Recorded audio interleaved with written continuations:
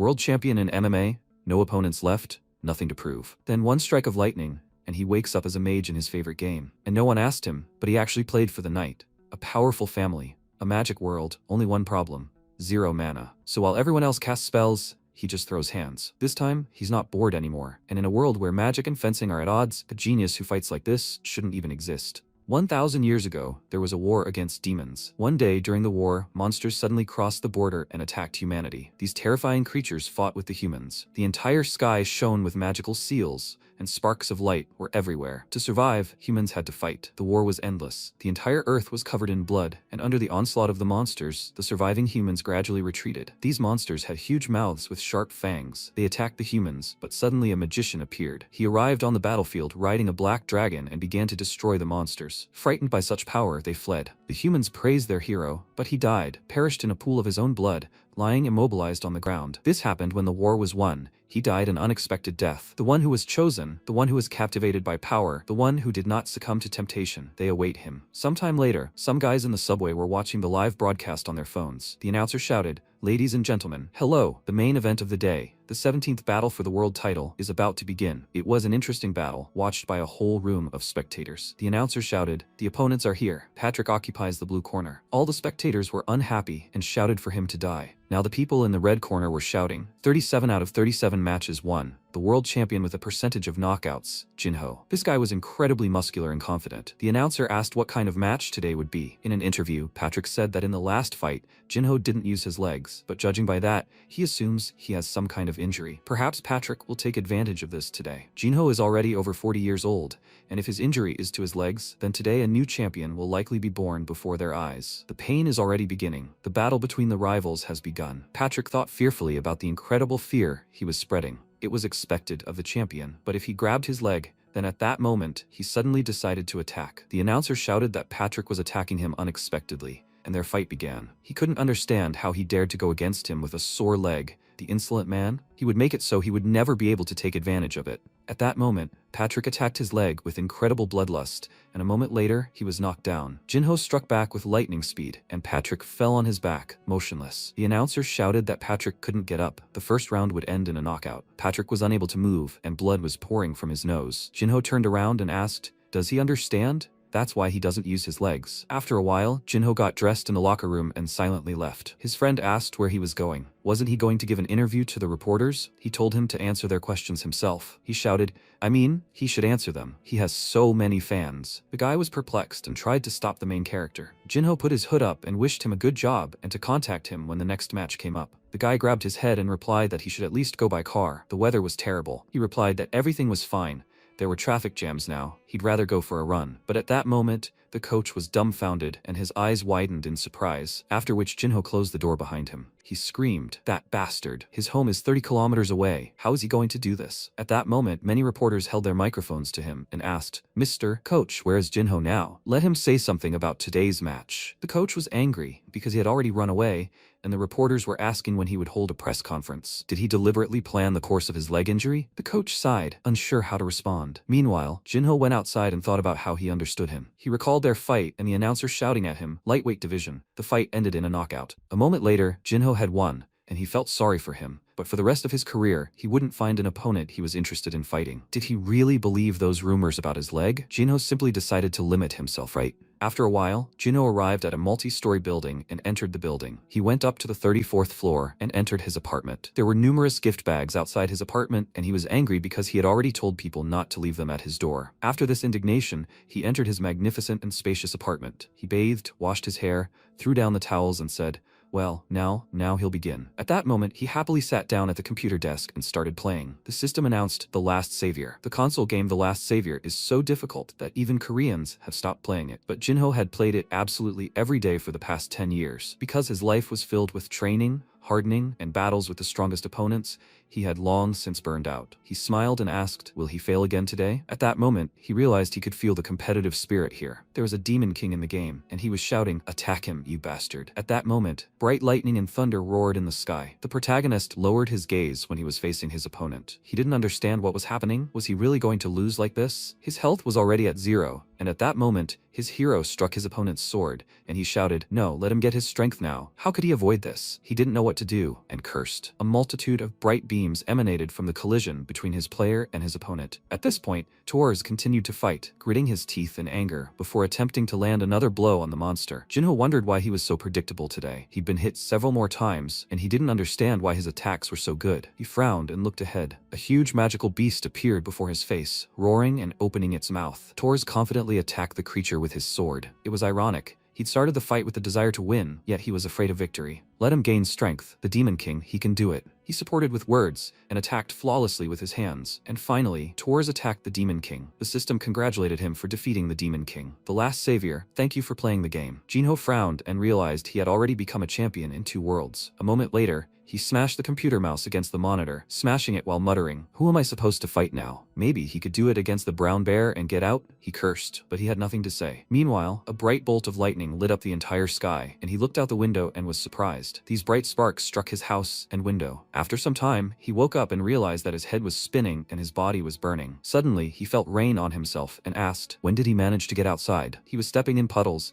and someone was shouting at him to wake up so they could come together. At that moment, someone grabbed him by the shoulder and shouted, 218. He turned around, and the guy said that he'd been calling him forever. And what was he doing here? Now he didn't have time to just stand there. They needed to leave any minute. He asked again, who is he? And suddenly he saw the number on his jacket, 172. His mouth dropped open in shock, and he asked again, but where is it? At that moment, many of the same people in orange jackets ran toward the gate. The rain continued to pour, and Jinho couldn't understand. He'd seen this symbol somewhere before. He saw a flag fluttering in the strong wind. Ryu came right up to him and shouted at him to get ready. Did he really want to rot here forever? Perhaps today was their last chance to escape this damned carry-on. He looked at him in surprise and asked, what? Could this place really be a carry-on? He was dumbfounded by what he heard and couldn't move for a while. When he realized what this place was, he started to fall to the ground, but Ryu grabbed him and shouted at him to hurry up and not waste time. He didn't know what to say. Could this all be a dream? Many people grabbed the gates with ropes and began to pull. They were getting the hang of it, almost there. Jinho continued to think, no, this wasn't like a dream at all. So he really was inside the game he was playing, and a prisoner at that. Ryu grabbed his hand and pulled him along, shouting that they needed to run faster. It was all doubtful, of course, but first he needed to get out of here. Suddenly, he told them to stop and clenched his fist. Ryu turned around and screamed, have you completely lost your mind? Now's not the time to do this. He asked again, but isn't that weird? Such a thing simply can't happen in this city. It's all too simple. He shouted that it was all because General Clark wasn't here right now.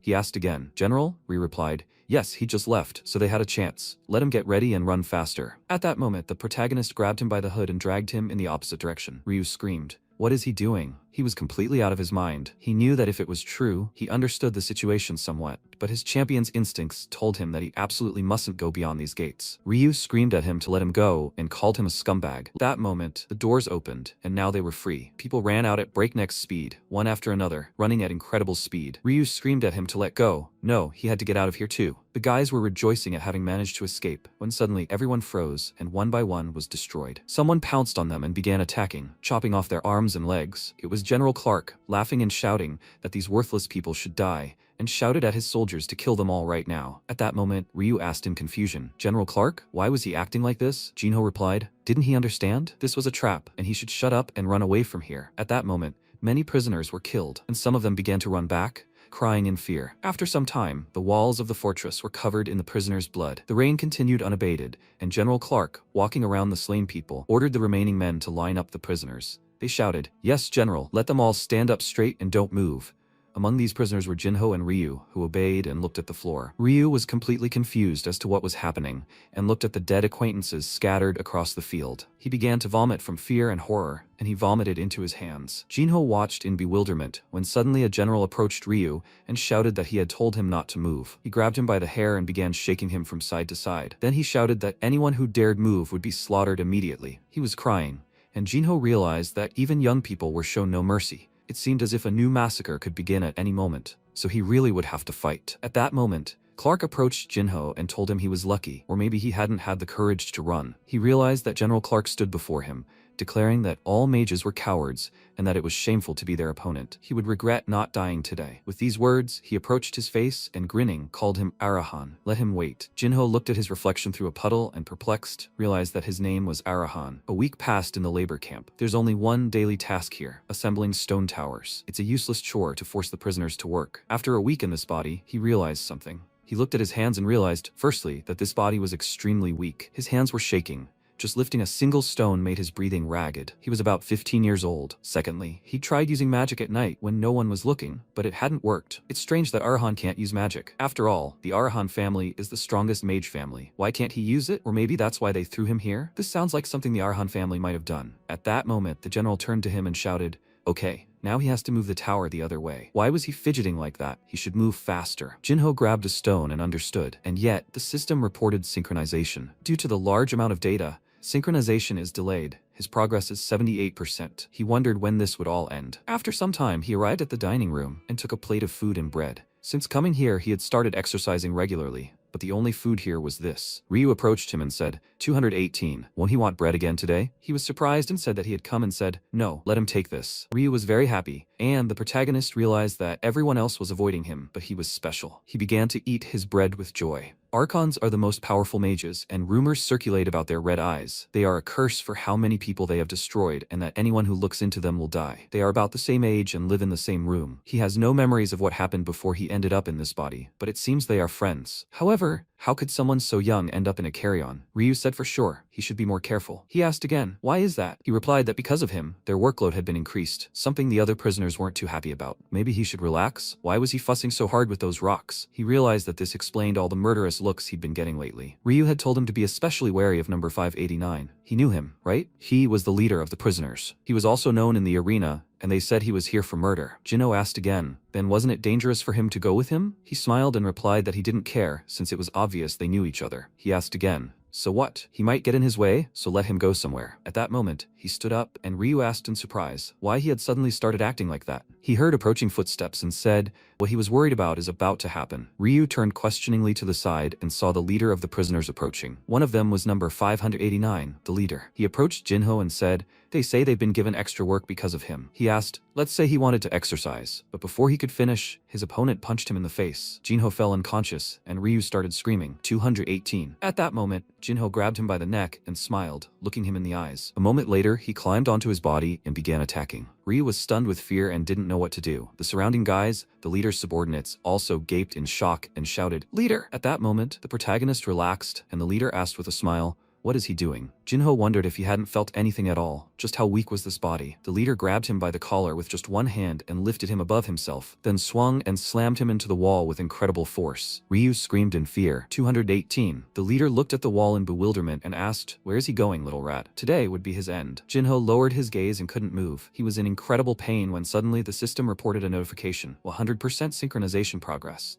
Synchronization was complete, and he smiled as he looked at his opponent. Suddenly, magical beams of mana appeared around his body and continued to spread throughout the room. He clenched his fist, pushed off the ground, and deliberately glared at his opponent with a terrifying expression. He pulled out his fingers, then took a special stance, and clenching his hands into fists, told the leader to come closer. He laughed loudly and coming closer, said that he had even been kicked out of his family. Who does he think he is now? He told him to stop talking nonsense and come here. Or was he chickening out? The leader shouted that he was now fulfilling his wish. With these words, he rushed to attack. But at that moment, the protagonist pulled out his leg and kicked his opponent. Unfortunately, he was unable to do so, as the leader grabbed his leg with his hand and said that rats need to know their place. At that moment, the protagonist kicked him in the neck with his other foot, and he was dumbfounded by the pain. He grabbed his neck and pulled back, then exclaimed, what? Jinho delivered another kick to his face, causing the leader's blood to spill, and he began to fall to the ground. Jinho continued to destroy his opponent, with one blow after another, and after a moment, the leader finally fell to the ground and did not move. Smoke emanated from his powerful blows, and Jinho muttered that he hadn't planned on using his legs. At that moment, the leader's subordinates shouted,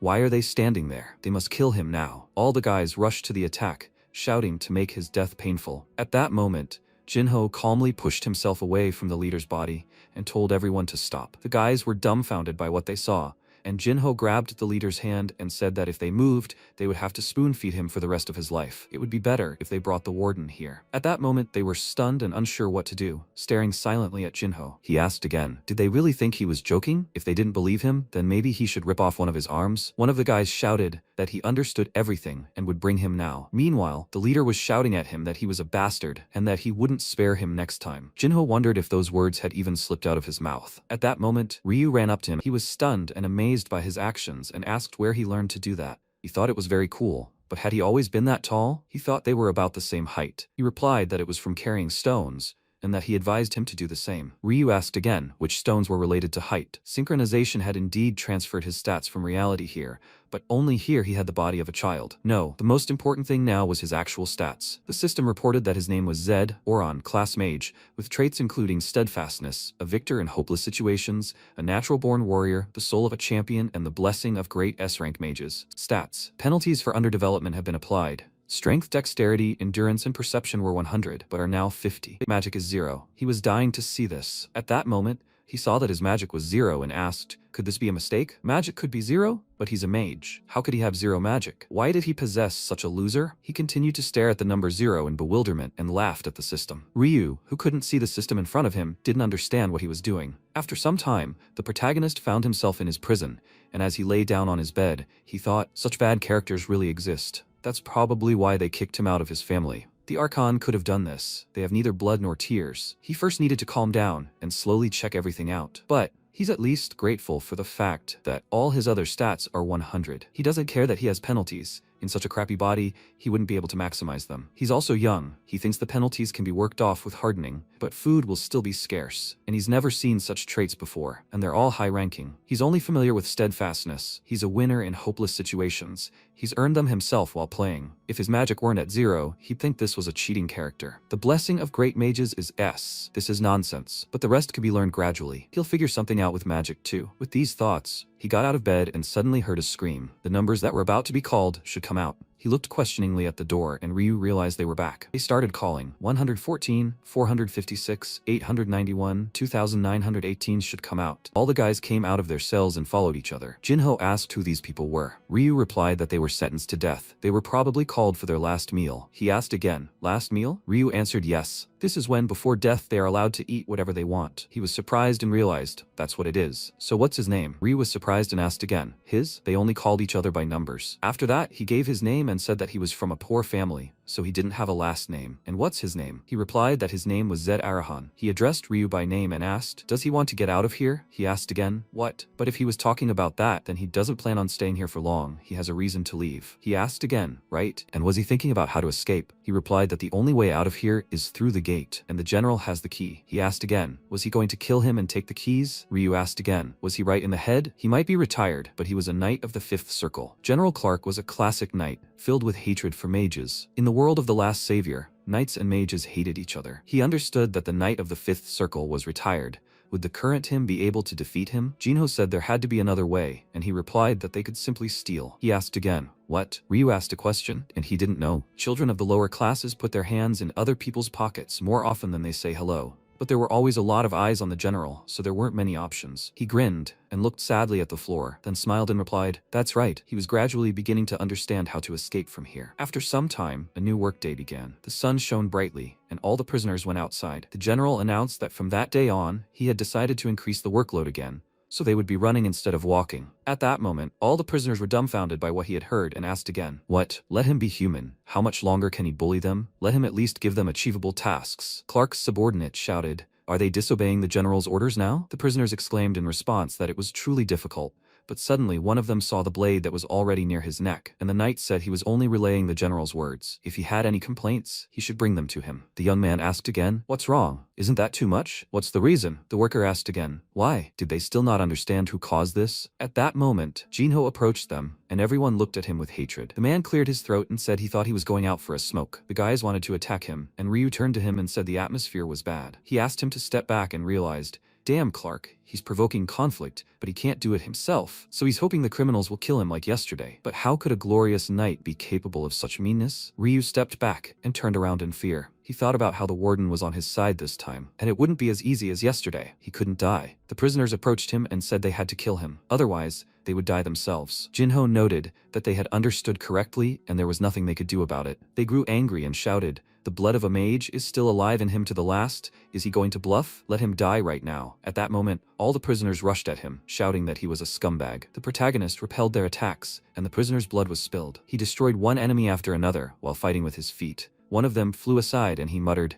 he can't just stand there and wait for them to kill him, can he? The prisoners shouted that he was crazy. Jinho replied that he needed to let off some steam anyway. They looked at their attacked friend and shouted, has he really lost his mind? They should finish him off right now. Jinho clenched his fists and smiled, shouting, "Get everyone here." He was ready to attack. At that moment, all the prisoners, their expressions ominous, rushed at him, but he immediately attacked the first ones who appeared in his path. With these words, he said that they had made a stupid mistake. Scum. One of the prisoners grabbed his friend Ryu and grinned, saying that all he could do was talk. He screamed in fear and could not escape from the hands of his opponent. The prisoner pulled out a knife and said he should consider it an honor to stand against him. He was a second circle knight, and he was Arahan, and he didn't have magic. All he could do was die. At that moment, he lunged with the knife at the protagonist, who looked confidently ahead and suddenly vanished. The guy was stunned, confused as to what was happening or where he had run off to, when suddenly he looked in shock at how Jinho saved his friend and destroyed the guy who grabbed him. The prisoner asked in surprise, what did he just do? He couldn't use magic, could he? He hinted and replied that it wasn't magic, then abruptly kicked off the ground,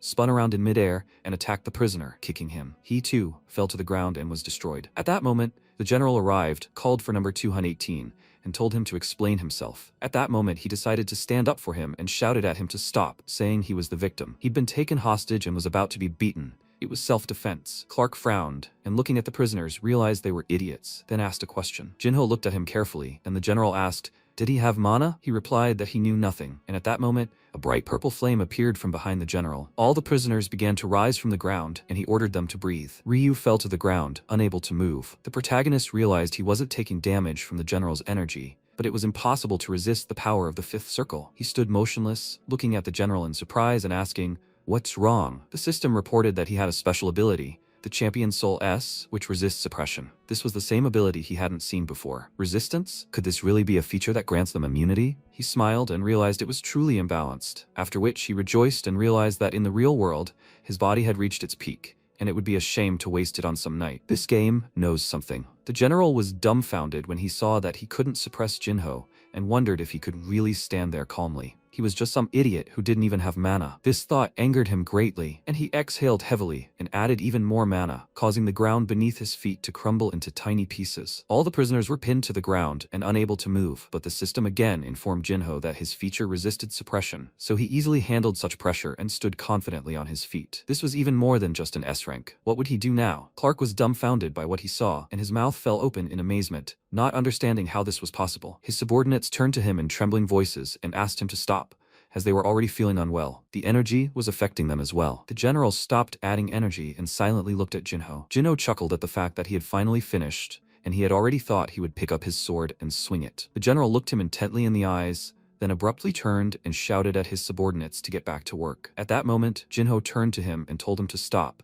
as he had something to say. Clark turned and asked, what? Jinho said he was tired of building these towers and tired of thinking about the next time he would be attacked. Ryu, fearing for his life, turned questioningly at him, but Jinho approached the general and asked him to let him die. Ryu asked, what does that mean? He continued to say that, as he said, he wanted to be sentenced to death. At that moment, the general was dumbfounded and asked, do you even understand what his words mean? If this was just a momentary whim, then he wouldn't spare him. Jinho asked again, was he afraid he was a coward? Maybe they'd record it in the crystal ball? The general grinned and replied that there was no better proof. At that moment, he turned and shouted to the guards to bring the crystal ball quickly. Jinho realized he was overjoyed and said that people say before death, a person is allowed to have whatever they want. He wanted to decide on the menu right now. For his last meal, he wanted special beef, so much so that his belly would burst. The guard started shouting, what? Such special beef? He was crazy. After all, a death row inmate can't be relied upon for so many servings. Vertison beef is the meat of cows raised in the Southern Empire on the free meadows of Verti, the highest quality. In The Last Savior, it is one of the most precious foods. Its taste imparts an unknown power. The description says that eating it will allow you to win a battle, and there was even a quest where you had to bribe an NPC with it. He had to eat it before his important fight,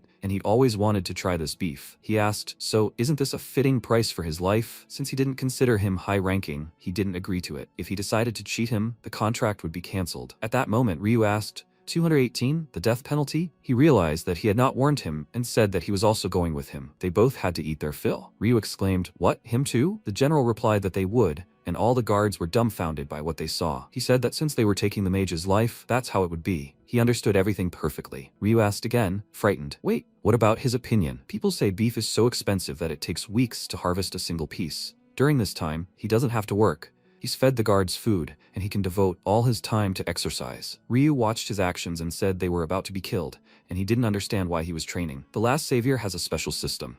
When one stat exceeds the table, the accumulated points begin to transfer to the next, and all his stats except magic are already at maximum. This means his experience points will now be completely transferred to magic. After some time, the guard approached him and said, 172, 218 must leave. He was glad that they had finally come to him. Ryu clutched his head and said that these were nightmares. This is where his life would end. When they arrived in the room where the beef was on the table, it looked incredibly delicious and appetizing. Ryu ate with admiration in his eyes, saying that for the first time in his life, he had eaten something so delicious. Gino replied not to forget that this is all thanks to him. At that moment, he wondered what was going on with his skills, and the system reported that the penalty had been partially mitigated several times. He realized that all his experience points seemed to be accruing simultaneously. The first goal had been achieved, and now they needed to move on to the next. At that moment, the overseer approached the general and announced that the last meal had begun. Clark asked them to make sure no one interfered. He didn't understand what kind of strange day this was. His face was expressionless. It was as if everything had passed him by,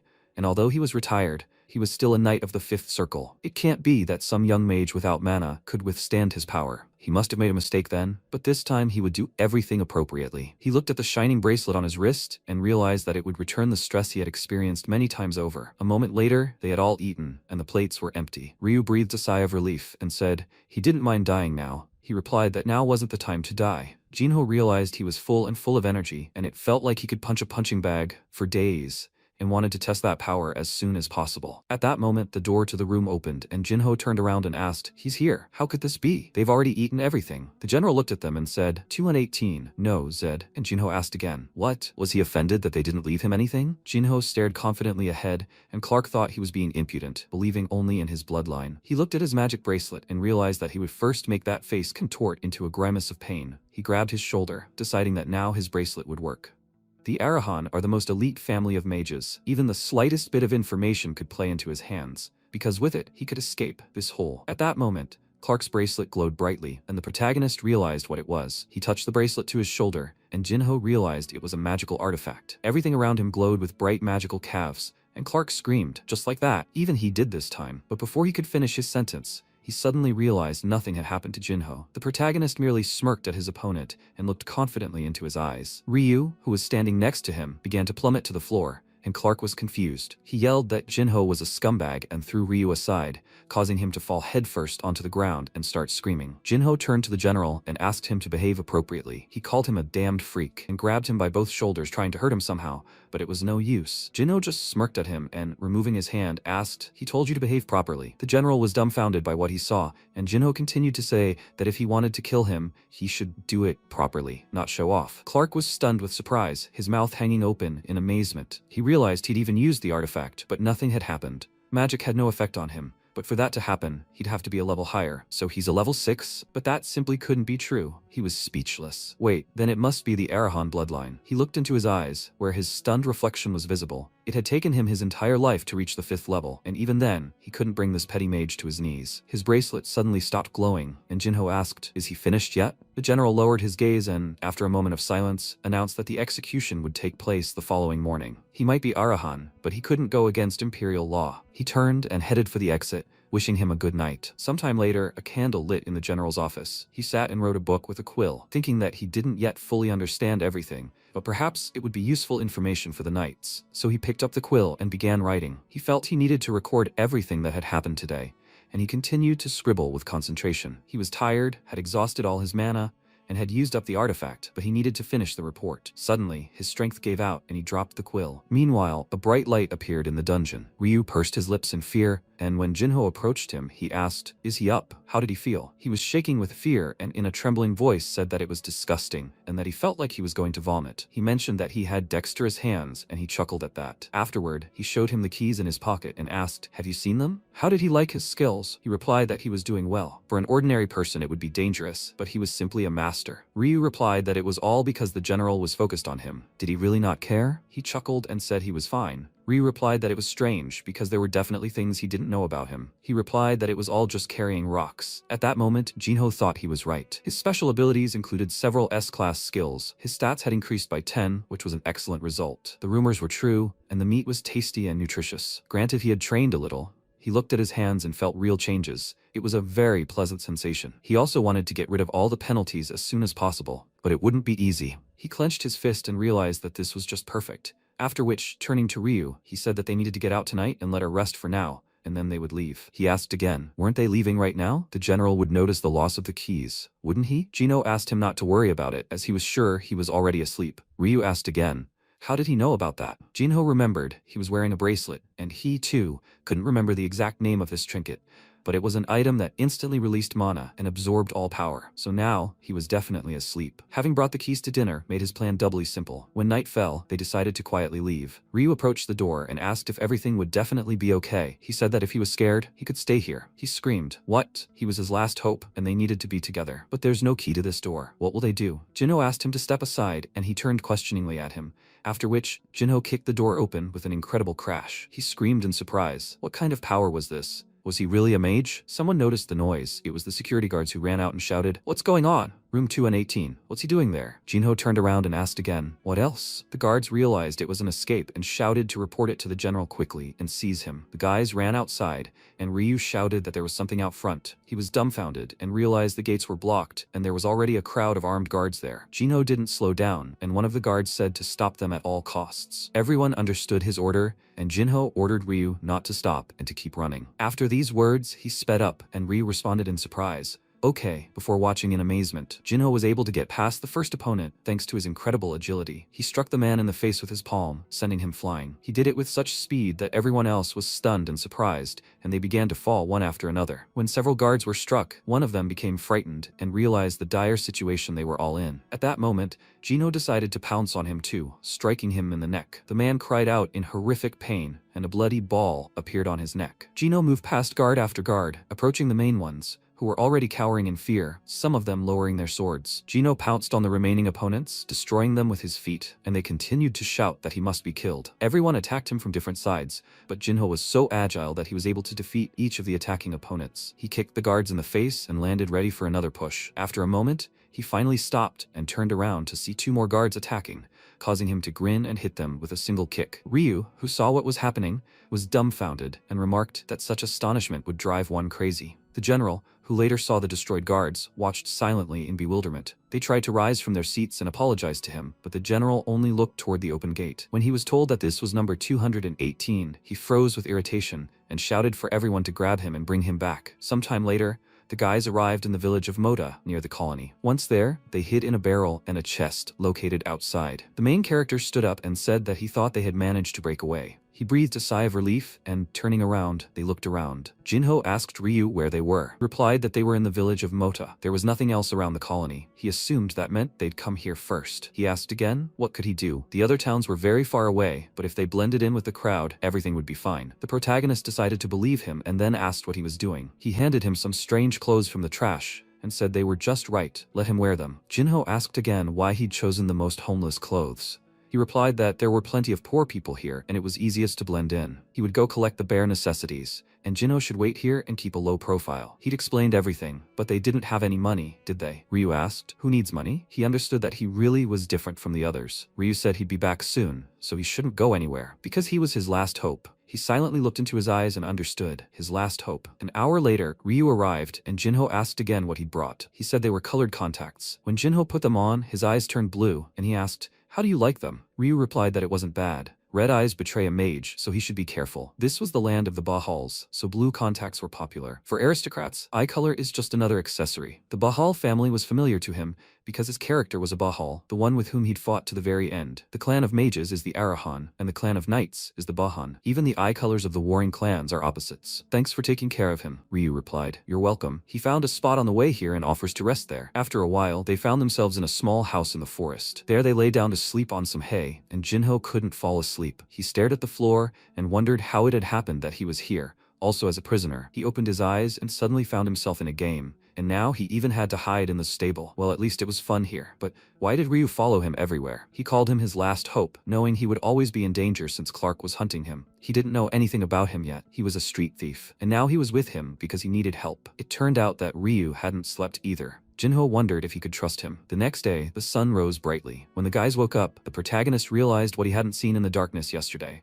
Had he really slept this? There were flatbreads under his body. When Ryu woke up, he stretched and said, "Such an elite aristocrat probably doesn't feel very comfortable." He asked again, "Who likes that?" He replied that people learn to live within their means. Jinho replied that that wouldn't do. He needed to earn money, and they needed to live somewhere. Ryu asked again, how would they do that? They couldn't be seen by the guards, could they? Maybe he should teach him how to steal. And Jinho replied, no, it's better for him to find a place. Ryu, surprised, asked again, what did he mean? What place? Jinho replied, the ring. Underground fights take place in the ring. Heavyweights fight there. A serious struggle ensued, and Jinho and Ryu entered this dungeon, looking around in surprise. A crowd of fans screamed with joy when they saw the fight. Ryu whispered that he thought they'd come to the wrong place. Jinho replied no, this was exactly the place they needed. At that moment, one of the fighting men bit his opponent's arm, but immediately received a heavy blow to the cheek. The rivals were engaged in a serious struggle when suddenly one of them was attacked. People shouted at him to fight with all his might.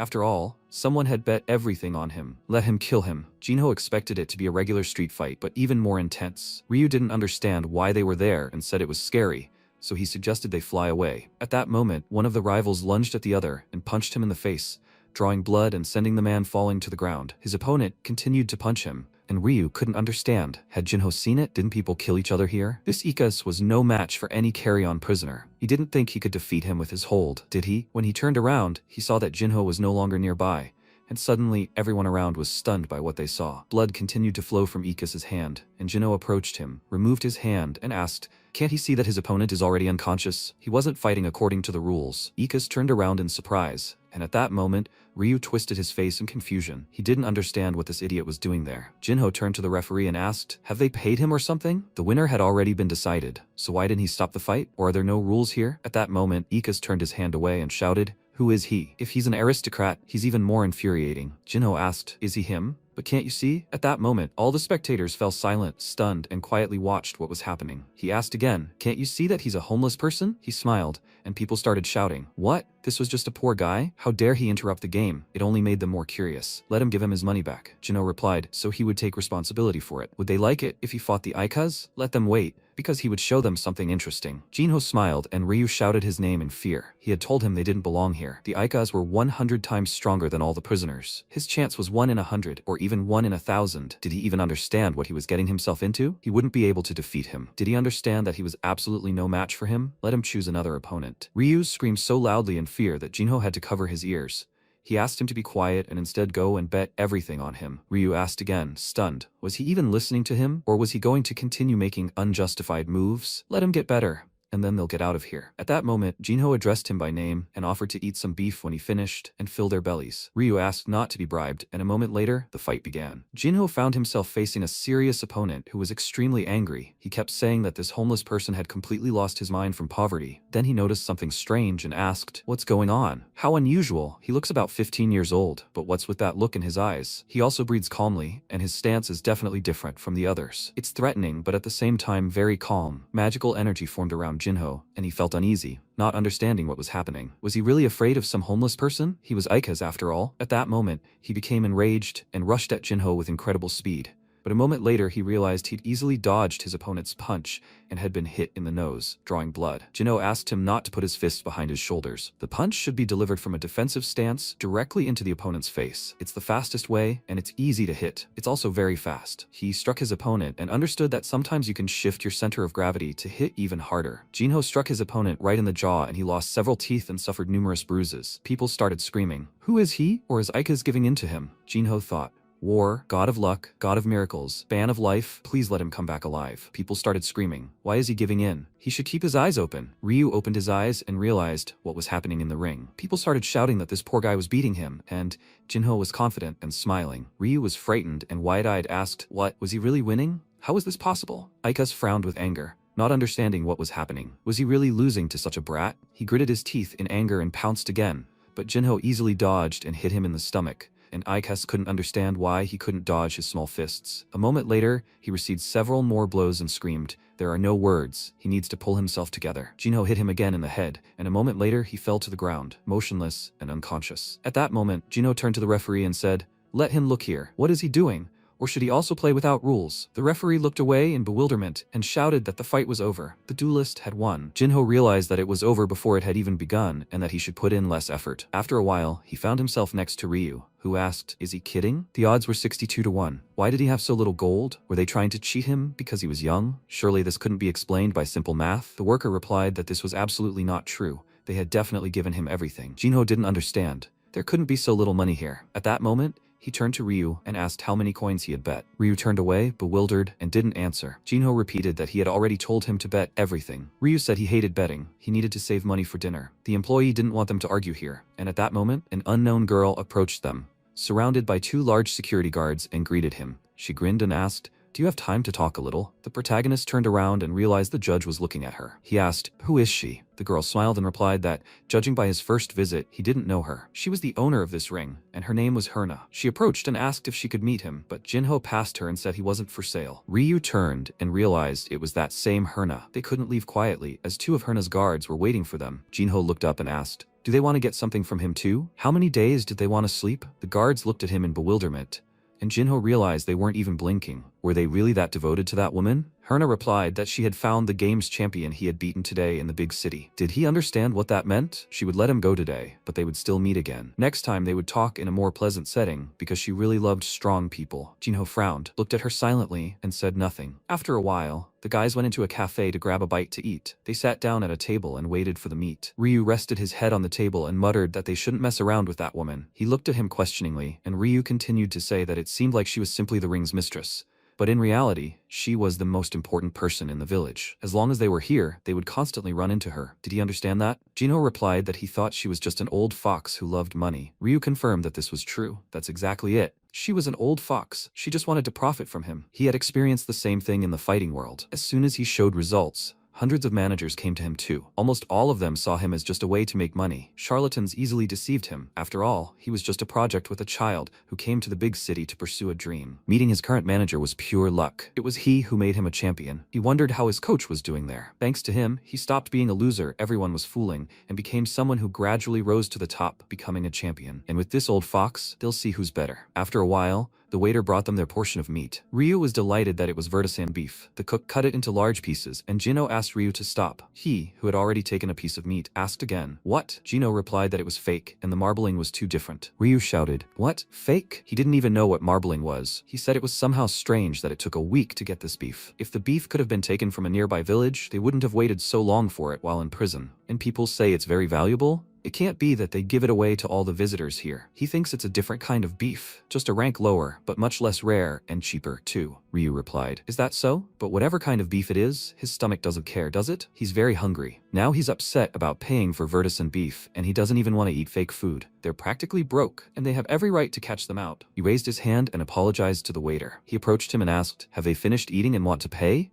When he got closer, he realized they were taking a long time to eat one portion. Jinho replied that it was fake. He'd ordered vertisan beef, hadn't he? He offered to bring his order first. The waiter was irritated by the protagonist's gaze alone. He asked again, "Does he even know where he is? This is no ordinary eatery." Jinho told him to stop and call the manager right away. The waiter asked again, "Have you completely lost your nerve, kid?" Jinho replied, "Maybe the kid should tell everyone about this." At that moment, the surrounding patrons began to notice the altercation and turned to eavesdrop. The waiter realized this and asked him to shut up and follow him. A moment later, he brought them in and reported it to the manager. The manager sat surrounded by his subordinates, all holding sharp weapons. He asked if they were the scandalous guests. Jinho replied that he was one himself and that he sold counterfeit goods. The manager laughed and shouted that he was good, but he should know how to read the atmosphere. He didn't know what the atmosphere was, but he was the one who couldn't read the situation. Who should he kill first? When Jinho asked this question, the manager became angry and shouted that he deserved a lesson in life. And at that moment, his subordinates pounced on Jinho with fists and axes.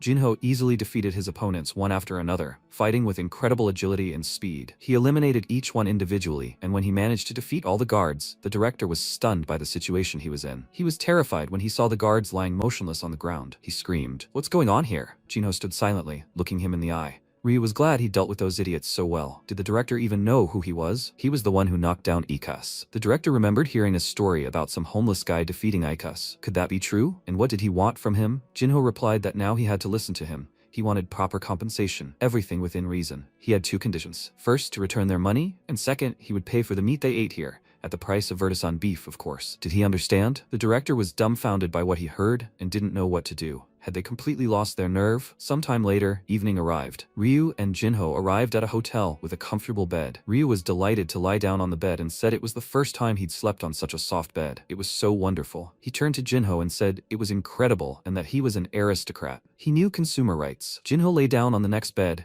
and said that if word spread, the restaurant would be ruined. For those without a countercoin, negotiations are pure hell. Ryu realized he'd never seen anyone so red-faced and thanked his friend for everything he'd done. Jinho replied, "Enough talk, it's time to sleep." When it was deep into the night, Ryu couldn't sleep and opened his eyes, staring at the wall. Suddenly, he rose and whispered his name to Jinho and asked if he was asleep. Jinho had his back to him and didn't answer. Ryu rose to his feet, wrapped his scarf around his neck, and headed for the exit. Jinho heard all this and watched everything unfold. A few days later, Ryu entered the room and said, "Jinho, he is hungry. When would they eat?" He was training right on the floor, and Ryu remarked that all he did was exercise. Magic, after all, hates exercise more than death. Was he training because he had no mana? Jinho replied that was more or less the case. Ryu was surprised and asked, "What's going on?" Jinho opened the system window at that moment and realized that his magic wasn't increasing. No matter how much he checked, nothing changed. He already felt like he was cursed. His magic was still at 0. Maybe it was taking so long because he was creating it out of nothing? That meant reaching a level of 1 was the most important thing, and then it would get easier, he hoped. Morning exercises were over, and he suggested they go eat. Ryu asked what they would eat today. Potato salad or chicken stew? Jinho said no, suggesting beef. Ryu was delighted and said, finally. They hadn't been to a steakhouse for 3 days. The reason was simple. They wanted to avoid any more arguments. They'd already eaten 10 meals on the first day, so they had plenty of money. Jinho turned to Ryu and asked how many gold coins they had left. He replied, almost none. The prices here are pretty high. Jinho replied, I see. He's been playing this game for 10 years, so you know the prices perfectly well. To spend 50 coins in 3 days, you'd have to throw it around wildly. Ryu seemed to think he was an aristocrat, but he didn't know a thing about money. What was he hiding? Or was he just greedy? Maybe he was betting? Jinho decided to pretend he didn't notice him pocketing the money until it smelled like betrayal, but it couldn't go on forever, and he at least needed to know the reason. A moment later, one of the director's subordinates ran into his office and announced they had arrived. He asked again, really? The restaurant owner is a director named Janf. His pride's stronger than iron plates, and it's suffering because of some guy. He frowned and asked if they had everything ready. A moment later, the table was set and several cold cuts were prepared. The guys invited them to the table,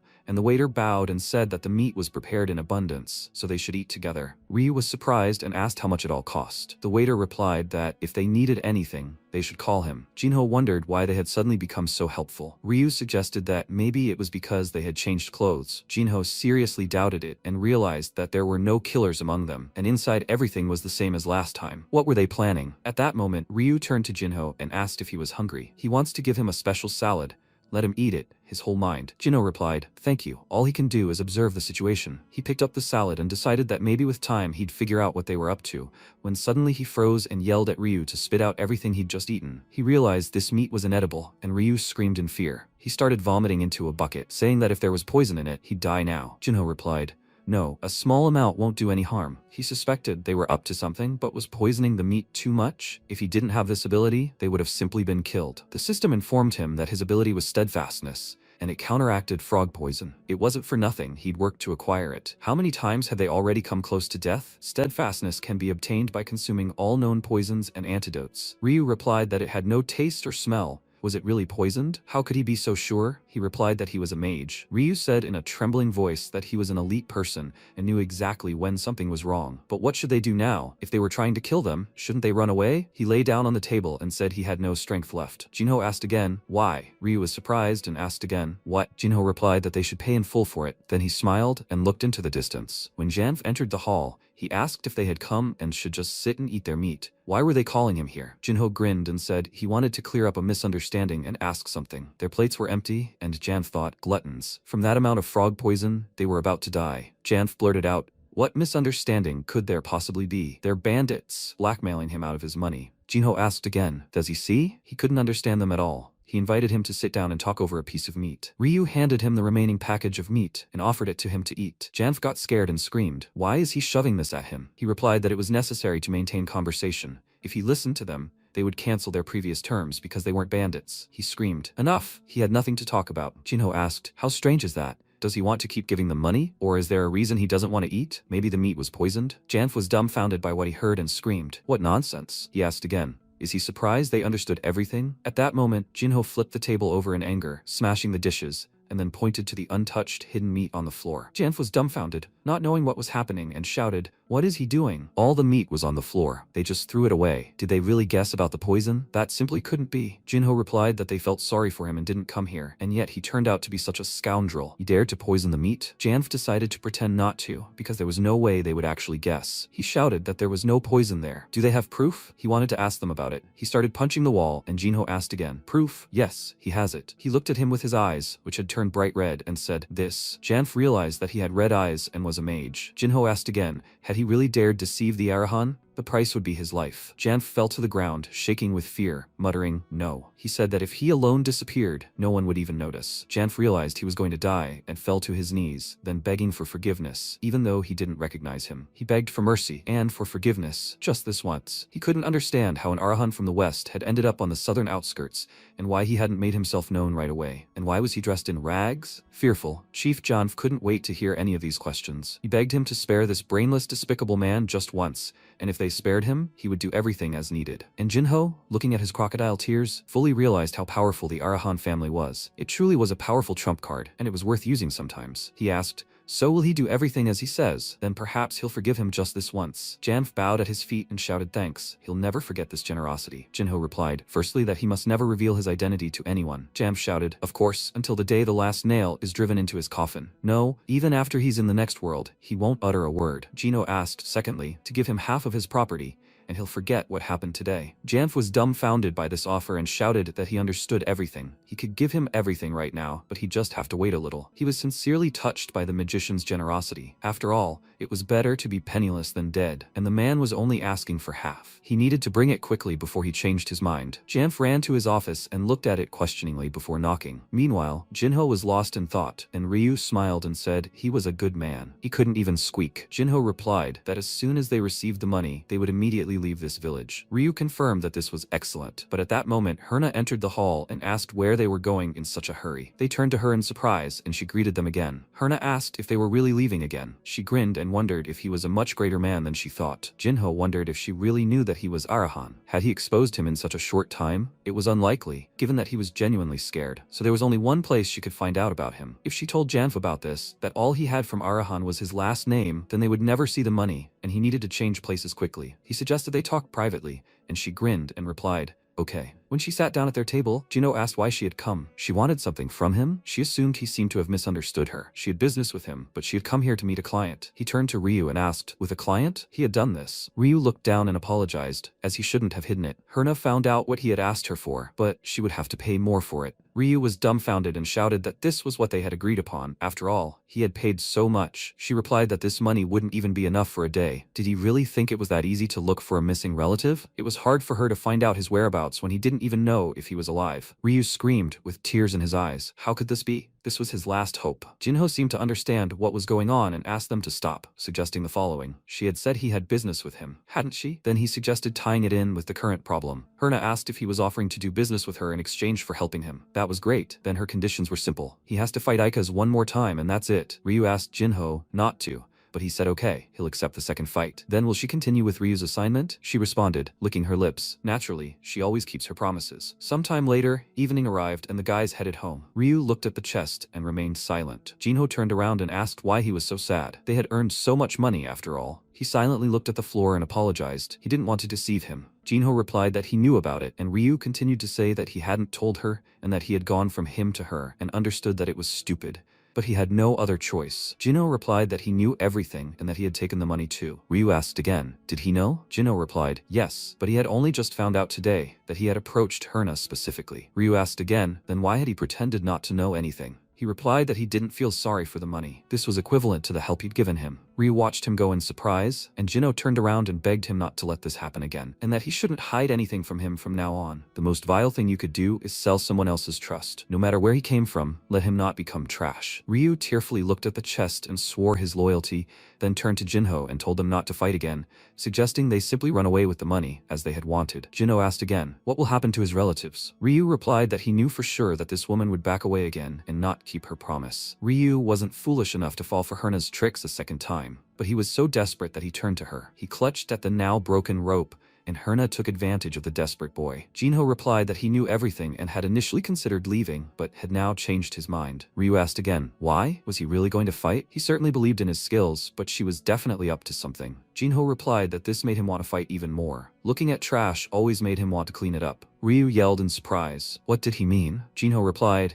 that it was so cool to defeat an opponent who had put everything into the fight. Meanwhile, in the Carrion Fortress, the guards were scurrying back and forth. When one of them approached the general, he announced that they were ready to capture him. Clark replied that that was excellent. Let the first group leave already. He grew angry and, releasing his dark mana, said those little rats were hiding right under his nose. This time he would definitely finish him off. At that moment, he shouted his name and clenched his teeth in anger. 3 days later, the protagonist found himself back in the arena. He didn't understand why he was still alive. He had just hit him so hard. Something was wrong here. Ryu, watching from the sidelines, asked if he sensed danger. Maybe they should call off the fight then. Jinho considered this, and at that moment, Ika's and the homeless man had their rematch. It's starting now. When the host announced this, those around him were dumbfounded and shouted, Ika's? Ryu also noticed something was wrong, and they shouted that he was copying his technique. Ika's wondered if Herna must have given him some advice. Maybe she said he was a mage without mana. He thought it was true that he was thrown into a concentration camp. He needed to check it out. At that moment, he rushed at his opponent, and Jinho was surprised by such a sudden movement. He decided to thrust his fists straight from his chest, applying maximum force. Ikaz grinned and suddenly shouted. He thought he was the only one who could do this. He had practiced, and it had proven effective. Jinho was a little surprised and began to brush off his blows,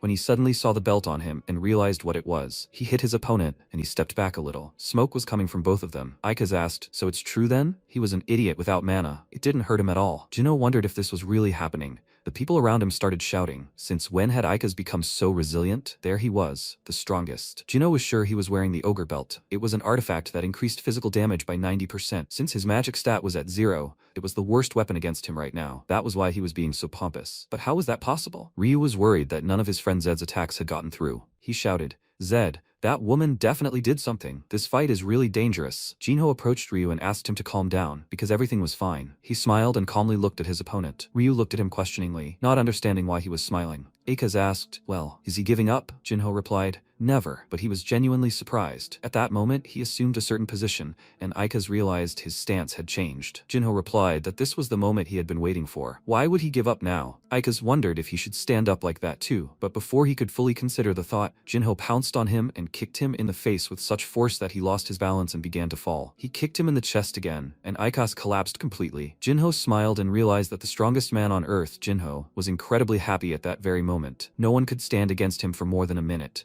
Because of this, he couldn't test the techniques he had spent so long perfecting. Let them all look at him. He was covered in blood, but he was still standing. Zed or Jinho, this was the first time he had ever seen such a thing. He decided to pounce on his opponent again, and used an overhead kick. Ikaz didn't understand what was happening, and tried to defend himself. But at that moment, Jinho's foot came from a completely different direction, then hit him in the chest again. He was dumbfounded by the pain and screamed, then began to fall. He realized he'd lost again and cursed, unable to even predict his punches, much less block them. What was going on? Jinho screamed at him not to even think about falling. Was it hurting anymore? A moment later, he shouted, enough. He gives up, but Jinho didn't even let him finish and kneed him in the jaw. After a while, everyone in the hall was stunned by the sight. Jinho attacked Ikaz again in the side and broke the special belt on his pants. His belt was shattered and he fell to his knees. Jinho, coming closer, asked him, what happened? Was he really not getting up? He didn't answer, only thinking that he was now fighting a crazy freak. Ikaz screamed that he had lost and no longer had the belt. Referee, please stop this fight. But at that moment, Jinho kicked him in the face again and said, no. It's not enough for him yet. He would be disappointed to end it like this. Ikaz was terrified when he looked into his opponent's eyes and suddenly saw red. Jinho's eyes turned completely red,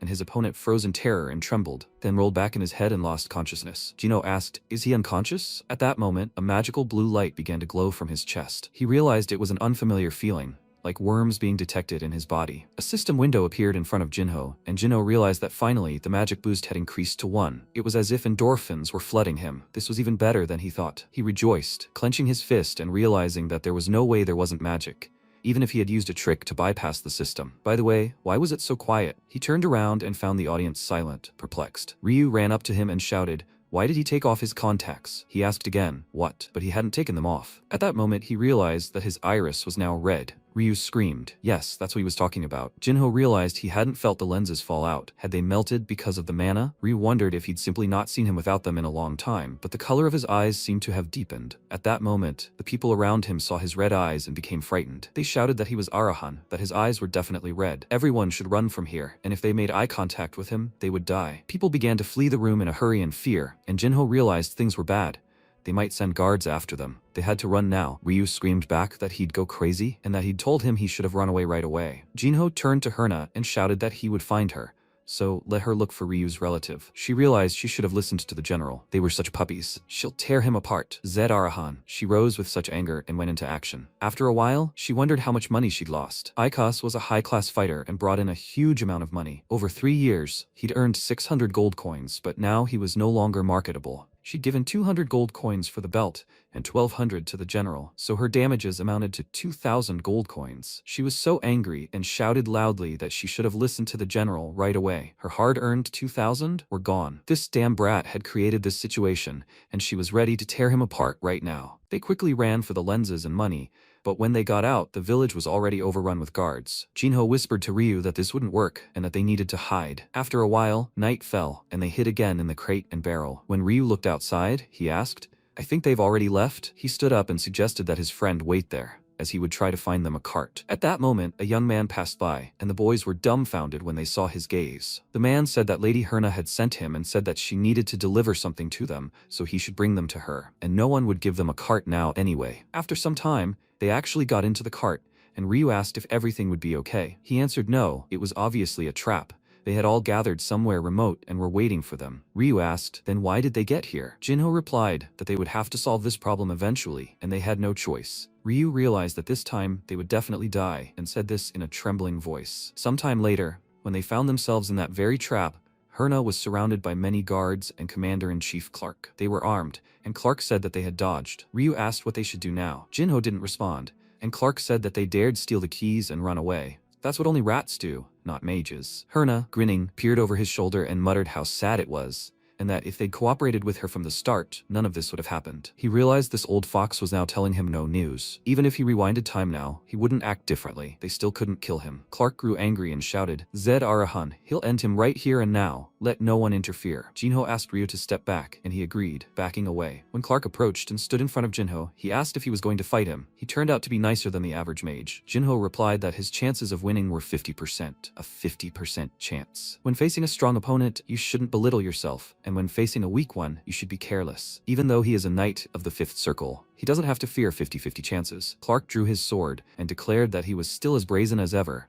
and that was excellent because he would immediately release all his energy. At that moment, he used all his strength, and a magical aura glowed around him. He tensed, and at that moment, Clark swung his sword at him and shouted for him to die. As he approached him with incredible speed, Jinho was stunned and realized that this was exactly what he wanted. He didn't need much, just to feel those long-forgotten feelings. And in that moment, he felt like Jinho, and he became a fighter again. The system reported that the natural-born fighter feature had been applied. All stats were temporarily increased by 10. His eyes glowed red, and a magical wave formed between them that exploded immediately. All the guys covered their eyes from the bright flash and explosion, and Ryu screamed in fear. Jinho, Clark stood in disbelief as the dust cleared. When he looked ahead, he realized he was nowhere to be found. A huge depression formed in the ground, and Jinho shouted to Clark that he was already above. Clark realized he was in danger upon hearing his voice, and realized that the glow represented Thunder Aura. Jinho cast this spell and glowed with magical flashes. The system reported that this was its final form. Clark couldn't understand how he had managed to do this. Jinho's hair stood on end with his energy,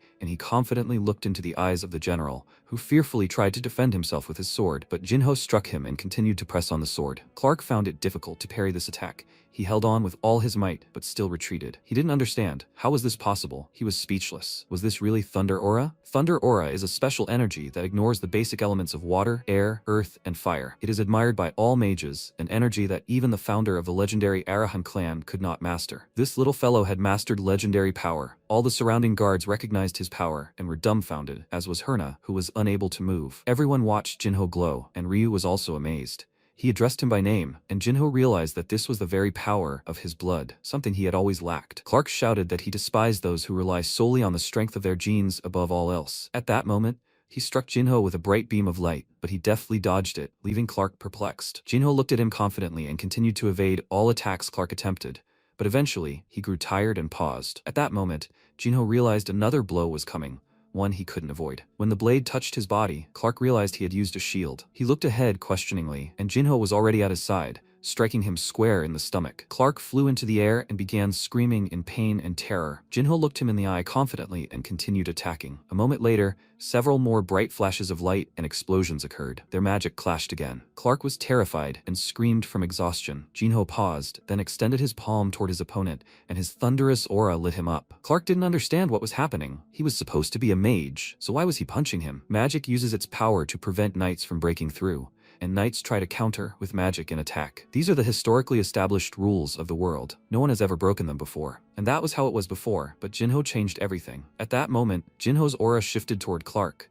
and he too was illuminated by bright magical beams. He realized he wouldn't be treated like the other mages, and he grew angry. He needed to get away to use his sword. When Clark backed away, Jinho suddenly appeared next to him again, and Clark realized the danger of the situation. Jinho struck him again, leaving him no room. This made Clark curse and realize he was in dire straits. Jinho swung his fist at him again, hitting him in the chest so hard that Clark screamed in pain and horror. A bright wave of light spread throughout the area, and the general was thrown far to the side, destroying some of the ground. When he managed to stop, he coughed up blood, and the guards screamed, "General!" Clark yelled at them not to approach him. He grew angry and frowned, then began to laugh. He kept saying that the Arahan were an amazing family. He lost. Let him kill him. Jinho asked if he wanted him to tell him why he lost. Clark said he didn't want to hear it. Let him just kill him. Jinho replied that there was only one reason. He tried and prepared more than him. Clark was dumbfounded at that moment, and Jinho smirked at him. Clark asked again, did he try and prepare? Let him talk such nonsense. It was all because he was born from the Arahan family, different from birth. He asked again, how could he know that? What were they, ordinary people, going through? People like him had ruined his life. Jinho silently looked at him and said that he was weaker now, and if he had applied his accumulated experience, he would have definitely lost. His feelings of inferiority had clouded his vision, so he was stuck. He shouldn't look for the reason for his defeat elsewhere. It lay only within himself. Clark remarked that it was funny, and the young mage reminded him of his long-forgotten chivalrous spirit. He said, enough, and let him kill him right now. Jinho considered the danger, as killing the man would put him on the wanted list throughout the empire, so he couldn't simply leave. The system reported that the natural-born fighter trait had been cancelled, and the ultimate form skill had been disabled. Jinho looked at his hands and realized that seemed to be it. At that moment, a loud cry rang out, asking why they were just standing there. They had to go and kill this mage right now. That was their job. After Herna shouted at them to kill him, the guards froze and turned to look at her. They didn't know what to do. Jinho realized that so many guards around him was a bit dangerous. He turned and looked at them questioningly, and suddenly a strong wind began to blow. They began to wonder where the sudden wind was coming from. He froze and realized it was someone's magic. There was definitely a mage nearby, and things were bad. But where was their opponent? At that moment, he realized he needed to dodge quickly. Suddenly, the storm began to subside, and Jinho realized everything. He saw the guards in front of him, destroyed and unconscious, lying in pools of their own blood. This frightened him greatly, and he asked, what is this? Everyone died in an instant without making a sound, even Herna. But then, did this someone help him? When he turned around, he saw that Clark had also died, and he realized that he would have to take the blame for all this. When he started to turn around, he asked Ryu, is he alive? Where is he? Let him answer him right now. Ryu, who emerged from the bushes, called his name and Jinho, and this pleased him. When Ryu ran out, he asked, what is this? Zed, what did he do? Jinho answered, no, it seems there is a powerful mage around here somewhere. He needed to get out of here quickly. At that moment, Ryu asked him to wait and look here. A card appeared here from somewhere. He picked it up from the ground and said it was clean, as if it had just been dropped. Isn't that strange? It turned out the mage was watching him from behind a tree. He donned a cloak and a bandage over his face to avoid detection. After a while, night fell, and the men lit a fire in the forest to rest. Jinho observed the card and realized it was completely blank. But if he used a little mana, he knew it was magical. When he used the mana, a symbol appeared on the card, and that symbol was the Black Flame of Arahan. The warriors of the Black Arahan clan are loyal only to the head of the Arahan family, and their numbers are completely secret. It is the largest secret organization in the empire. Number 4, if his memory serves him correctly, is 1 is acceptance or support, 2 is rejection or denial, 3 is deals or proposals, and A4 is observation or protection. Could the mages really be protecting him? So when he had no magic, he was kicked out, and now everything is different. He remembered his magic stat and uncovered the system. After the battle with the guest, some of the penalties were removed and magic increased by 2. So in this world, experience is gained the same way as in the game. The ultimate form skill greatly increases physical strength and raises it, but now it's disabled, apparently due to a staff shortage. So to activate it, they need 5 magic points or 10. Ryu addressed his friend by name, and Jinho asked again, is he awake? Ryu confirmed that he couldn't sleep and asked what they should do now. He replied, something like that, they have to go. They got lost there, right? Ryu replied that he had already said there was no coachman's body, and by now rumors should be spreading, and then he would be put on a wanted list throughout the empire. They wouldn't reach the city without a carriage, and it's a very long way to walk. Jinho replied, speaking of which, they need to change their route slightly. He went crazy and said they would go to Tamaya. It's a village, a southern frontline outpost. When they arrived at the fortress, a magical seal appeared before them. Inside this magical seal was Torres, who was spreading this magic everywhere. He was followed by several knights on horseback. They decided to set out directly to search. When Torres looked into the distance, he said his name and that he would find the dishonest Arahan and punish him. After a while, Torres knelt down and asked, he summoned him? Master? Fernando sat on the throne before him and said, yes, he had a matter. Several years ago, and Arahan was exiled to Carrion, but he had recently escaped, killing several guards and residents of the nearest town. He entrusted everything to him. He was the heir of Bahal, so he must manage everything himself. He needed to protect the family's honor. He looked up at him and replied, yes, he, Torres Bahal, swears on his life that he will carry out his orders. Meanwhile, Ryu shouted, Zed.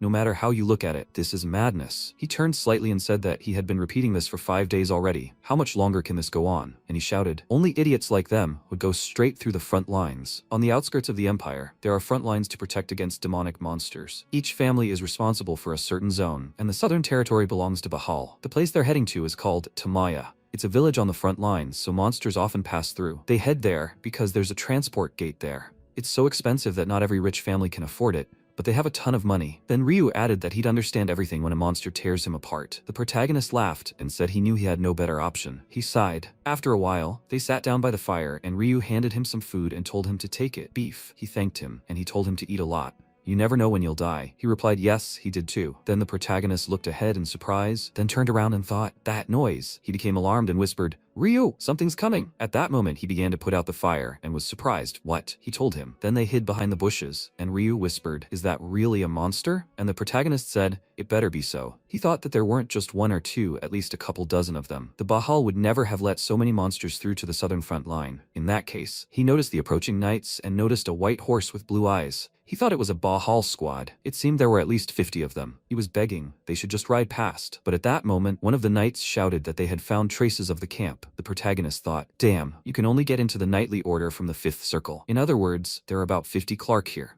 If you hide, there's a chance of getting caught, but if you run. At that moment, Ryu looked at him and said, Zed, at least he should run. It's quite possible. He was surprised. What? And he said he was Arahan. They'd definitely kill him, but they might leave him alone. He shouldn't worry about him. They wouldn't finish him off, would they? He laughed awkwardly and started shaking with fear, and MC noticed that he was shaking all over himself. He whispered not to worry. He wouldn't abandon his own. At that moment, the knights spread out across the square, and the protagonist, whose eyes were only visible from the bushes, asked what they were looking for. They were looking for only 2 people. Why was it taking so long? He wondered if the card had been surveillance or protection. Then he emerged from the bushes and said he was Zed Arahan. He thought, they'll check it out. If he sits still, they'll kill him anyway, so why not try something? Then he said he wanted to talk to their leader. But the next second, the knight pointed his sword at him and swung. The protagonist backed away and thought he was quicker than he expected. He tried again to offer to talk, but one of the knights swung his sword at the back of his head. The next second, a magic circle appeared under the protagonist, and he summoned a barrier, defending himself from the knight's attack. He wondered why he had stopped. No, he had been stopped. Then he heard a voice. They must go back. The knight jumped aside and, taking a stance, shouted, who is it? And MC thought that of course he knew he was being followed from somewhere,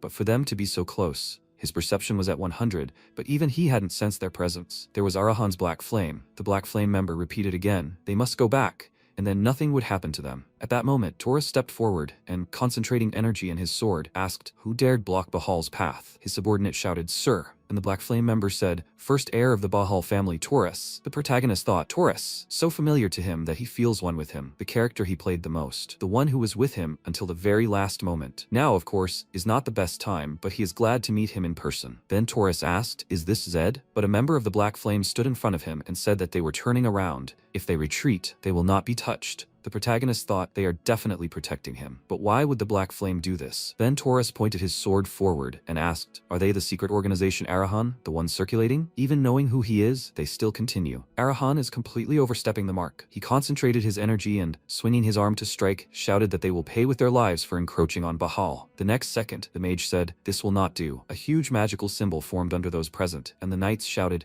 it's a magic circle. When did they manage to do that? And MC thought the circle was a trap. It could be stepped on, but it could also be avoided. They were able to predict this situation and the place where it could be placed in advance. This isn't even the level of the 5th or 6th circle. This guy is a 7th circle mage. At that moment, the mage said that when they raised their leg, an explosion would occur. And Taurus, continuing to stand in place, asked, Do they, Arahan, want a war with Bahal? And he answered, as he had already said, they just have to leave. The head of the family would want that too. And then Taurus got angry and said this.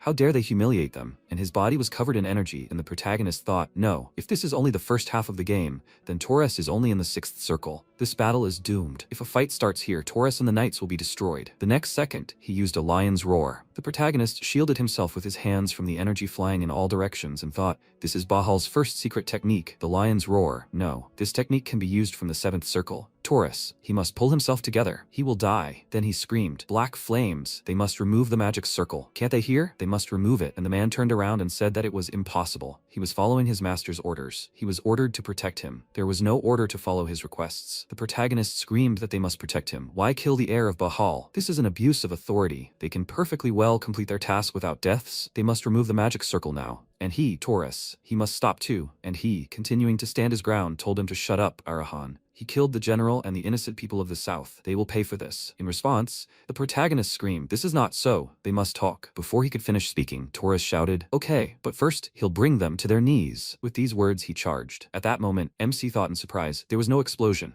So he listened to him. Then, flashes of energy flew in all directions. Ryu, covering himself with his hands, shouted, Zed. A powerful energy behind Taurus was heading straight for them, and the protagonist, noticing the tip of the sword, thought, damn, if it weren't for the black flame, he would have died like this. He had pierced 4 layers of the 7th circle mage's wind barrier. He still hadn't fully leveled up, but he was already so powerful. The next second, drops of blood began to fall to the ground, and Taurus sank to his knees. MC thought, so this is the aftermath of using a complex secret technique. Even if it was an honor to witness a lion's roar in person. Then the protagonist approached him and asked if he felt better. Why did he use a secret technique if he wasn't ready for it yet? He screamed in response, how did he even know about the secret? Before he could finish speaking, he collapsed exhausted to the ground. The other knights ran to him and cried out in alarm, Lord. The protagonist sat next to him and screamed, it's a mana backflow. He needed help immediately. Otherwise, he was in danger. Healers gathered around him, and the knights shouted, Lord Taurus, he must wake up. The protagonist thought, it's useless. If his circle is lower than the victims, he won't be able to cure the backflow. Right now, there's only one person here who can heal Taurus. Then he said, Black Flame, he must heal him. He looked at him in surprise and asked,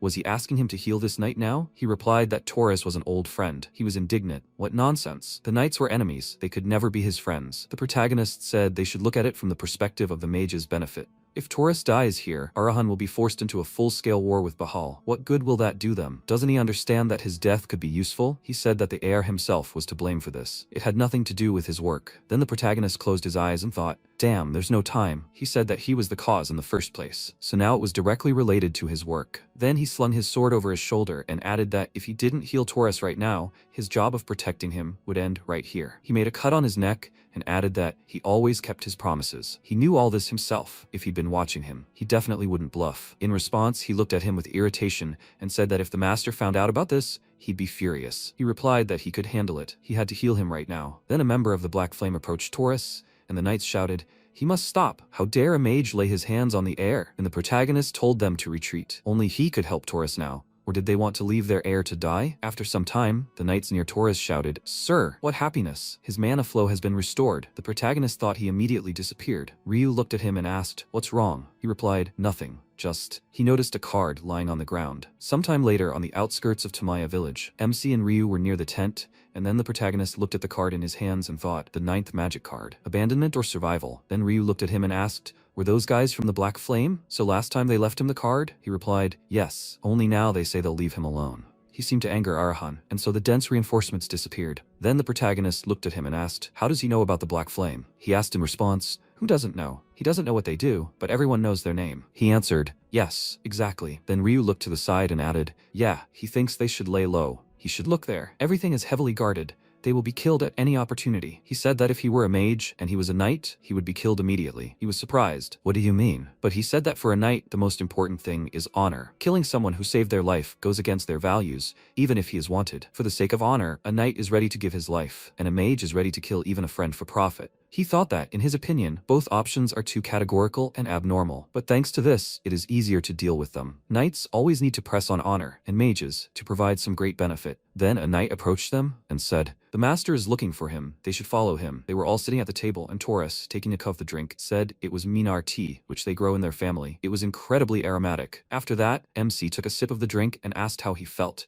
He He replied that it made him feel better. At that moment, Ryu also tasted the drink. The protagonist said that he didn't like the formal atmosphere. Could they switch to an informal conversation? He was surprised. The protagonist asked, "Isn't he 17 this year? He can talk more casually." He looked at him in surprise, then asked, "How old is he?" He replied, "Probably 15 years old in this body." He said that he was 2 years older then. The protagonist asked if he should call him Big Brother. He replied that he shouldn't. For a mage, that was too much. And then he folded his arms across his chest and said, "Yeah." He didn't plan on calling him that. Watching this, Ryu thought they were talking like friends. Then Torres said that first he wanted to thank him. He was grateful. Thanks to him, he was still alive. Ryu wondered if he was really saying that to a mage. After all, the heir to Bahal should have his nose in the air. MC thought he knew that character trait. He really liked it. Then the knight suggested getting down to business. He said he had misunderstood the situation with Clark's death. What did that mean? He replied that it meant exactly that. He would explain everything. He explained his entire journey from prison to now. Of course, excluding the words about him developing mana and a thunderous aura. He said, "That's how it is." He himself knows that the Arahan don't avoid an approaching fight. They came first to kill him, and he simply rose in response. Torres said that if he was telling the truth, he could take it as self-defense. But the main question was whether what he was saying was true. He replied that if he didn't want to explain everything to him, he would simply leave him to die. He thinks there can't be a more convincing argument, he answered, and that's true. He said he would believe him. He thinks he's misunderstood the situation. Then he put the bag on the table and told him to take it. It was freshly crushed minar, a gift as an apology for the misunderstanding. The protagonist looked at him and said that if he was going to apologize, he'd better fulfill one request. He asked, "A request?" If he was able to fulfill it, then of course. He said he was able. He had to find the person Ryu had lost, and he cried out in surprise, "Zed?" Torres asked, "What's in it for him?" He didn't sound like a mage at all. He said it wasn't that important to him. He had promised to help him in his search. The next morning, the protagonist was training, and Ryu looked at him in surprise and thought, to just ask Bahal to find a person for someone else, he really is strange. Then he asked, "Zed, is he hungry? There's no Vertisan beef here? Should he look for it?" He replied that he'd finish one session and they'd go look together. At that moment, Torres stood behind the tent wall and wondered what he was doing. Sweating? A mage who would mock sweat as something barbaric? He'd heard that Zed had no mana. For a knight, this was the equivalent of not being able to wield a sword, but he didn't give up and kept working. He seemed so honorable. Could he, in his place, act so proudly? Torres decided that he would definitely become friends with such a mage, more like a knight than some of them. After a while, they stood next to a huge piece of meat. Ryu, smiling, asked, "Isn't that Vertisan beef?" He prepared such a rarity for them. Torres smiled and said, "Of course, they're hosting Arahan himself. It's so healthy. It's also good for building muscle mass, as it's high in protein." Ryu asked, "Muscle mass?" After that, Torres suggested they sit down. They wouldn't waste time before eating. MC thought that because the table was round, everyone was sitting on an equal footing, and no one stood out. That sounded just like Torres. He liked him more and more. After that, they started eating, but Ryu looked at the protagonist and whispered, "Are you sure you can eat this?" The protagonist replied, "It's okay. He can eat it. It's even tastier than the one from prison."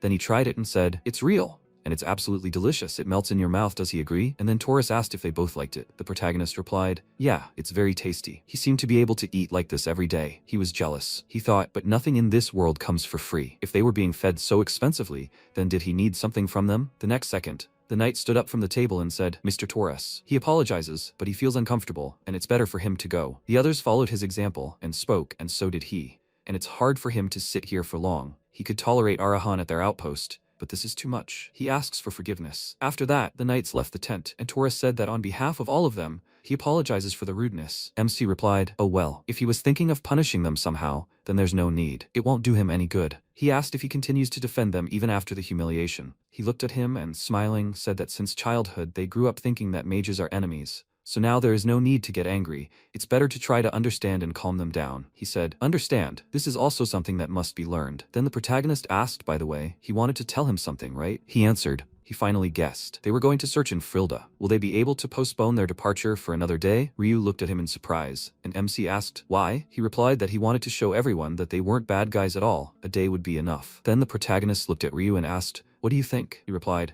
"Yeah, he agrees. And the knights will be doing the searching. I don't want them pretending to be doing it." He said, "Then it's decided. This is what they'll do. The southern front, outside the walls of Tamaya." The knight defeated the monster in front of him with one attack and happily said, "It was a low-ranking monster, Taurus." He looked at him and said, "Good job. They will continue the search. They should go." The others replied, "Yes." And at that moment, the protagonist thought, Taurus. What was his intention in bringing him here? He followed him himself, of course, but Taurus had assembled a frontline search party of 20 people. Since the south and west had the highest concentration of monsters, Search missions here were the most difficult. He wondered, could it be because of the party? Bahal has a tradition of throwing a celebratory party at the end of a search to celebrate the soldier's safe return. Apparently, his plan was to include him in this atmosphere of mutual support, as befits a 17-year-old. Then, one of the knights shouted, "Lord Taurus! There are unidentified tracks here." He approached the spot and said it was the first time he'd seen anything like it. Then he turned and asked if anyone knew who these might belong to. The others remained silent, but one of the knights said, "They look like the tracks of a previously undiscovered monster. Lord Taurus, according to regulations, he should return and report this to headquarters." He said thoughtfully, but to just up and go back. They were in the first zone. Even if it was an unknown type of monster, it would still be low ranking. The knight said,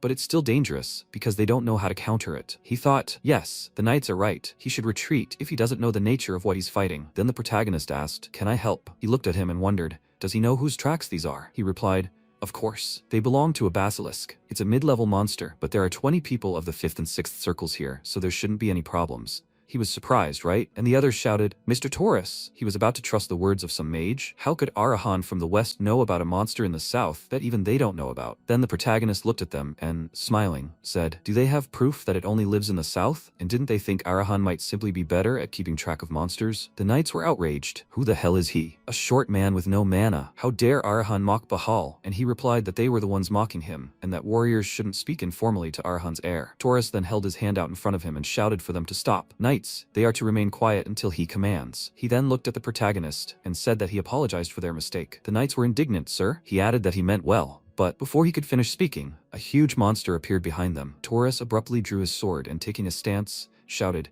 "Everyone prepare for battle. Everyone disperse." The others shouted, "Ready." The knights began to concentrate energy in their swords, and then Taurus shouted, "Attack." He struck, and the other knights followed suit. He shouted in surprise, "The blows aren't landing?" MC thought the knights had nowhere else to train, but no attacks from the 5th or 6th circle could pierce them all. Then the basilisk prepared to strike with its spiked tail, and the protagonist shouted, "Now they attack. They must lie down quickly." But the knights didn't move, and Taurus shouted for them to listen to Zed's instructions. The knights abruptly sank to the ground, and then the protagonist noticed the knight still standing. He looked at him and indignantly asked, "Why should he listen to what some mage says?" MC shouted, "He must lie down, idiot." The next second, the basilisk swung its spiked tail, and sharp needles flew forward, but crashed into a tree. Taurus turned slightly and thought, an attack with poisonous spines, but not a single one of them fell to the ground. At that moment, the protagonist, holding his hand on the knight's head, said that they were very painful. So it turns out he saved his life. Then he turned to Taurus and said that next time they would direct the attack to the ground. It would be difficult to avoid. He said that means they need to be taken out before that. And then MC asked if he could trust him and the knights with the one on the left, and he was surprised. What? He was going to take on one of them alone? Did he really know their weak spot? He shouted back, "There's no time." He just had to tell him whether they could do it or not, and he frowned and said he understood. They would deal with him quickly. He shouldn't think about dying. He wondered who else here should be worried about whom. He really was a tough guy. He said he was counting on him. After that, he stood in front of the knights and shouted, "Everyone behind him. They're taking on the one on the left. He'll stand in front. Everyone." The system reported, the natural-born warrior stat has been activated. The protagonist thought, since his favorite character was fighting hard, he couldn't just stand by. The system reported, all stats were temporarily increased by 10 points. Transcendence magic had been applied. Electrical impulses surrounded his body. He looked at the monster and asked, "Where is he looking?" "Here is his opponent." Then he pushed off the ground and charged, while the basilisk charged forward. Taurus, raising his sword above himself, began concentrating his energy and shouted for the others to focus all their strength on the one on the right. He abruptly stood up and shouted that there were 2 of them. At that moment, the protagonist charged at the monster. He grinned and thought, a basilisk on its first hunt. What luck. He moved from side to side, and at some point he found himself above the monster and thought that it had only one weak spot. If you hit where the top of his head is, he's finished. With these thoughts, he delivered a powerful blow to the monster's head, and the basilisk fell to the ground. MC said, "Okay, now let's go." A sphere appeared from the monster's mouth, and the protagonist shouted. Out came demonic breath. Demonic breath is the main ingredient for elixirs. If you pour holy water on it, there's a chance it will become an elixir. Then MC looked at it and said, "An elixir is an item that improves a random stat, but he only needs to improve magic, so it's a magic potion." He then walked forward and said he'd go for the second one. At that moment, Taurus held his sword in front of him, trying to block the monster's attack. The knight looked to the side and shouted, "Master!" And at that moment, Taurus was trying to slow down on the ground. His body began to tremble, and he thought he'd gotten too far behind the other knights. But he couldn't hesitate. He held his sword in front of him, and then the basilisk opened its toothy maw wide. But the next second, flashes of electrical impulses flew in all directions, and Taurus shouted in surprise, "What?" The protagonist stood on top of the monster's body and asked, "How is he?" Taurus, perplexed, shouted, "Because of this! Where did such power come from?" Then the knights ran up to them and shouted, "Master!" They were surprised he was there. "Wait, that glow, that's a thunder aura." Taurus looked at the protagonist and was surprised. "Was that energy really a thunder aura?" He replied. "Ah, what, you can't see it?" He asked how that was possible. He definitely heard that he had no mana at all. He replied that he'd recently acquired it. He cried out in surprise. "What? Acquired mana?" "The mana ring that turns the heart appears at birth. It exists when all the streams connect a little longer, but that happens before age 6. Taurus thought it looked like Zed, who was already 15, didn't have a mana ring to begin with. It would be akin to a person born with 9 fingers, suddenly growing a 10th. Such a thing had never happened in the 1,000-year history of the Empire. Even the heavens bowed to Zed's will. And then the protagonist reached for the sphere and asked, "Taurus, can he take this?" He replied, "Of course. He caught this monster, so he should take everything from it." He replied, "No, that was enough for him. The skin could be peeled off and sold for the price of beef." He smiled and thought that he had been playing for over 10 years and had never collected 2 at once. Today really was a great day. After a while, the knights were chatting. Had he heard about Arahan, who had gone with everyone to the front line? They say he grabbed a previously undiscovered monster with his bare hands, and he gained a thunderous aura. This power, it turns out, is not just a fairy tale. Was that really it? How could someone without mana have this? Perhaps they were mistaken? Everyone who was there said, "It's true." And Master Taurus confirmed it too. So there's no doubt. This Arahan really is different from other mages. He gave up the skin of a defeated monster and still trains tirelessly instead of resting. The mage asked, "What? Tirelessly?" The more he learned about him, the less he looked like a mage. He would also like to talk to him once. He should have gone on reconnaissance today. After some time, the knight said, "Mr. Zed." He was grateful that he had saved them earlier. He replied, "Yes, no one was injured, right?" He extended his hand and replied, "No," but he couldn't believe that the knights could be taken aback on the battlefield. They would learn from this and work on themselves. At that moment, Ryu looked at him and asked what he had done there that had changed their opinion of him so drastically. He looked at him and replied, "It seems they just liked him, and tomorrow they will help them in their search." At that moment, Taurus approached them and asked, "Zed, Ryu, can they go out with him for a while?" After some time, they went outside, and he said that he had done a great job today, Zed. It seemed the guy's opinion of him had also changed a lot. Everyone who was with them today said they wanted to help in Frilda tomorrow. MC said they must all be tired, so he was grateful. He explained that he had saved the knight's life, and it was only natural to repay that debt, and he's going to visit his family tomorrow. He thinks the head will be very surprised when he hears about today's events. The protagonist asked if they were angry at him for getting close to Arahan. He replied that they must have misunderstood. After meeting with the head of the family, he would also come to Frilda. Ryu, they will do everything possible. They will definitely find the one he is looking for. He looked at him in surprise, and then the protagonist said, "How wonderful, Ryu. The heir of Bahal himself is helping him. That gives him hope, right?" He, touched, looked at him with eyes full of tears, and said that he was grateful to them both. He was surprised for what? They were friends. The next day, a port trading city in the south of Frilda. Ryu said that her name is Lisa. She is a girl. She should be 13 now. A special feature perhaps is long golden hair, and her height perhaps is this. The protagonist asked, "Is that all?" He added, "Yeah, and she has a cute face." Then the protagonist turned to the knights and asked, "Did they hear everything?" They don't know how far she went, but she's definitely in this city. They should search among the slaves of medium and small families in the city. They should definitely be able to do that. The knight replied, "Yes, they got it." Then the protagonist looked at Ryu and said that they would first go to where they worked. He replied, "Yeah, we should start there." He added, "By the way, are there any clothing stores around here?" He wondered why he suddenly needed that. After a while, Ryu said, "Zed, over there. It's that same drunken organization, the trading firm where he worked." The protagonist in a nice suit looked at him and said that he understood. He might be recognized, so he would go there alone. He replied, "He apologizes. He looks just like an aristocrat like that." Then the protagonist approached the worker, who bowed and said, "Welcome." He was grateful that he had stopped by. What merchandise was he interested in? MC asked, "Is this a hops company?" He laughed and said, "I think the gentleman is mistaken. It's a slave trading company." He clarified, "A slave trading company? But hadn't he just asked him about the merchandise?" Then the man sat up and calmly said, "Hey brat, he's not a nobleman, is he? What kind of circus is he trying to put on?" He replied that he was mistaken. What would he do if he turned out to be a nobleman? He laughed and asked, "Does he want to rip off an experienced merchant?" "Okay, kid. People like him survive only on their keen intuition. For nobles, slaves are a commodity, a thing, and nobles don't wander around alone." Apparently DeVito sent him. In response, the protagonist frowned and said that his instincts had failed him. He thought, DeVito? Then the man clenched his fist and raising his fist to strike said, "Puppy." He's starting to irritate him. But after a while, the beaten man was on his knees, and the protagonist said that if he didn't want any more aggression, he would answer him directly. He added another punch to the face and told him to answer directly. He shouted, "Yes." Then the protagonist put his hands on his waist and said that he knew this building as a liquor store. Why was he here? He replied that the previous owner failed, and they took his place. He asked, "Who is DeVito? Also a slave trader?" He answered, "Yes. He is the biggest slave trader among all of them in the south. He thought, so then they will go to him. Then he added, and one more thing. Where are all their people? He asked. People? Is he talking about their goods? Then MC added another punch and asked, goods? He told him, you idiot, to speak frankly, didn't he? He shouted, yes, products. The protagonist struck again and then said that slaves were people too. How could they be compared to things?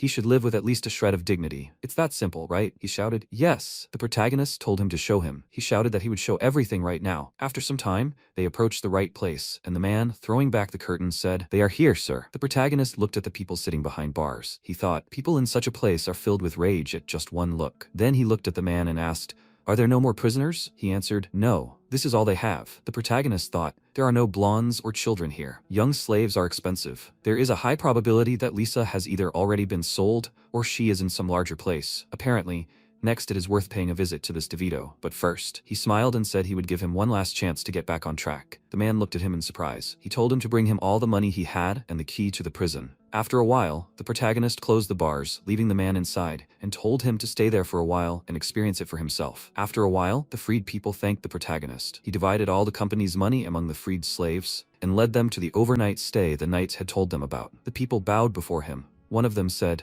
his mercy to them. The protagonist said no need. He must feel free. He listened to their lives while sitting over food. He also learned many unexpected things while talking with experienced people, including Now. At that moment, the man sitting opposite him said his name was Gordon, and he used to serve as an assistant to the Sherville family. The family fell apart, and he ended up here. The protagonist asked if he really belonged to the Sherville family. He thought everyone there had died, but luckily, he was alive. He said it was pure luck. The Sherville family. If mages have Arahan, then blacksmiths have Sherville. During their prime, people flocked to their artifacts. However, they were exterminated by the Empire for treason. Now their name has been erased from history. They are no longer spoken of. He knows about this part of the lore from the game's plot. They have no heir left who could take up their business. For an empire at war with monsters, this is a great loss. Then Gordon sighed and added, the golden days are in the past. The protagonist said it was a shame. If the Sherville business had continued, great artifacts could have appeared. He thought it was a great loss for him too. Then Gordon said he wanted to help him, so he would tell him something. He could keep it a secret, right? He replied, yes, of course. He must tell this. Then Gordon suggested moving for a moment. The protagonist agreed. He suggested doing so. A few seconds later, Gordon said that Sherville had a true heir named Lacto. MC was surprised. Is this true? And Gordon made a gesture for him to be quiet and whispered not to scream. He asked where he was now. He looked down and said that his main assistant died for him. They exchanged clothes, and then he, so as not to be recognized, singed his face. If everything went according to their plan, then he is now living under the name Myers. The protagonist thought, it can't be. What valuable information. But even if he survived, he will forever remain a criminal. So meeting him will not be easy. And then he looked at Gordon and said that he was grateful for what he told. He would like to meet him someday. He replied, yes, this is the first time I have met someone like that, sir, who could be trusted with this. Please, he must not harm Lacto. He replied that he didn't have to worry about him. He understood the situation he was in. He suggested they go back first. It wouldn't be good if they were gone for too long. He replied, yes, fine. After a while, Ryu sighed loudly, holding a forkful of meat. The protagonist approached him and asked why he wasn't eating. Was it tasteless? He replied, ah, Zed. He told him not to be sad. Today's slave trader was just a small fry. Tomorrow they would find this DeVito, and something would come of it. He said desperately, yeah. Then Gordon said, he must wait, sir. Did he just say DeVito? He replied, that's right, that's what he said. He shouted, don't go near him under any circumstances. His level is much higher than where they were. Doesn't he know who's behind him? In response, the protagonist folded his arms across his chest, and grinning, asked whoever it was. He had the entire Bahal garrison. Why were they so worried? He replied, sir, DeVito's hands have reached every corner of the empire. They say his biggest clients are the Arahan. The protagonist thought in surprise, Arahan? Then he smiled and looking at him, said, no way. Why would the Arahan from the west deal with the distant south? He replied, it's a great benefit. For them, losing an enemy is a victory. Buying southern slaves will harm all the noble families in the south. Then MC thought for a moment, and now he sounds quite like Arahan. Wait, in that case, doesn't the Black Flame protect DeVito? If so, then it's not just slaves that are at stake. Perhaps this could be the start of a silent war between the Arahan and Bahal. Then Ryu looked at him and said, Zed, if that's really the case. He looked down and thought, is he worried that he'll get into trouble? Then the protagonist said, he shouldn't worry about that. He does everything for him, of course. But there's also the idea of honor. He asked, honor? He answered, yes, he's just following his own convictions. And in any case, he has to resolve the slave issue. The next day, the DeVito slave market. The protagonist climbed the stairs and approached the building. The guard looked at him and said, "Welcome." But before he could finish speaking, the MC walked past him and into the building. The big guy ran after him and shouted, "What is he doing, you brat?" And the protagonist went even further and asked, "Where is DeVito?" The people present were surprised. Who is he? Doesn't he know where he's going? He looks like a southern aristocrat, but even such people can get beat up here. The protagonist put his hand to his face and said that doing business with Arahan has completely ruined them. Then his eyes sparkled, and the people present fell to their knees, shouting that they apologize. They didn't recognize him as Arahan. They begged for forgiveness. And then the MC looked at the hooded man and thought, "Is this man DeVito? No. Judging by his clothes, he's a subordinate, but the way he reacted, he must be made of black flame. As much as he didn't want to, it's all true." At that moment, DeVito, who was on the second floor, put his hand on the railing and said, "Well, there you go. What business did a high-ranking gentleman have in such a filthy place?" He came down and added that he'd already heard that he'd broken into the hobo company yesterday. The protagonist thought he'd missed the mark on being Arahan. After that, DeVito reached for the shelf and said, if he'd made it all the way here, he must be braver than he thought. Or does he have no idea about the world at all? The protagonist replied, "Starting today, Arahan is ceasing to work with them.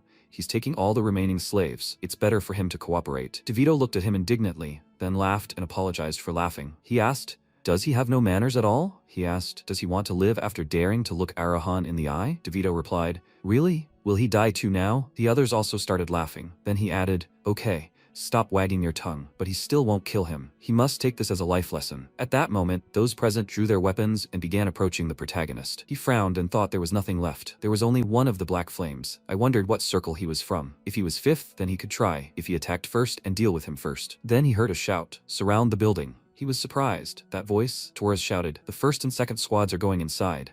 They must kill them all." Powerful energy flew away from him in all directions. By order of the Emperor, they must kill them all. Knights ran into the building after him, and DeVito cried out in fear. Where did the heir of Bahal come from? He fell abruptly to the ground and covering himself with his hands thought, something's wrong. Then a severed head fell before him. He screamed in fear, jumping back, and Torres approached him and said, "Slaver DeVito." DeVito frowned and thought, "How so?" Torres added, "For the illegal kidnapping and imprisonment of the weak, as well as for mocking Bahal's honor by committing dirty deeds on their territory. He, as Bahal's heir, will cut off everyone's limbs as a lesson." They, along with the protagonist, looked at him with a serious gaze. And he thought, eyes that should glare at each other with hostility are directed at him. This cannot be. Then he shouted, "They must not kill. He is no longer there." Before he could finish speaking, his hand was severed, and then Torres chopped off his other hand. Then DeVito screamed, "He must wait." He began to ask for help, but with his next move, Torres left him without legs, and the last to go was his head. He went on and said that the first floor was clear. MC approached him and said, "Absolutely right on time." What did he say before that? "By order of the Emperor?" He replied, "Ah, Zed, that's exactly it. The order came from him to destroy the root of the slave trade." The protagonist thought in surprise, "The Emperor?" He asked, "So they dealt with the other slave traders too?" He replied that knights had gone to the other firms. This was the largest, so he came in person. What was he doing here? Did he really want to go and deal with DeVito himself? He replied, "Yeah.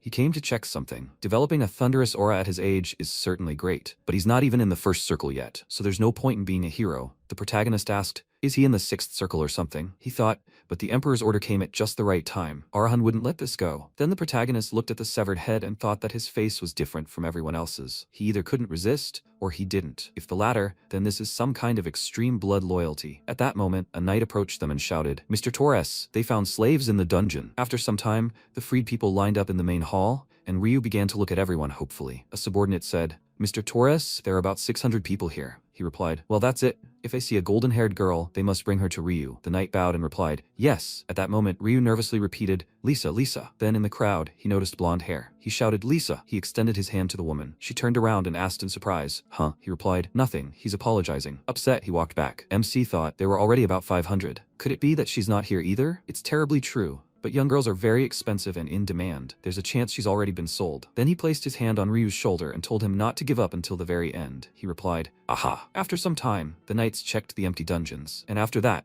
one of them, approaching Torres, said he was sorry, but these were the last slaves that were here. Ryu said desperately, "I understand." After some time, everyone went outside, and the knight standing next to the horse said, "Lord Torres, as ordered, they sent all the slaves to the imperial palace." He replied, "Yes, he is grateful." Then he looked at the guys and said that the two of them had worked hard today. Tomorrow they would continue the search and would definitely find her. The protagonist replied, "That's right, he is grateful for their help." At that moment, the horse behind them reared, and the girl standing next to it fell to the ground in fear. Torres came closer and said that she gets scared when someone is standing next to her. He looked at the girl and asked, "How is she?" "The golden-haired girl?" Then the protagonist asked, "Ryu, had he seen her before?" He asked, "What?" Then Lisa looked at Ryu and asked, "Brother?" He ran towards her and shouted, "Lisa." Tears appeared in his eyes. They hugged each other. She shouted, "Brother." MC looked at Taurus and said that she was wearing a hood. Apparently they didn't notice her. If it weren't for the horse, they wouldn't have met her. "What? Is he crying?" But he turned away and said that he wasn't crying. "He's so insensitive. How can you just look at that?" He said, "That means he's crying." He continued to deny it. After a while, Taurus raised his mug of beer and shouted that he was treating everyone today. "Have a great time." Everyone present shouted, "Hooray!" After that, Lisa looked in surprise at the whole mountain of meat. Taurus handed her the plate with the dish and said that she shouldn't be embarrassed and should eat as much as she wanted. In response, she bowed and said that she was grateful. And then Taurus added, "Ryu is his friend, since she is his sister. She can talk to him informally." She wanted to object, and he added, "And she can also consider him her own brother. He is insensitive, but good." The protagonist thought, now at 40, to have a 15-year-old friend and also a 30-year-old sister. A strange feeling. Then Ryu put a piece of meat on Lisa's plate and told her to tell him if she wanted more, he would give it to her. "Friends are really rich," she said in surprise. "Wow," he added, "besides him, no one else has both Bahal and Arahan as friends." From the conversation of brother and sister, the atmosphere became brighter than ever. Probably, in all the days he spent here, this was the most ideal. The next second, Knight Philip entered the room and shouted, "Mr. Taurus." MC thought, "Is this man General Philip's deputy?" Taurus asked, "What business did he have here?" He answered, "By urgent order of the head of the family." He was surprised. An order? He hadn't been informed of anything like that. What did the head order? Then Philip drew his sword and pointed it at the protagonist. He thought, he so wanted this day to end well, but it seems it won't. But Philip said that he ordered him to be brought to him immediately. After some time, they set off, and the protagonist was sitting in a carriage. Philip rode next to his window and said that he would tell him the rules. First, do not look the head in the eyes. Second, kneel before the head. Third, the head's questions. Before he could finish speaking, the protagonist told him to wait. Who was he to command him? In response, he told him not to forget that he was on the land of Bahal. If he did not observe manners, he would lose his head. In response, the protagonist asked, no, shouldn't he follow the same rules? He must not forget that he was Arahan. He thought that this was Bahal territory. The game had already begun. He doesn't know what Fernando's boss is planning, but as Arahan, he must behave appropriately. For some reason, he feels like that's the only way he can survive. Perhaps if he bends over, he'll appear gentle. If he remains upright, he'll incur their wrath. He hopes his hunch is correct. After a while, the carriage stopped at the gate, and after a while, they entered the building. Philip told him to wait here. MC looked around and thought, the reception room is on the 5th floor, just like the one he saw in the game. The fact that he invited him to the 5th floor and not the office on the 7th meant he was a guest. Sounded reassuring. The next second, an eerie aura engulfed his power, and Fernando said he was the first Arahan to come to the Bahal house. The protagonist frowned in surprise, thinking, what is this? Is he right behind him? The head of Bahal. Even being in the same room with him makes his soul sink into his boots. He can't even turn around, and it's not some kind of energy. If that were the case, his abilities would have reacted. It's just him, a knight who managed to transcend the 10th circle of the Swordmaster. Then Fernando walked past him and sat down on his throne. He looked at him seriously, and the protagonist pursed his lip. After that, Fernando said thoughtfully, he must admit defeat Arahan. He is in the house of Bahal, so he must follow their rules. Sweat began to pour down the protagonist's face, and he thought that he could not bend his knees here. Submitting to the strong is shameful. If you show your pity,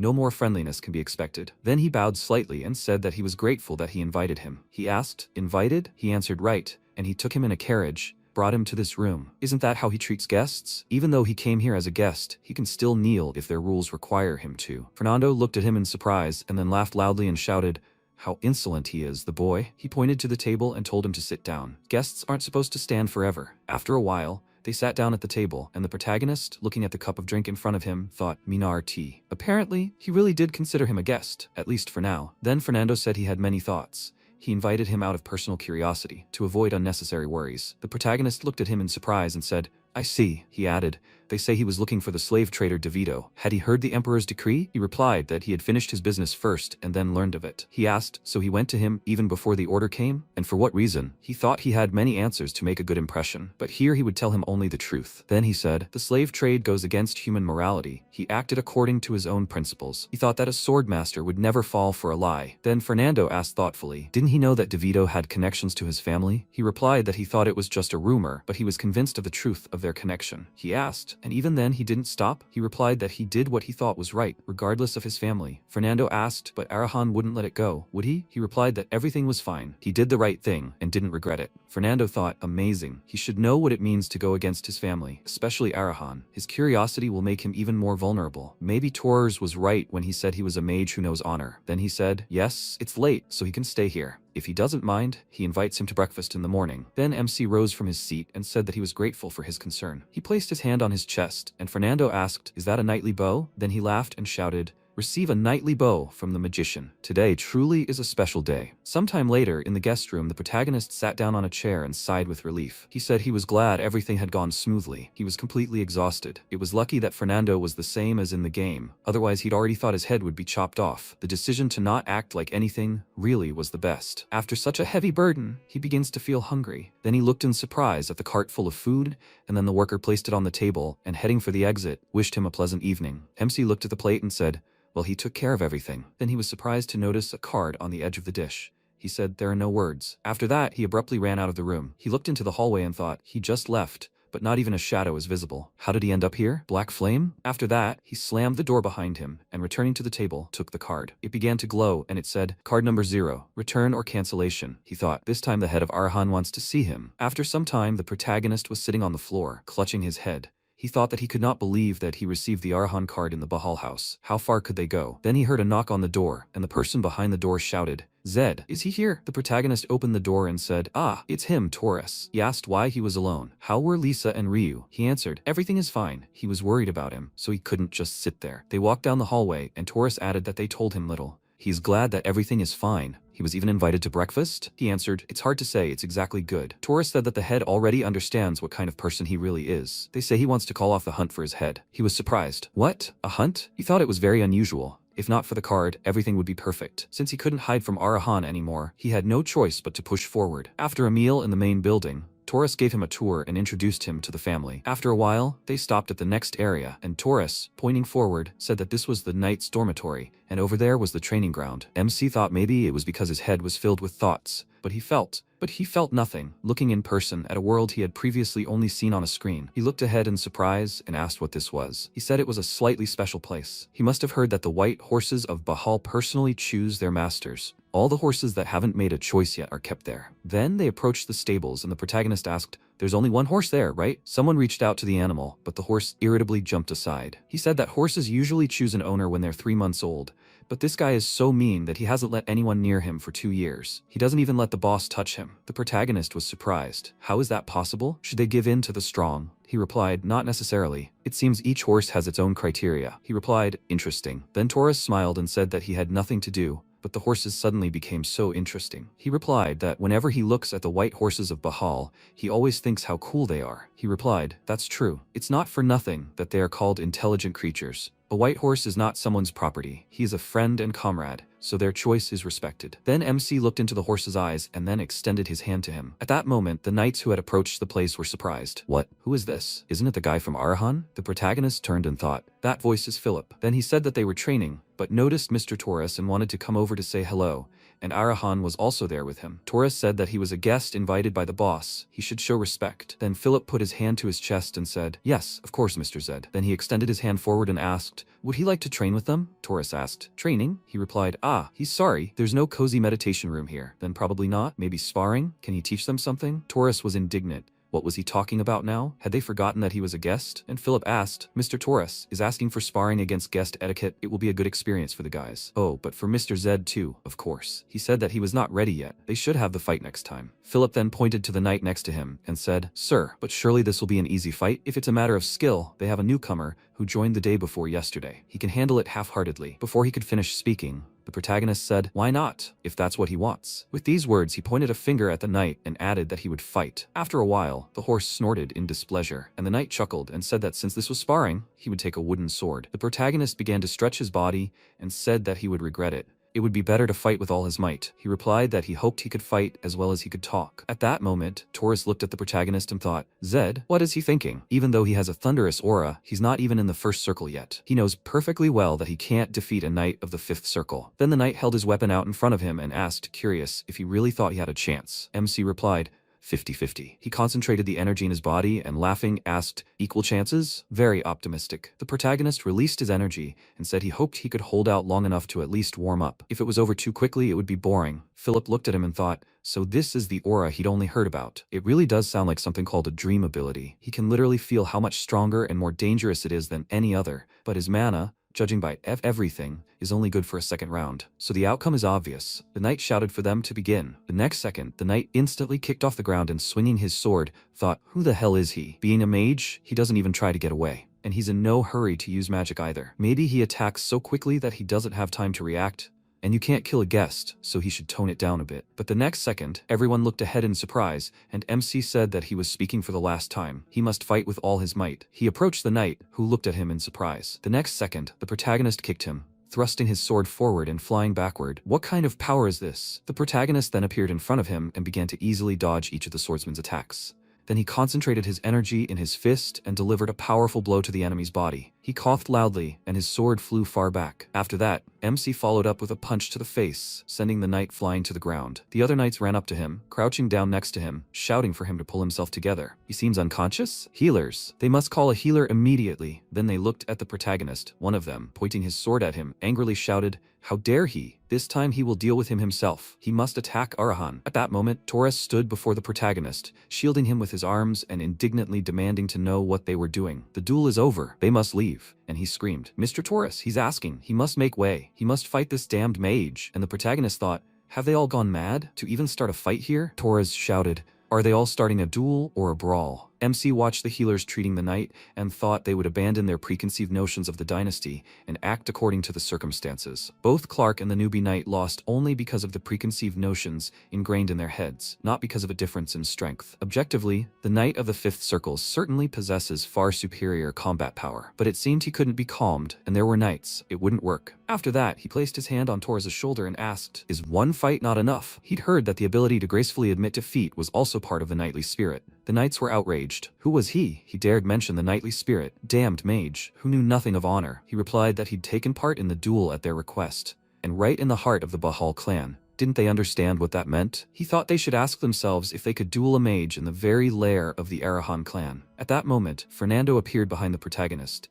His powerful aura spread around, and he said, excellent. The knights cried out, Lord Clan Leader, and Fernando told him to put away his sword. The knights then knelt, and the protagonist turned around and thought he had 100 perception points, and he hadn't even noticed how he'd gotten so close. What about sword mastery? Then Fernando said, so, Arahan had a duel in the Bahal training hall, an event worthy of going down in the annals of history. MC bowed and offered his deepest apologies. He knew it was disrespectful, but he couldn't refuse the request for a sparring match. He replied, of course he would. Arahan never backs down from an impending fight. Then he shouted, has everyone understood everything well? This proves they have a white knight master, but more important than leveling up is gaining experience and learning the lessons learned from it. Did they understand him? The knights shouted, yes sir. The protagonist looked at him and thought there was a hidden hint in his words. What was he thinking? Then Fernando said, he taught their clansmen a good lesson. He won't forget what happened today. MC thought, this is just a warning, like on pins and needles. Then he nodded and said, yes. The next second, the horse ran out of the stable and, running after the protagonist, began to run in circles. The others were surprised. This is impossible. What? Torres shouted.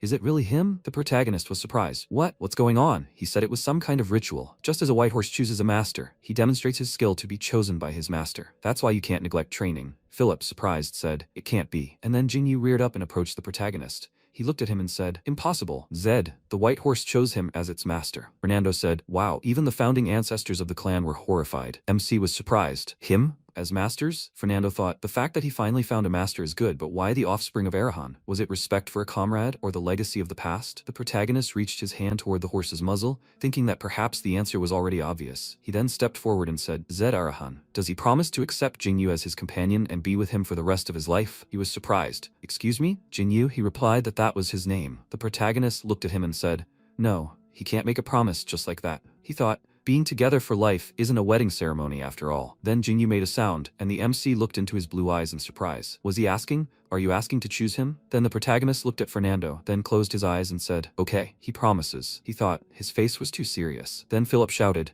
no sir, clan leader, this shouldn't be. In the entire history of their clan, only members of the Bahal clan have ascended to it. He can't set such a terrifying precedent. He replied that he was right. Until now, he had only chosen masters from within the clan, only because he had never had any other choice but to choose from among their own clan. He screamed. Had he forgotten the atrocities the Arahan had committed against their white horses, those same idiots who had slaughtered them like pigs and devoured them? How could they hand over their comrade to such a scum? He replied, That was precisely why he had taken an oath from Zed Arahan. He shouted, "The mages lie like they breathe. How could they trust his oath?" Fernando looked at him and said, "Then he will swear an oath to him, second in command. If Zed Arahan did not consider their white horse his comrade, he would personally end his life." Philip Robert, he had never doubted his loyalty. However, he had no intention of listening to further advice. He paused, irritated, and then said, "Yes." After a while, the protagonist was riding a horse and thought he'd gotten off before things got serious, but it was so funny. He shouted, and he liked it. It exceeded all his expectations. They must gallop straight to Frilda in one go. After a while, Lisa was surprised. Wow. And Ryu said that he was watching right now. Arahan not only returned alive from the lands of Bahal, but also brought a white horse with him. And anything could come of him. The protagonist said that because they should go and talk inside, they had a lot to talk about. He told Ryu everything that had happened, from the magic card of Black Flame, the demon's breath, and ending with Lactose Sherville. He said that now he would go to Arahan. He could not avoid it. There was no other way. Therefore, Ryu, he should stay here. And he sat opposite him and said that if he was going to Arahan, he would go with him. Zed. Last time he said it himself, there was no way he'd abandon his comrade. He replied that he appreciated his support, but this place. Before he could finish speaking, Ryu declared that he would be his butler. He needed to think for himself. He'd been exiled a long time ago, so did he really have any servants left? They say the brothers in the Arahan clan are constantly fighting among themselves. How could anyone from the clan be trusted that way? He replied, well, there was some truth to that. Then Ryu looked at Lisa and said that she'd also done a lot of housework, so they could handle it. If he hired them, they'd definitely come in handy. Then the protagonist thought, considering the future dangers, it seemed right to part with Ryu here. Then he said, all right, he was grateful. They would go to Arahan together. After a while, he thought that he'd already made his decision to go, but he couldn't do it without preparation. They needed support. There are a couple of options now. The last survivors of the destroyed blacksmith clan, Lacto, Sherville, and demon breath obtained from the basilisk. Holy water is also needed to transform the demon breath into an elixir. To obtain all of this, they'll have to go to Myers. The question remains, however, how long the head of the Arahan clan will wait. The next morning, everyone went outside, and MC said, well, time to go. With that, he mounted Jinyu. After a while, Ryu shouted in surprise, what? All the ingots? He stood up from his seat and looking at the protagonist shouted, a whole 500 gold. What was he planning to buy that he needed so much? He replied that maybe even that wouldn't be enough. The elixir he was going to create was made by mixing demon's breath with holy water, and the success rate depended on the strength of the divine energy contained in that holy water. If he used ordinary run-of-the-mill holy water,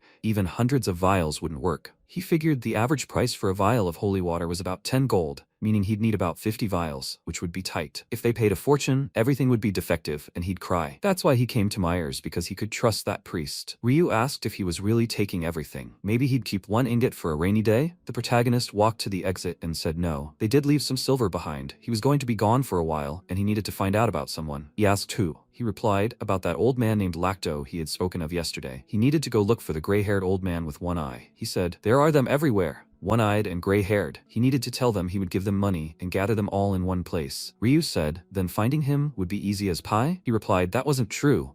He was a fugitive. It was unlikely he would show up for some trifle. He asked, then how to find him? MC replied, so he needed to do the opposite. Figure out who wouldn't show up. He was unlikely to use his real name, so he shouldn't call him Lacto. He replied, okay. He would try to find out what he could. He replied, yes. He was grateful. After this, the protagonist went outside and holding a suitcase in his hand, thought that he had originally planned to spend this money on a magical artifact. But after listening to Gordon's story about Lactose Sherville, he adjusted his plan. They would use this money to create an elixir, and they would sway Lacto to their side and commission him to create an artifact. This would be the best option. Of course, this was only his hope, but if everything went according to plan, he would be able to compensate for his low mana. Then he looked ahead in surprise and noticed a huge crowd of people gathered near the church, and a church minister shouted, hey, them! They must fall into line properly. Who dares cut in line in front of the cathedral itself? It doesn't matter whether they are nobles, commoners, or rabble. It's strictly in first come, first served order. Hey, him! He told him not to cut in. The protagonist thought, this is a cathedral, right? Why is there such a crowd? Has Johan's power already spread? But it seemed too early for that. Afterwards, the protagonist approached the man and asked,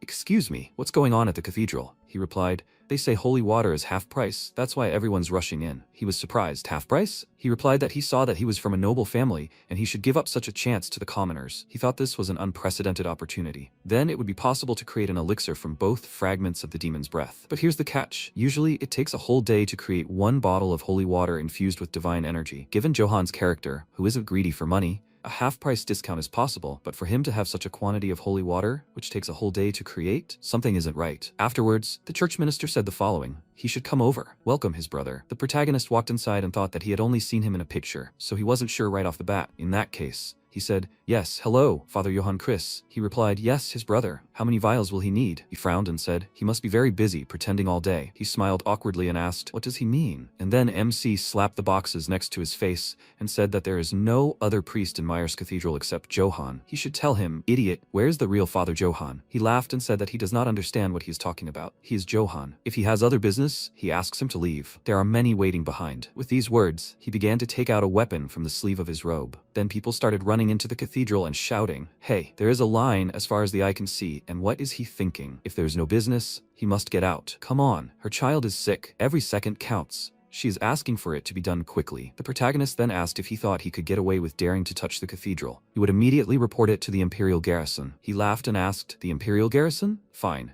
If he was guilty, he would humbly accept his punishment. He moved closer to his ear and added, so if he didn't want to go to the next world, he should get lost and not disturb those busy people. After a while, the protagonist sat in the room, crossing his arms and thinking. It seemed he wasn't even afraid of the Imperial Army. Perhaps they themselves had connections in the garrison? Not only was the Central Army defending the Empire, but garrisons guarding provincial cities were easily drawn into corruption. Perhaps it wouldn't be that simple. He didn't have any precise information, so he needed to check it out himself. With these thoughts in mind, he left a note on the table. After that, he set off and thought, by the way, there's a garrison fortress in Myers. He stopped near the building and thought, is this it? Then he rode closer. One of the guards asked, is that Bahal's white horse? His colleague said it looked like it. Then the guard asked what he wanted to do. The protagonist said he had a statement. Was the general there? He asked if he'd signed up by chance. He answered no. He said that would be problematic then. He needed to sign up and come back later. The protagonist asked if he was very busy. He replied that he wasn't. It was the general's policy. He never accepted anyone without an appointment. The protagonist asked, but the garrison's role is to govern the region, isn't it?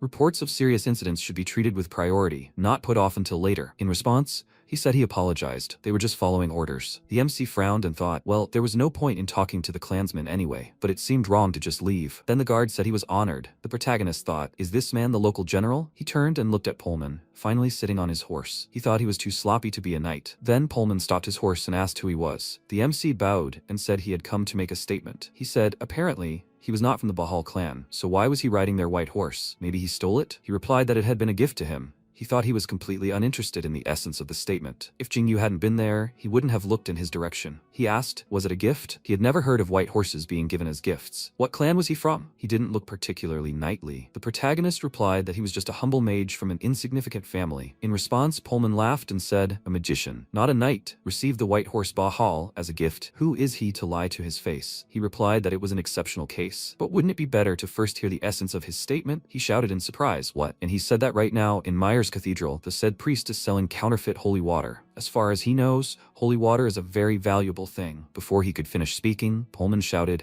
arrest him immediately. He thought in surprise, what? He had only just started talking. The next second, the knights surrounded him and Pullman shouted, throw him in the dungeon and confiscate the horse. He said, so he really was with them. He thought, because he thought so. Then Pullman said, he would regret that he dared to insolently talk to him. Idiot, hey them, take him immediately. The others answered, yes. After this, the protagonist's hands were tied, and he said, that was a shame. They started to lead him away, and Pullman shouted after him, he'll see if he's still in the mood for threats after they break all his bones. Meanwhile, the Great Bahal estate, Fernando, looking at Taurus kneeling before him, said, they say the emperor is granting a great reward. He asked, was their clan the one who brought back the most? He answered, yes, indeed. He held up a document and recited, the Bahal clan saved 1,720 imperial citizens from the slave markets. Arahan followed with 2,580. He reflected that he strived for balance and harmony between knights and mages and usually discouraged conflict. The fact that he so openly disclosed the rankings meant that this matter was truly important to him. The fact that Bahal made the greatest contribution to this matter was significant. Then he said,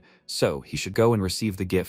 The journey was long, so he must prepare. Before he could finish speaking, Taurus asked, what is it? At that moment, a subordinate entered the room and bowing said, Lord, clan leader, a young man has arrived at the estate gates and requests an audience. He was about to send him away, but he called himself a friend of Lord Taurus and Zed, so he decided to report. Taurus asked if his name was Ryu by any chance. He answered, yes, sir. He really knew Lord Taurus. He answered, but why on earth did he come here? Then Taurus looked at Fernando and said, Lord clan leader, he would deal with him himself. He shouldn't worry. He replied, no, he must bring him to him. Zed Arahan must have sent him. He said that if he had anything to say, he needed to hear it. The letter also said that they highly valued the services of Zed Arahan, who had saved many subjects of the empire, regardless of their status. All noble houses should follow his example and show initiative. After a while, Ryu pressed himself to the floor and said, I have the honor of seeing the great lord, the head of the Bahal clan. Fernando asked, So what was the matter with him? He replied that he was immensely grateful for this great favor. He held out the letter and said that Zed had left this note, asking him to deliver it to Bahal if he didn't return by nightfall. Torres then handed Fernando the letter. He thought about it, then concluded, Arahan, Bahal won the battle but lost the war. This letter was from Zed, whom the emperor himself had honored.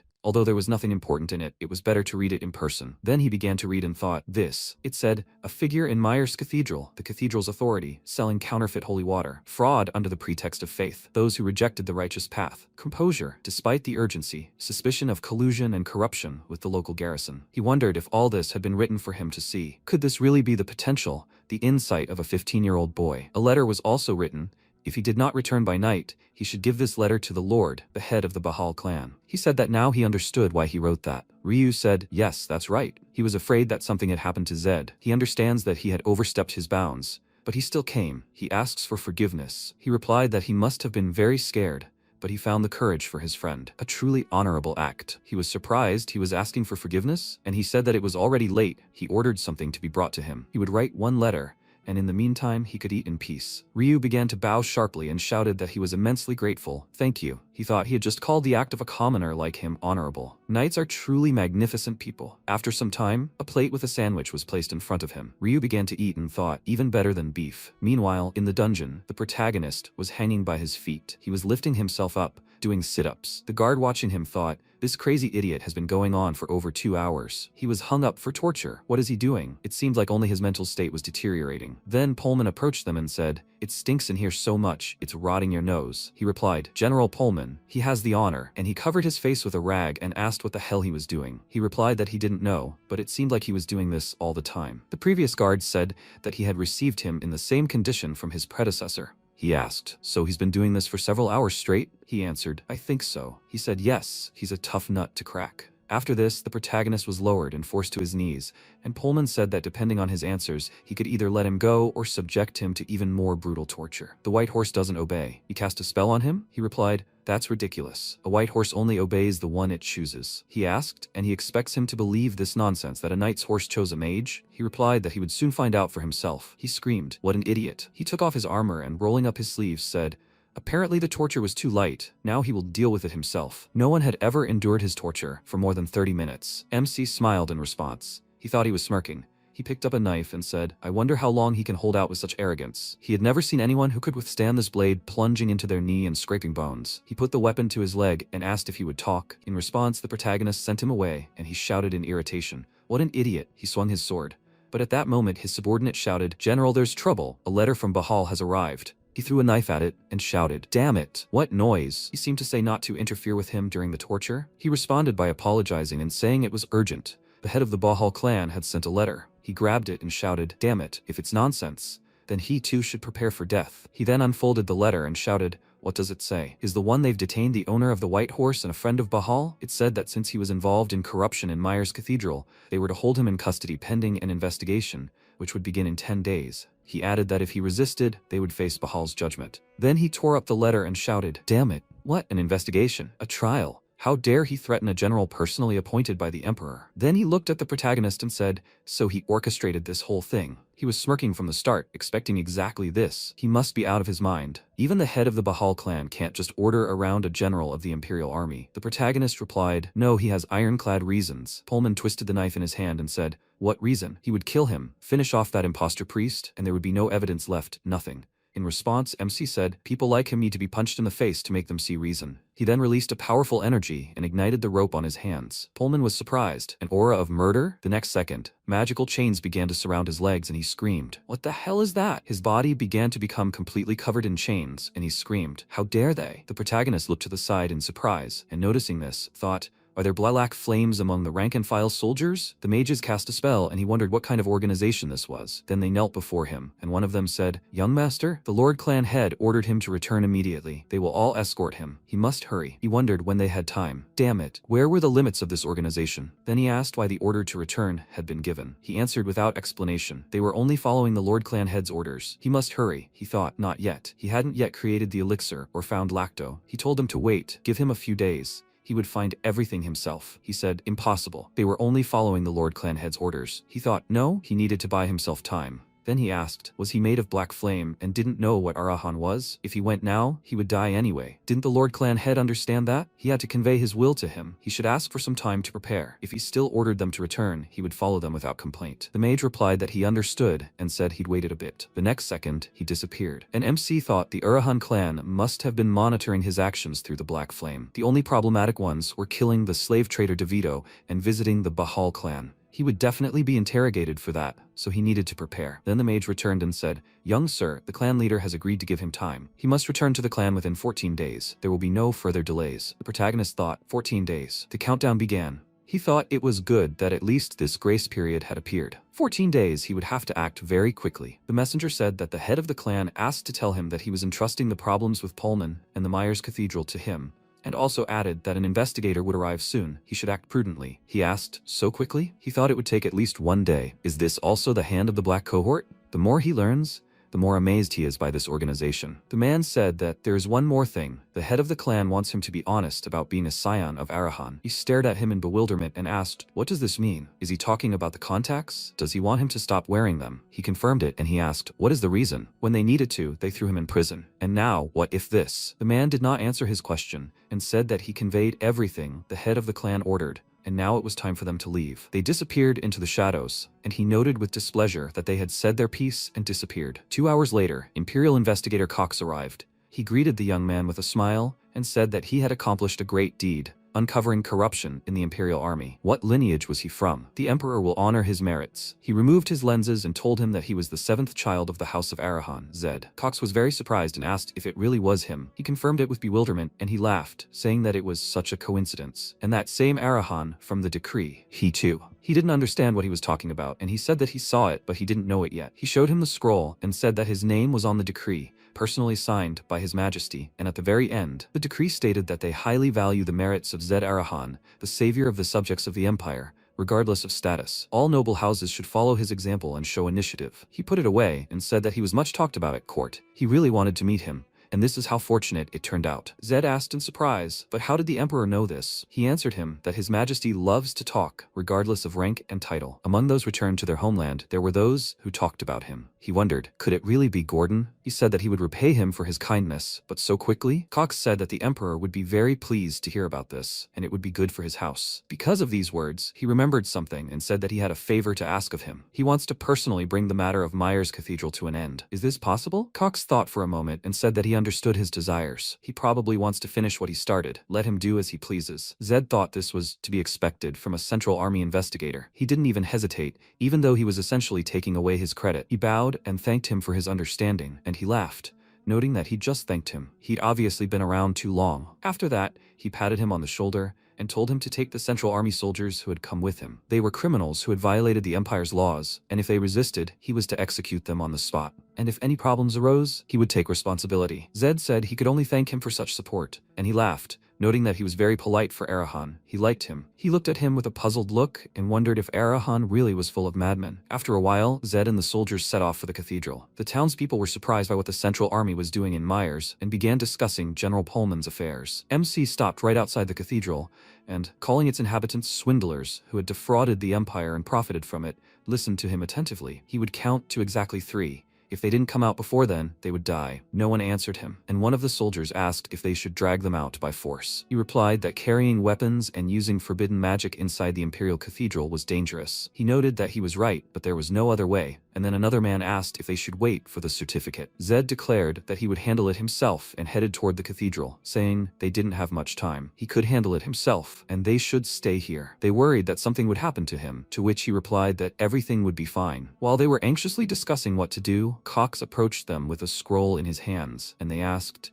"Is this a certificate?" They immediately reached for their weapons, and one of them said that now that they had the certificate, there was no reason to hesitate. They would immediately enter and capture the criminals. But Cox told them to wait. He gave Zed his token precisely so that he would finish this job. He himself wanted it. They worriedly said that there was an armed group inside after all, and he refuses to help him. If problems arise, they will not escape responsibility either. Let him order them in. Cox said that they apparently do not know the Arahan well. Do they know why they are the first clan? Why do people fear them? Because they are stronger than the other clans, but not because of their strength. There is something more important. The Arahan always keep their word, no matter what they say, regardless of the means and methods. That is why they are feared. At that very moment, MC entered the cathedral, and meeting with an armed squad, said with a grin that he told him he would be fine. He headed towards them, and Cox told the soldiers to watch out. Today's main hero is this Arahan. After that, a fight broke out in the cathedral, and various sounds began to be heard, but after a while they died down. Because of this, the soldiers became worried. They began to think that something had happened to Zed, and when they saw someone coming out,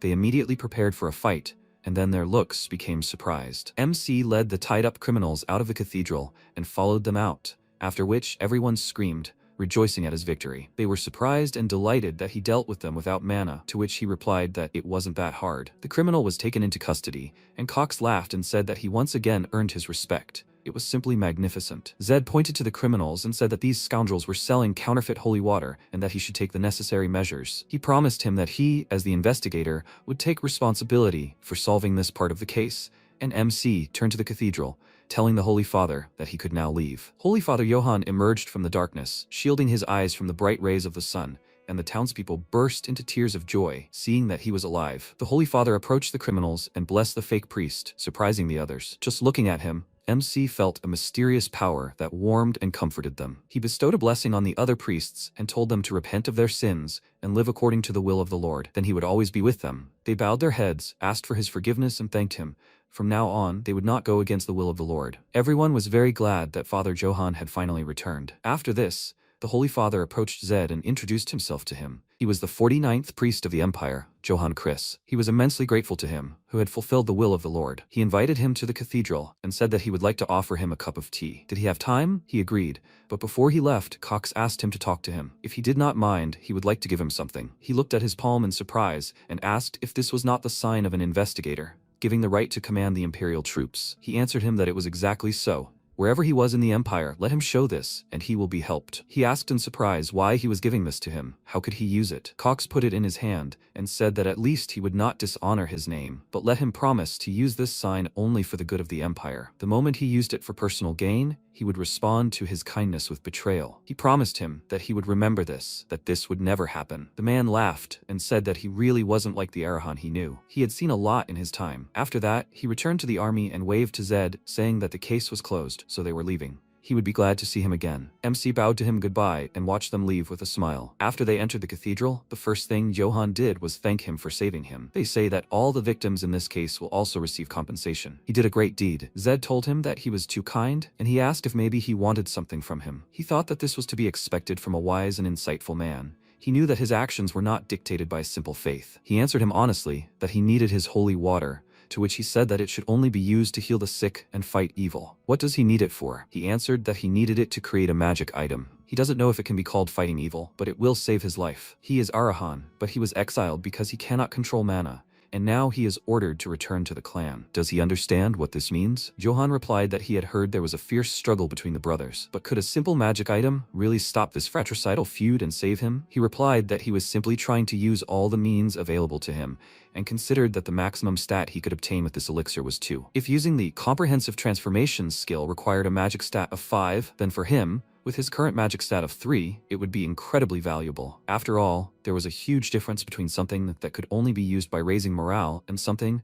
that was always available. The Holy Father glanced thoughtfully at his reflection in the tea and said that, in fact, he had already heard of him. He was said to have dealt with the infamous slave trader Eversworsider. Arahan was under his protection. He believed that the fact that that same Arahan had come to Myers and protected the Lord's abode was also the will of the Almighty, perhaps helping him as part of his plan. He placed the box on the table and said that he was just saving it to give to someone who really needs it. The effect of holy water depends greatly on the amount of divine energy invested in it. He put all the power he could accumulate over a long time into these vials, and he hopes this will help him. Opening the box, he showed him 3 vials, and he excitedly jumped up from his seat, saying that he was grateful to him for giving him such precious holy water. In addition, Johann gave him a personal gift from himself and prayed for him before leaving. Returning home, MC looked at what he had received and wondered if he was dreaming. The item he so wanted to get in the game was now in his hands. It was the sign of a priest, or, in other words, a priest's guarantee. You might think that a priest's guarantee means nothing, but in this world, it has tremendous power. The cathedral gained its current authority thanks to the emperor's investment in creating an empire where morality and conscience reigned. So the priest's guarantee is an indirect guarantee from the emperor. With the priest's mark, he can no longer be put on the wanted list, and he can't be arrested on the spot. And more importantly, he he can't be killed without a trace. This mark alone will ensure his safety in this underhanded struggle. Johann must have known this, which is why he gave it to him. Now he has the mark of an investigator and a priest. This is the best he could achieve upon returning to the clan. Anyone who wants to kill him will have to take a great risk,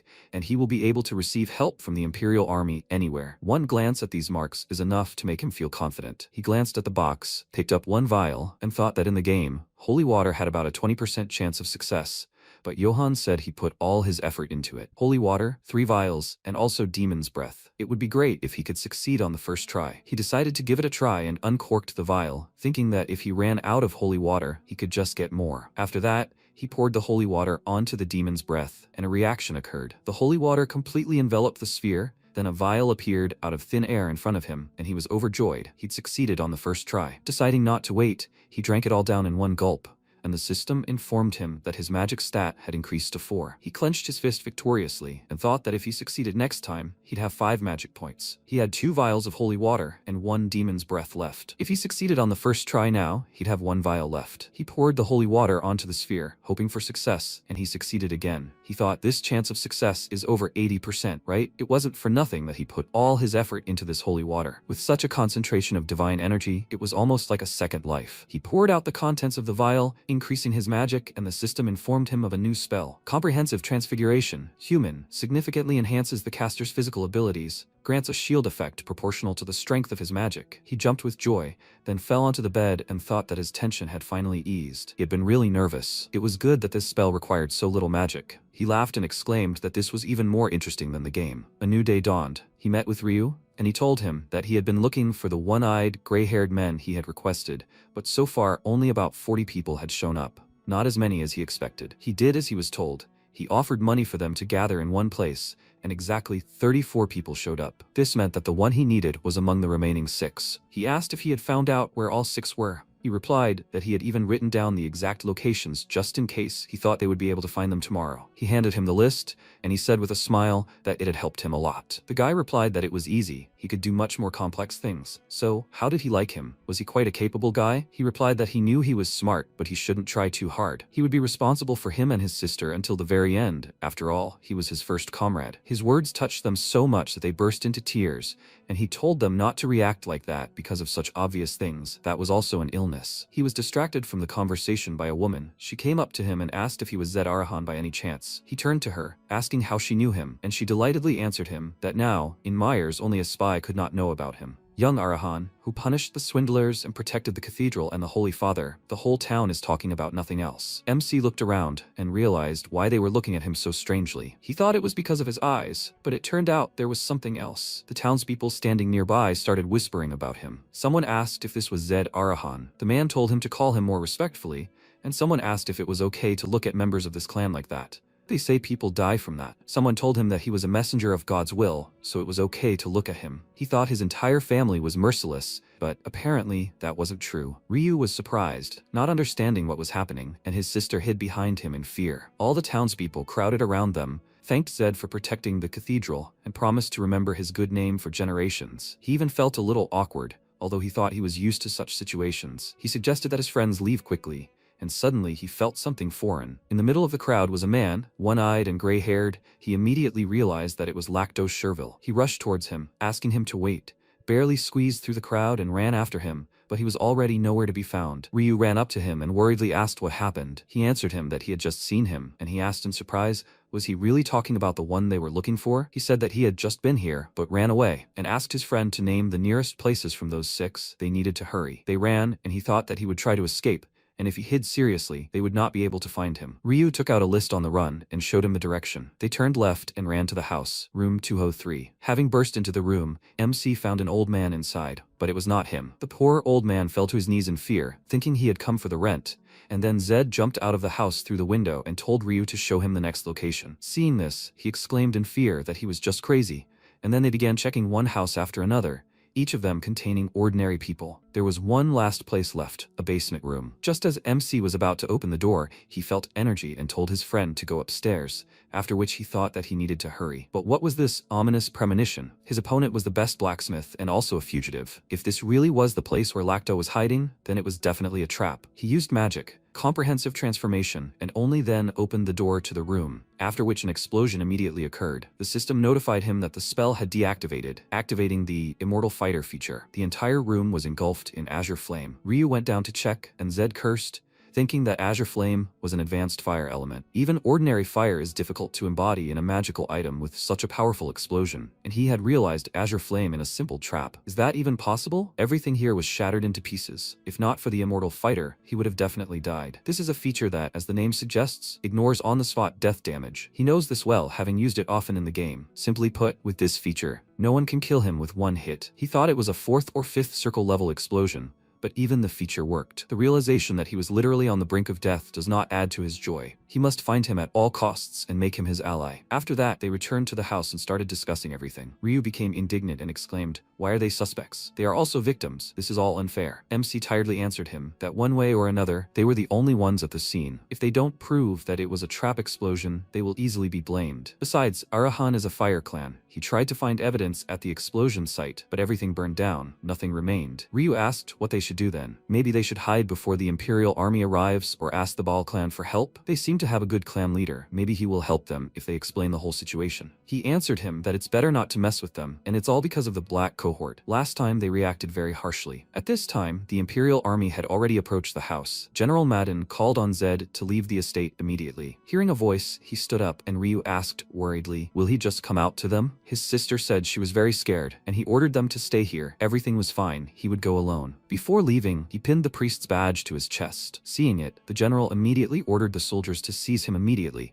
but seeing the badge on his chest, he also ordered everyone to stop and approached him, asking, "Is this the priest's badge?" He confirmed this, saying that this badge was given to him by Father Johann from the Cathedral of Myers. The general awkwardly coughed into his fist and apologized to him for not recognizing him, and he responded with a smile and said that everything was fine. The misunderstanding could be resolved. The man introduced himself to him. He was appointed to replace General Pullman. A major explosion had just occurred in the city, and his name was mentioned among the witnesses. Was he at the scene? He told him that he was right at the epicenter of the explosion, and he clarified, that is, he is saying that he is not a suspect, but a victim. He confirmed this and asked if he could say why he was in that place. This is a procedural question. He is not obliged to answer if he does not want to. He answered him that he had no reason to refuse. He went there looking for one person, but there was a trap. He was also very surprised. The general sighed heavily and thought that because of the priest's sign, no matter how much he suspected him, he cannot treat him as a criminal. And MC at that time thought that he came just in time. With the help of the garrison, it will be much easier to find Lacto, who has completely disappeared. He turned to the general and asked if he could help him. He immediately refused him, saying that the Imperial Army cannot act on personal matters. He cannot waste state resources without any reason. He pulled an investigator's badge from his pocket and asked if that would be enough. The man was very surprised and asked where he got it,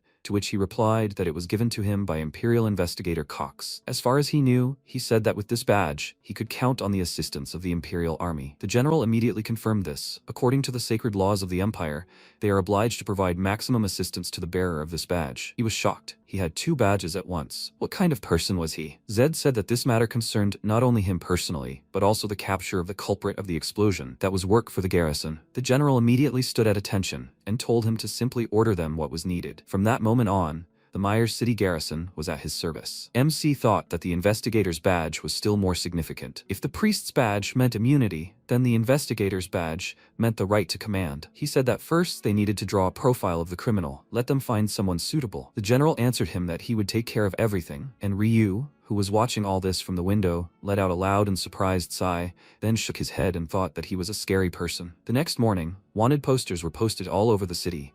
But the portrait did not depict Lacto, but some other man. People crowded around the notice board with interest, and among them was the man from the poster. It turns out it was Lacto in disguise. He thought, did he mistake him for someone else? But that can't be true. He definitely knows him. He deliberately portrayed him differently. But why? Maybe he wants to meet him? He walked away from the notice board and thought that what was on his mind would only become clear when they met. He couldn't even remember what number city he was in anymore. He was tired of being a fugitive. Maybe it was time to put an end to this? He had lived long enough. He had no regrets left. He noticed a guard ahead and stopped, thinking that a lot of people had gathered. First, he needed to blend in and get a better look. He felt a touch on his back. It was Zed. He praised his skill at disguise, and when he opened his mouth to speak, he ordered him to act naturally. If he aroused suspicion, the soldiers would come running. Lacto asked who he was, and he told him his name in response, saying that he had finally met him. The man asked why he was looking for him, but before answering his question, he suggested that they change places. After that, MC removed his hood and said that it was nice to meet him. He reintroduced himself, and when Lacto took off his disguise,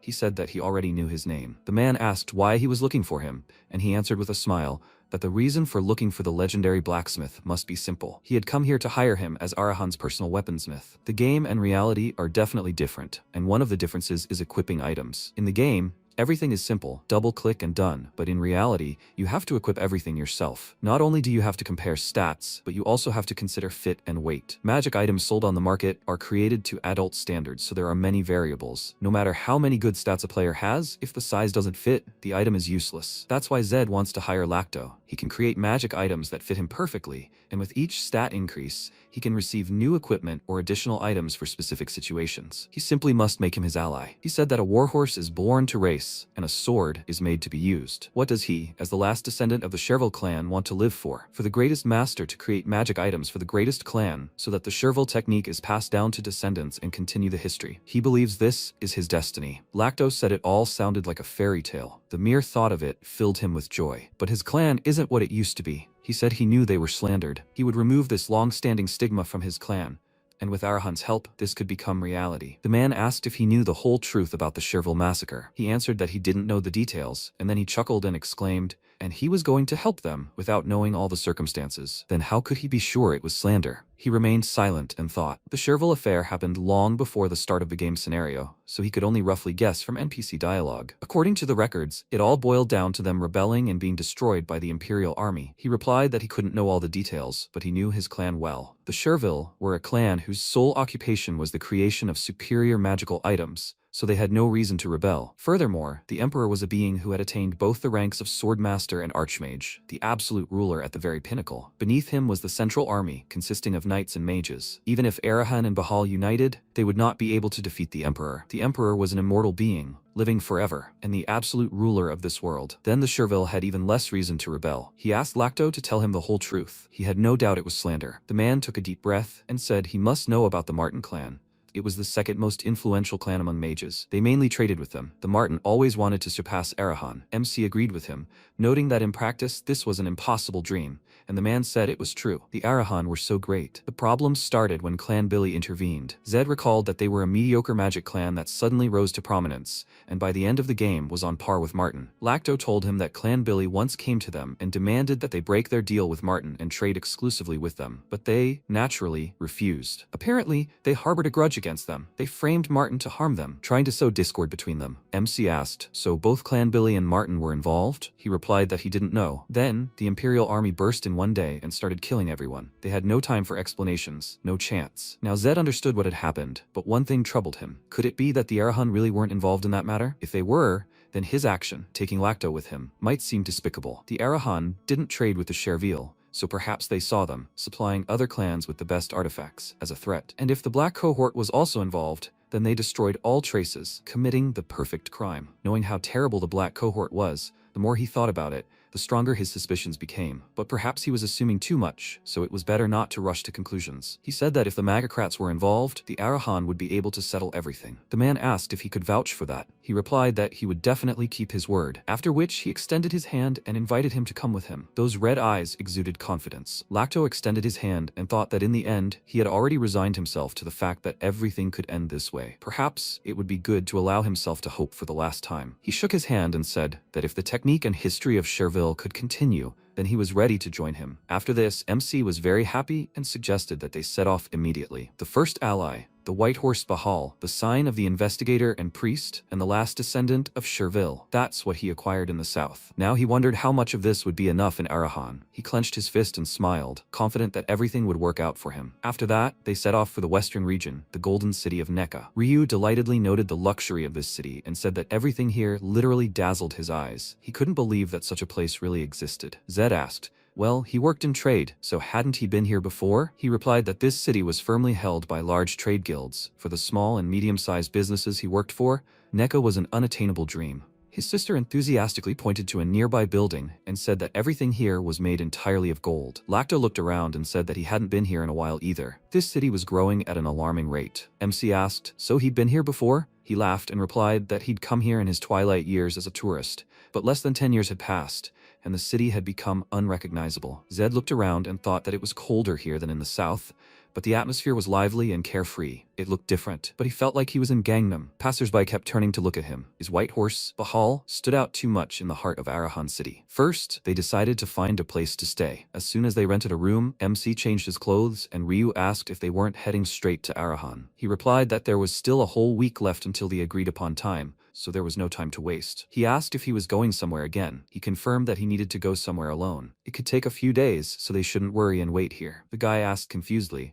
so he wasn't coming back today. He replied that a week might not be enough. They should eat somewhere close to the place, and if possible, try not to go far. Otherwise they might get lost. Ryu said that he was certainly not a child, but it was indeed easy to get lost here. After that, they said goodbye to him and told him to come back safe and sound. He smiled at them goodbye and then left the hotel, noting that everything smelled of gold. As bright as this place is, it has a dark side. People who came to the Golden City hoping for opportunity became losers and settled in the alleys, and he wonders if he could be in such a place. He went to a store. There he asked for black contacts, and the seller asked why he needed such a cheap and ordinary color. He remained silent, and he, realizing that he asked too much, exclaimed that he would bring everything right away. After that, he went to a clothing store, chose some rags, and the seller told him that these were work clothes. They don't sell that. He quickly changed and handed him his clothes as payment, and then went to a shoe store, where he was already mistaken for a tramp and almost kicked out. Finally, his new image was ready. He looked at his reflection. Now he looked like a real tramp, and now it was time for him to go meet the king of the back alleys. He waited until nightfall, sitting near a ruined house in a pool of filth, and decided to start. He walked down the street and entered a narrow alley, all this time being watched by other vagabonds. He had noticed them long ago and thought they were small fry, and really, just observing, exactly 7 around the perimeter. Now it was hard to see them even a couple of meters away. Just when he thought it was time to act, his stomach growled loudly, and he thought that maybe the beggar's clothes made him too hungry. If he had known this, he would have at least taken some dried meat with him. But then, those guys would have pounced on him even sooner. And then a large man came out to meet him with some other guys,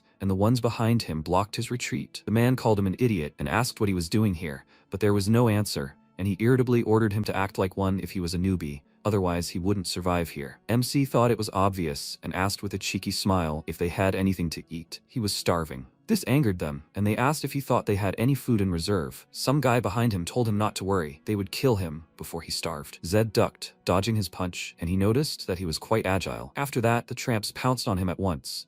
One of them attacked him from behind, then he simply hit him with his shoulder, knocking him down on his comrades, and he was about to hit the other guy with his elbow in the face, or rather, pretended to, and then simply knocked him out with a quick blow to the neck with the edge of his palm. Seeing this, the other tramps were shocked, and MC smiled at their faces. But instead of running away, they pounced on him and suffered the same fate as their friends. Zed thought his strength was now 70, so even a light blow would knock them out. The man woke up, and MC asked if he was in a lot of pain. He responded by exclaiming that he was a psychopath, and said that he had just asked them a question, and they had immediately attacked him, while they could have just given him a crust of bread. They made him even hungrier. The man helped his comrade up and exclaimed discontentedly, "Does he think he'll get away with all this? He wouldn't live here. Their gang would finish him off without anyone knowing." He responded by saying that then he just needed to capture their gang, and the man exclaimed that his head was full of nonsense. Suddenly, someone pointed a blade at Zed. He quickly reacted and dodged, and the attacker smirked and asked, "Is he unusual?" It was the squad boss. They all happily ran over to him, and MC thought that he had caught a real beast from the very first day. Perhaps his plan will be realized faster? One of the vagrants asked joyfully, "Do you know who this person is?" It was the legendary assassin who had terrified Nek, Master Kanzera. The assassin had said that if he wanted to live,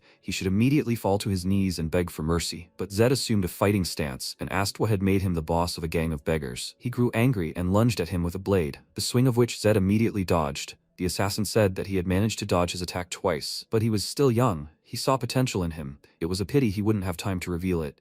He wouldn't live long. Zed grinned and thought, is this him, the world champion, who was being told about potential? Suddenly, the assassin began emitting mana, preparing for a new attack, and he thought that he was at least in the 4th circle. He thought the legends about the assassin were nonsense, but it seemed there was some truth to them. Assassins don't have the support of large clans, so their limit is obvious. They can't pass on their skills. Under such conditions, reaching the 4th circle is truly worthy of the title of legend. Noticing his serious expression, the assassin laughed and said that he must have scared him. This is what happens to those who don't know how big the world is. After these words, he dissolved into mana and began circling around him, but he wasn't distracted by his feints. He mockingly asked if he wasn't trembling, or was he simply frozen with fear? He would check it now, He launched an attack, and MC realized he was about to strike him from above, but his premonition told him otherwise. 3 of them pounced on him at once, and he didn't bother to defend himself and simply jumped to the side, dodging. Their blades clashed, and the assassin asked if he had dodged their coordinated attack. The other asked who he was. A knight or a mage, perhaps? All 3 looked very similar. They were actually triplets, Draw, Jay, and Dekai. Zed looked at them more closely. They were similar, but each had their own unique mana. They cloaked their presence with mana, so he didn't immediately understand. What good is his 100 perception points if his mana is only 5? They ran towards him, and Jay remarked that this guy was a braggart, and his brother said he got lucky once, but he wouldn't dodge it a second time. MC then used the comprehensive transformation skill, and his lenses burned out. Seeing his red eyes, the killers were very surprised and exclaimed, "Why is he here?" They ordered the tramps to run. "It's a trap," and sparks began to quickly spread across the alley, capturing the killer's mana. The system notified him of the activation of Tough Fighter,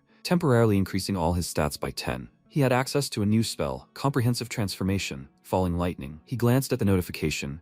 Meanwhile, the killer ordered everyone to disperse, because if they stayed here, they would die. Zed began to gather a ball of lightning in his hand, and the further away the tramps got, the larger it became. The moment came. He clenched his fist and threw the ball at Jay, who was running along the rooftops. The killer failed to react and was hit, and the lightning strike roared, after which Jay fell unconscious. MC, looking at his hand, wondered if this was the power of second-level magic, and this with his mana at only 15. Maybe it was the power of lightning? He simply repeated the movements from the game, and the magic worked. The fact that he didn't need to cast spells was a huge advantage. Suddenly, the voices of the city guards were heard. They must have come running at the roar. He quickly ran into the alley, picked up Jay, and thought that the power was good, but it came out too loud. He needed to escape quickly. A second before the guards appeared in the alley, he managed to escape. They decided to inspect the scene, and as soon as they turned on the light, they saw traces of blood. Zed didn't notice it at first. The tracks led straight to his feet, and he glanced at the killer, wondering if he was wounded. The guards followed the trail, and he became nervous, thinking they were about to show up, and he thought he really wanted to resolve everything quietly. He calmly walked out of the alley, and they immediately shone a light on him, thinking he was a criminal, and he angrily asked them to put it away. Seeing his eyes, they immediately bowed to him and apologized for their tactlessness. They were patrolling the area and heard the explosion, looking for the culprit, but he didn't seem to be Master Tunda. MC thought they were talking about the 6th offspring of Arahan and told them his name, saying he was the 7th. Don't they know him? Although, how would they know? He'd been in exile the whole time. They excitedly apologized to him, and he said that if they were looking for the culprit of the explosion, he saw him running in that direction. They should quickly run after him. They thanked him for the information and gave chase in a false direction, and he sighed with relief. In the end, everything was resolved with a few words. It seemed that his status in the city of Arahan was absolute, which was not bad. He returned to the alley, raised his hand to the killer's mouth. Fortunately, he was still alive. The lightning strike was stronger than he expected. He picked him up and walked deeper into the darkness. They walked like this for several minutes, and then the voices of his brothers were heard. Zed ordered them to show themselves, and they both immediately obediently appeared before him. They apologized to him for their insolence. They deeply regretted that they dared to show hostility to the offspring of Arahan. Will he show generosity and let their brother go? They even laid down their weapons and began to bow to him, tearfully begging him to let their brother go, and promised him that such a thing would not happen again. MC said that it was ridiculous. They were murderers,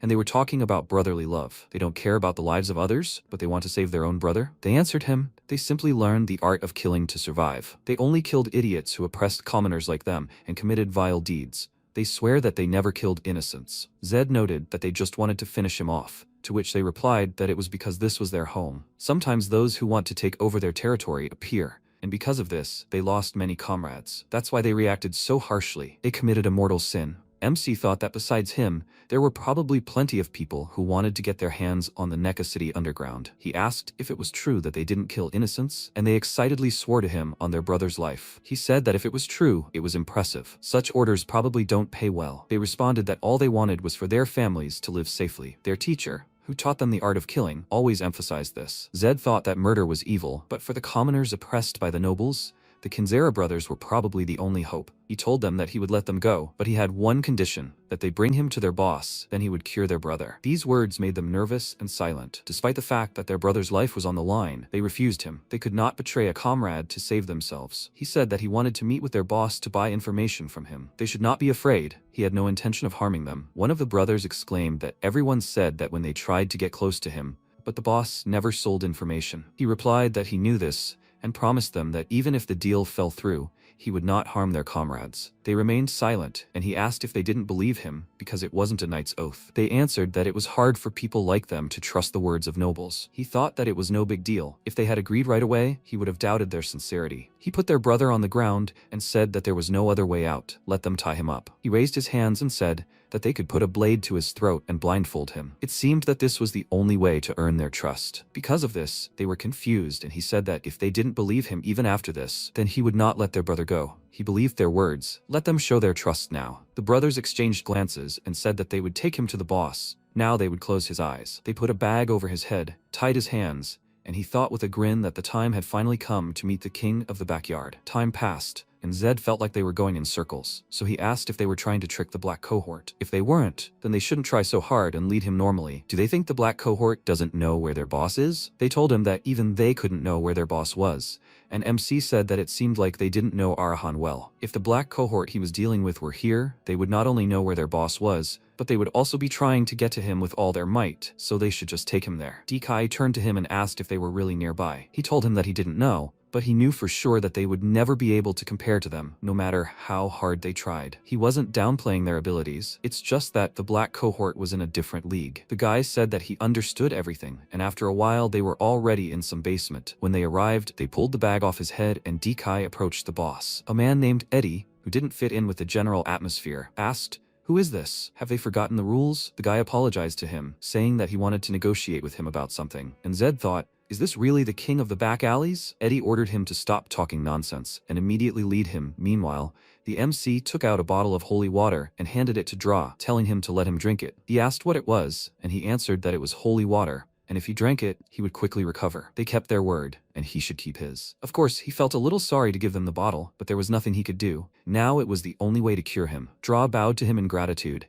and Zed approached the king of the back alleys and said that he wanted to talk to him about something. He ordered him not to bother him and to get out of here. Then he snatched the book from his hands, causing his indignation. But this also made him look at him, and then he saw his red eyes. But Eddie was not surprised. He inquired how he got here, and then cast a displeased glance at the killer and asked, is this how they betray him, although he trusted them? He excitedly said that this is not true at all. He promised not to harm the boss and the others. Eddie let out a chuckle and, snatching the book back, asked, haven't they heard this nonsense enough times? All nobles are idiots. MC thought that he was a genius among geniuses who does not forget what he saw once, and Eddie, looking him over, noted that he was young, but this is not Tunda Arahan, and his face is unfamiliar. So, he is the same youngest son who was thrown into exile. He confirmed this, saying he hadn't even expected him to know about it. The man grinned and asked what he wanted to talk about. But there was one problem. He wasn't interested. He asked in response how he could be sure without hearing him out. He chuckled and said that everything is so simple for the nobles. A sack of gold, or the legalization of commoner status. Isn't that true? Zed remained silent, and he returned to reading, saying that he thought so. He continued to observe him, and thought that he had tried many times to gain a position, thanks to his sharp mind, but each time failed because of his low birth, after which he hated nobles and began to consider everyone around him stupider than himself. It was just like in the game. He said that he was offering neither money nor legalization as payment. He would pay him with information for information, which he would buy from him. Eddie remarked that it was funny to buy information with information. He asked, isn't that what he wants? He asked in return why he had such thoughts, and he thought that he couldn't help but know about him, since contact with him in the middle of the game was crucial, like a hidden figure. He asked, are they saying he remembers everything he saw once? He told him that he really had a good memory, but he shouldn't jump to conclusions, and then MC looked at his desk and said that he seemed to like reading, but there was nothing here except these books. So, he was throwing away what he had already read. He laughed and remarked that he was quite perceptive. What else did he notice? He answered him that he noticed that he had developed a desire to negotiate. You could tell by his posture, because he turned towards him, and he turned out to be right. Eddie smiled and said that he would listen to him. Then he said that he needed everything about Arahan, or more precisely, information about his brothers. He asked if it was because of internal strife. Information could be money, a weapon, and sometimes a shield, but he missed the most important point. What information would he pay for? He would answer him that he would give him information that he didn't know, and he remarked that he wouldn't know it until he heard it. He knew almost everything there was to know. Zed asked him to give him the information first, and then he would tell him everything. This made him indignant and exclaim, what kind of conditions are these? His information could be useless. He replied that they were in the same situation. Could he possibly know more about Arahan than he did? Eddie said that was just ridiculous. He himself had come to him because he was panicked. He replied that he had come thinking that maybe there was something he didn't know, but if he didn't like the conditions, he should just forget about it. Noticing how he was thoughtfully tapping his finger on the armrest, he thought that the basis of any deal is understanding what the other party wants. He had studied him well, and he knew nothing about him. This weirdo was simply obsessed with information. He needed to try pressing harder. He got up from his chair and said that since he didn't want to negotiate, he was leaving, and the man didn't stop him. He walked into a dark tunnel and thought that there was no need to rush the deal. Thanks to the Kanzera brothers, he found him quickly, and now he had some time to spare. In any case, he would be the first to contact him, so he was in no hurry. He heard footsteps behind him. The triplets bowed to him, and Ki said that thanks to the holy water he gave, their youngest was almost recovered. It seemed that this was not ordinary water, and they were very grateful to him. He was ashamed that he did not trust him because he was a nobleman. MC said that among nobles there are sometimes good ones. He is not the type to break promises. Tikai almost burst into tears and said that he had never met a nobleman like him. If it were anyone else, it would never have occurred to him to save their younger brother's life. Dra asked if he could know his name. He introduced himself, and the triplets bowed to him, thanking him again. They would remember him for the rest of their lives. Zed thought that it seemed so, and he had warnings about the assassins. They really are deeply loyal to each other and do not betray their comrades. Maybe they are not as bad as he thought. He wanted to leave, but an idea occurred to him and he turned to the triplets, asking, "Are they the Kanzera?" They confirmed it, and he thought that the fourth circle for assassins is an impressive level, and there are 3 of them. If he takes them on, they will be a serious help in the upcoming fight. He invited them to join him, after which he returned to the king of the backwoods, who looked at him with a smirk and thought that it was obvious. His feigned composure will not fool anyone. Information about the brothers will soon become a matter of his survival. He asked, why did he come back? He pretended not to be interested and left. He stated that he wanted to buy the Kanzera brothers, and Eddie did not even understand what he said at first. When he realized this, he was very surprised and said that he would pay for them with information. He raised his hand, asking him to wait, then asked if he came back because of those guys and not because of information about his brothers. He answered him that he did not need information about his brothers. He thought again and decided that it would not be beneficial for him. Eddie's face darkened. He was silent for a few seconds, thinking about this, and said that there was one problem. They were the commanders of the squads of their organization, and he was the main commander. MC said that he was ready to pay a decent price, and he answered him that the price would be much higher than he thought. He wants to know everything that happened to him since leaving captivity, how he got out and what he did after. He will not accept less. He thought that money is not important, but if he satisfies his curiosity, then it will be quite valuable. The return of young Arahan from captivity is enough to pique curiosity, but he won't reveal his secrets so easily. Zed noted that his ambitions were rather shallow, which immediately made him jump up from his chair indignantly and say that he thought he would demand something more grandiose. Apparently, everyone lives according to their own standards. Eddie was very angry. He grabbed him by the clothes, called him a pathetic puppy, and asked if he thought he was so special. He was simply born into a noble family, a good-for-nothing, talentless fellow who was lucky with his origins. He began to threaten him, but seeing his intense gaze, he retreated, and the triplets worriedly asked him to stop. He was, after all, Arahan's offspring. He coughed awkwardly and took a few steps back,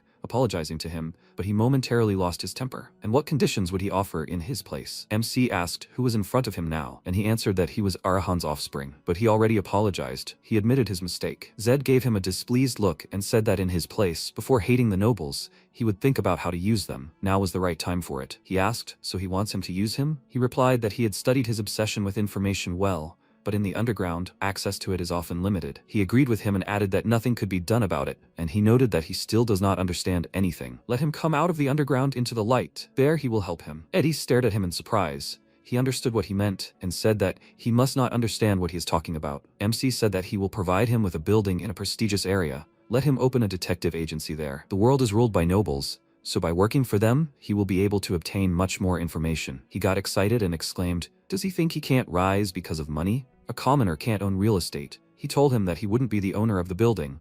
He'd just be a tenant running a business there, and he'd also be stationing a Mahodan squad there to guard it. Aren't these terms more than generous? He's offering to partner with him. He'll help him do what he wants legally, and in return, he'll provide him with information. They'll help each other. Wouldn't that be wonderful? Eddie imagined it. He'd be able to get the information he needed and a Mahodan squad. But could he be trusted? He asked. Was he serious? Would he really provide him with all this? He told him that he didn't break his promises, and the triplets confirmed this, nodding vigorously, and Eddie thought about it. This was the chance of a lifetime. All the important events happen among the nobility, and you could only get a pittance from the vagabonds. And a Mahodan squad to boot, this was a real diamond fortress. He couldn't pass up such a chance. He shook his hand, declaring that he agreed to become his partner, and he remarked that this was an excellent decision, but deals usually require collateral. He knows that. He needed information about his brothers and the Kanzera brothers. This would be his entry fee. Time passed. He gathered all his allies and went to the great Arahan estate. Seeing the majestic black building and the huge gate, he thought that they were finally here. Ryu looked up at him and said that it seemed like he hadn't slept at all yesterday. Is he okay? He noticed the dark circles under his eyes and told him that he should be asking him about that, and he laughed, saying that he just couldn't wait. Zed had spent the entire previous night memorizing the information received from Eddie.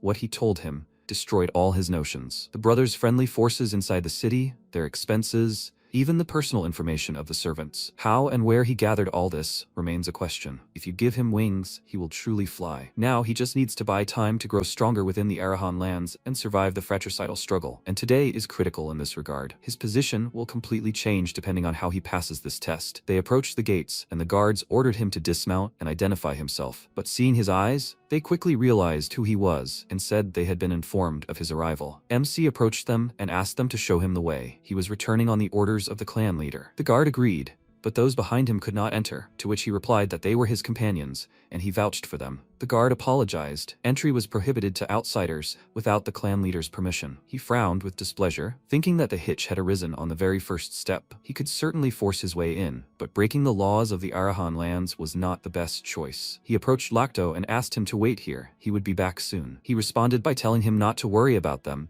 and to take care of himself. An old man's senses couldn't always be relied upon, but he had a bad feeling. Zed told him not to worry. Everything would be fine. After which, he looked at the Kanzera brothers and said that he was counting on them. They nodded to him, making it clear that they would do everything as needed, and the guard invited Zed to enter the estate. He followed him and thought that now he was responsible for their lives. He needed to keep a clear head. He would not be nervous. He had prepared as much as possible. A mage is driven by profit. He needed to focus on that. He had only accidentally ended up in Arahan's body, but from now on, to survive, he must act without mistakes and completely as Arahan, their seventh youngest offspring. A mage who puts profit first, he must play this role and win the favor of the clan leader. And then the moment came. The doors to the throne room opened, and his father, Zenodin Arahan, motioned for him to come closer. MC knelt before him, greeting him, and tried to calm his body, which was trembling with fear. The man asked how he felt about returning to his home after a long separation. He replied that he felt the same as before. The clan leader's powerful aura was still strong, and the bone-piercing chill had not changed. At his words, the man laughed loudly, so loudly that a vibration rippled through the throne room,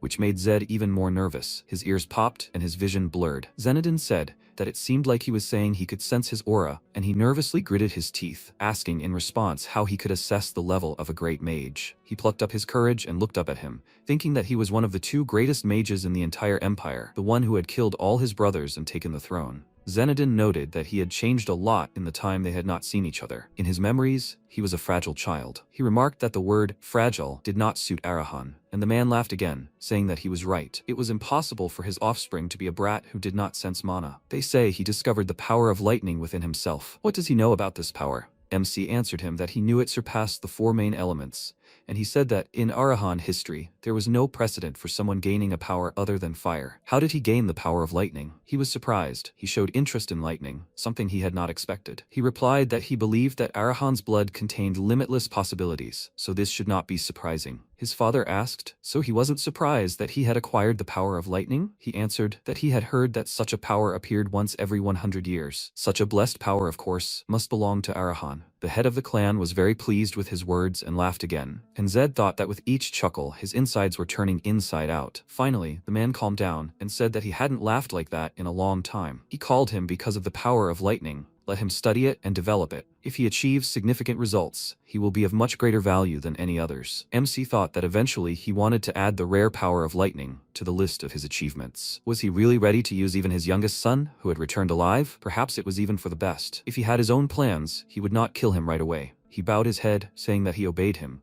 But Zenodin said that despite all this, he could not ignore his action. He knew that the slaver DeVito was connected to their clan. He confirmed it, and he slammed his fist on the armrest in rage, exclaiming, and he still executed him? And he even used the despicable Bahal for it. Zed thought the madman was showing his true colors. Now the real game would begin. He said that he had done nothing to harm the clan. Slavers were those who had to be dealt with sooner or later. They ran counter to the emperor's goals, and he believed that they would harm the plan in the long run. Zenodin noted the contradiction in his words. Slavers brought great long-term benefits. After all, they dried up the seeds of the south. MC thought that up until this point, everything had gone as he expected, Now he must carefully choose words that would please the clan leader and convince him. He said that he believed that there were unfair and fair benefits. His father asked if he thought the profits from slave traders were unfair. That was absurd. Profit was profit. Zed thought he was 15 now, so he was simply displaying the stubbornness of a 15-year-old. Let him consider this a mistake acceptable for his age. He asked why the first clan of the empire should take dirty money. The Arahan should have only the shiniest coins, even if they were gold. His father paused for a moment and called it all sophistry. Then why did he accept help from Bahal? No matter how young and inexperienced he was, he couldn't help but know that they were their enemies. MC replied that Bahal was acting on imperial decree. Their paths simply crossed by chance. It wasn't help from them. His father became angry and exclaimed,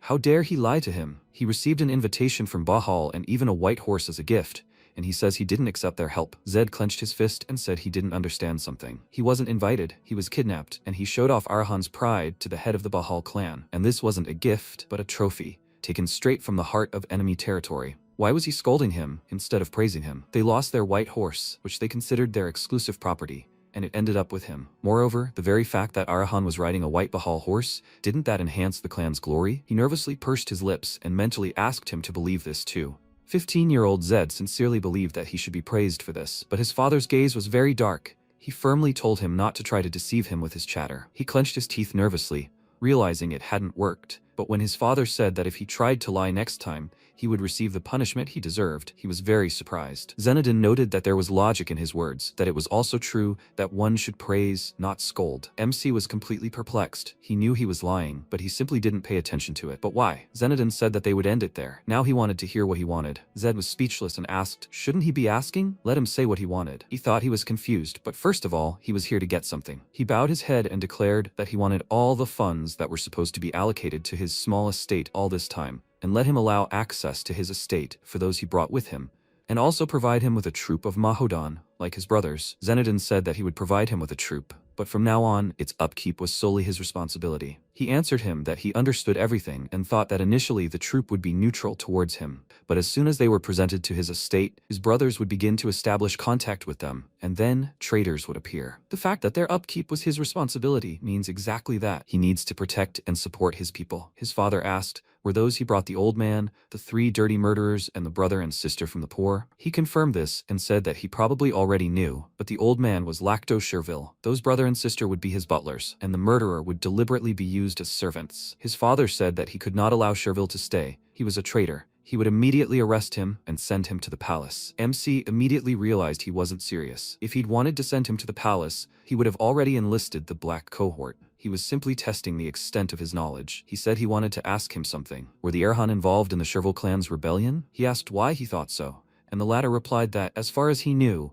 the Cherville didn't trade with the Arahan, but only with the Martin clan, which was why he asked. Zenodin immediately laughed and asked if he thought he'd pay attention to such pathetic worms. It was funny. The Martin might be second among the Magocrats, but they were just losers, not worth an Arahan's little finger. What reason was there to hinder a worm's death throes? Zed thought. So they weren't involved? Fortunately, he hadn't brought Lacto into his enemy's clan. In that case, he'd asked him to shelter Lacto Cherville, but his father had refused him outright. He couldn't let a traitor to the empire into the clan's lands. His father said that he knew they were falsely accused and that he should remove the stigma from his clan. Zenodin asked him for a reason, and he said that Lacto Cherville was the greatest master of magical items, and naturally, he should belong to Arahan. If he sheltered him and dropped the charges, it would bring glory both for saving the innocent and significantly strengthen the clan's power. He thought that he was unsure of everything else, but Zenodin should be pleased initially that he had found and brought him here. That was obvious. His father agreed. He would shelter him, but he would not drop the charges. Since he had brought him, let him deal with it himself. He replied that he understood everything and thought that it would be okay if Zenodin did not interfere.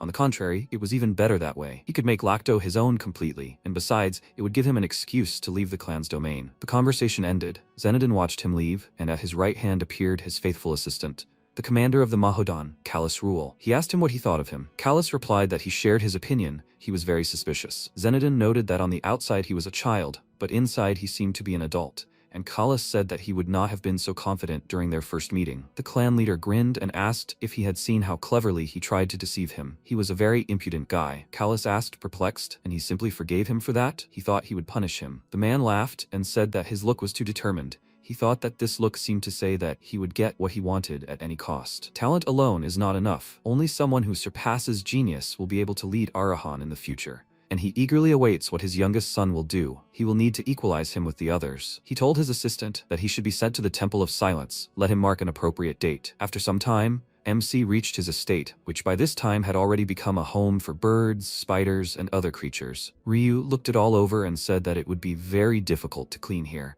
But the Kanzera brothers were optimistic. They enthusiastically picked up mops and told the young master to rest, and they would finish here quickly. He thought that it was so unusual for him to hear such an address, after which everyone set to cleaning. While Zed was polishing the windows from the outside, a squad of 20 Mahodans approached him, and they greeted him. He immediately asked them how long they had all been in the squad, and one of the mages answered him that they all joined the squad no more than 3 months ago, all of them of the 5th circle. MC thought it was a pity that all the newbies were there, but besides those already captured by his brothers, they were the only ones left. He noticed some of them whispering, and thought that they seemed to be thinking the same thing, that they had messed with the wrong person. He approached them and said that in any case, he was glad to see them. He hoped they would get along. The guy awkwardly agreed with him and asked what he was doing just now. He answered that he was cleaning. The estate was in complete disarray now. The magician said that he understood why he was cleaning, but why was he doing it himself? He stared at him in confusion and asked if he thought he should just sit back while his house was being cleaned. He answered that there were servants for such things,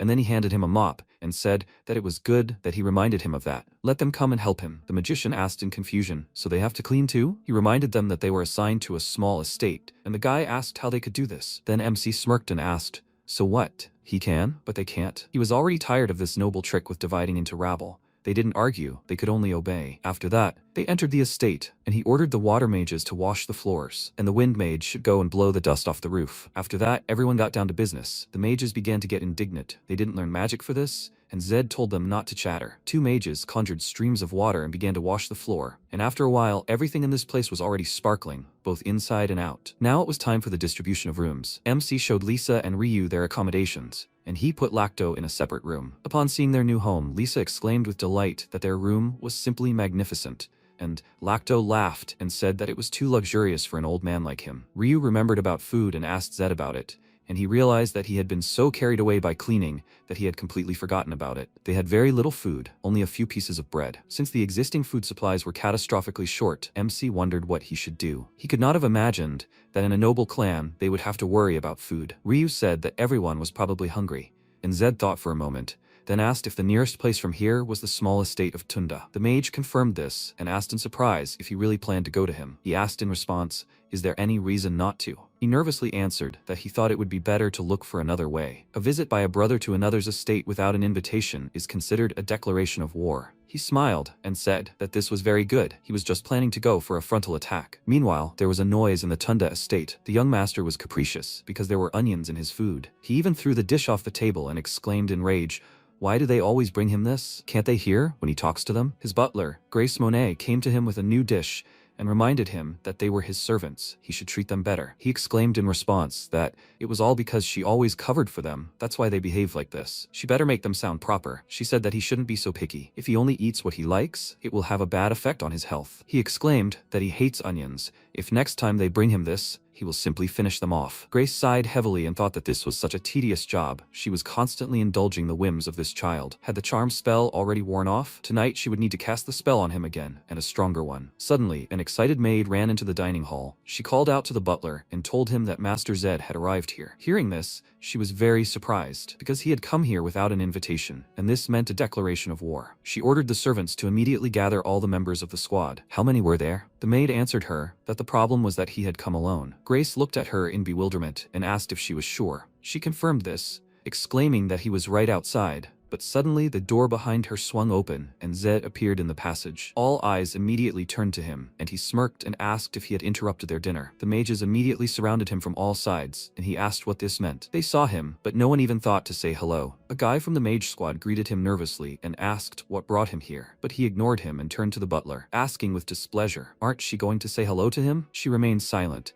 and wondered what this brat was expecting by acting so insolently. He was a brat, not even worth keeping an eye on, and that aura emanating from him. Had he really awakened his mana and been allowed to return? Still waiting for no greeting from her, he asked if she would remain silent. She hesitated for a moment, then bowed her head to him and introduced herself, thinking that she, the real power in this house, was forced to bow her head to some idiot. MC said that it seemed like playing at being truly powerful had given her courage. She was so recklessly projecting her aura. She immediately looked up at him with a frightened expression and realized that this wasn't the brat she knew. What even happened to him? Not only did he come here alone, but he was also acting so brazenly. Does he have some kind of ace up his sleeve? She saw the priest's sign under his cloak and was even more surprised, and Tunda stood up in a rage and exclaimed, "Isn't he going to greet his older brother? Has he completely lost his mind? Does he even understand what he's come here for?" He answered him with a smile that he had nothing to say to him. He was just a puppet. Tunda slammed the table in rage and exclaimed, "What puppet? And he had just spoken to him informally?" He asked. "Does that bother him?" Tunda exclaimed that of course it bothered him. He was his older brother. After that, he lit a flame in his hand and said that since he was here, it meant war. He had recently learned a new spell and wanted to try it out. He thought he would be the perfect test subject. This fire would make him immediately remember how to address him respectfully. Grace asked him to stop, and he ordered her to step aside. He was going to teach this ill-mannered idiot a lesson. Then she grabbed his hand, asking him to stop, and he, calming down his flame, exclaimed in displeasure. What was wrong with her? She had heard him talking to him. He had called him a puppet. She asked him firmly again to stop. She would explain everything to him later. For now, he should just calm down. She sat him back down in his chair and apologized to Zed for his rudeness, and he remarked that the servants here were quite smart. Grace thought that a priest's guarantee was an emperor's guarantee. If there was any trouble with this guy, by imperial law, an investigator would be sent to Arahan. If the investigator set foot on clan land, his mana channels would be cut off. That's how much the head of the Arahan clan hated the emperor, but she couldn't act directly. For now, she just needed to politely escort him out. She smiled and asked why he had come here, and he remarked that it was funny. For a simple butler, she had too much ambition. She ignored this and asked him what was going on, and he decided to start by saying that there was nothing to eat in his estate right now. He would like them to share their food with him. She clutched her head tiredly and asked the servants to bring all the remaining meat and bread. When they had packed everything, she went out to see him off and asked if that was the end of his business. He answered that that was all for today,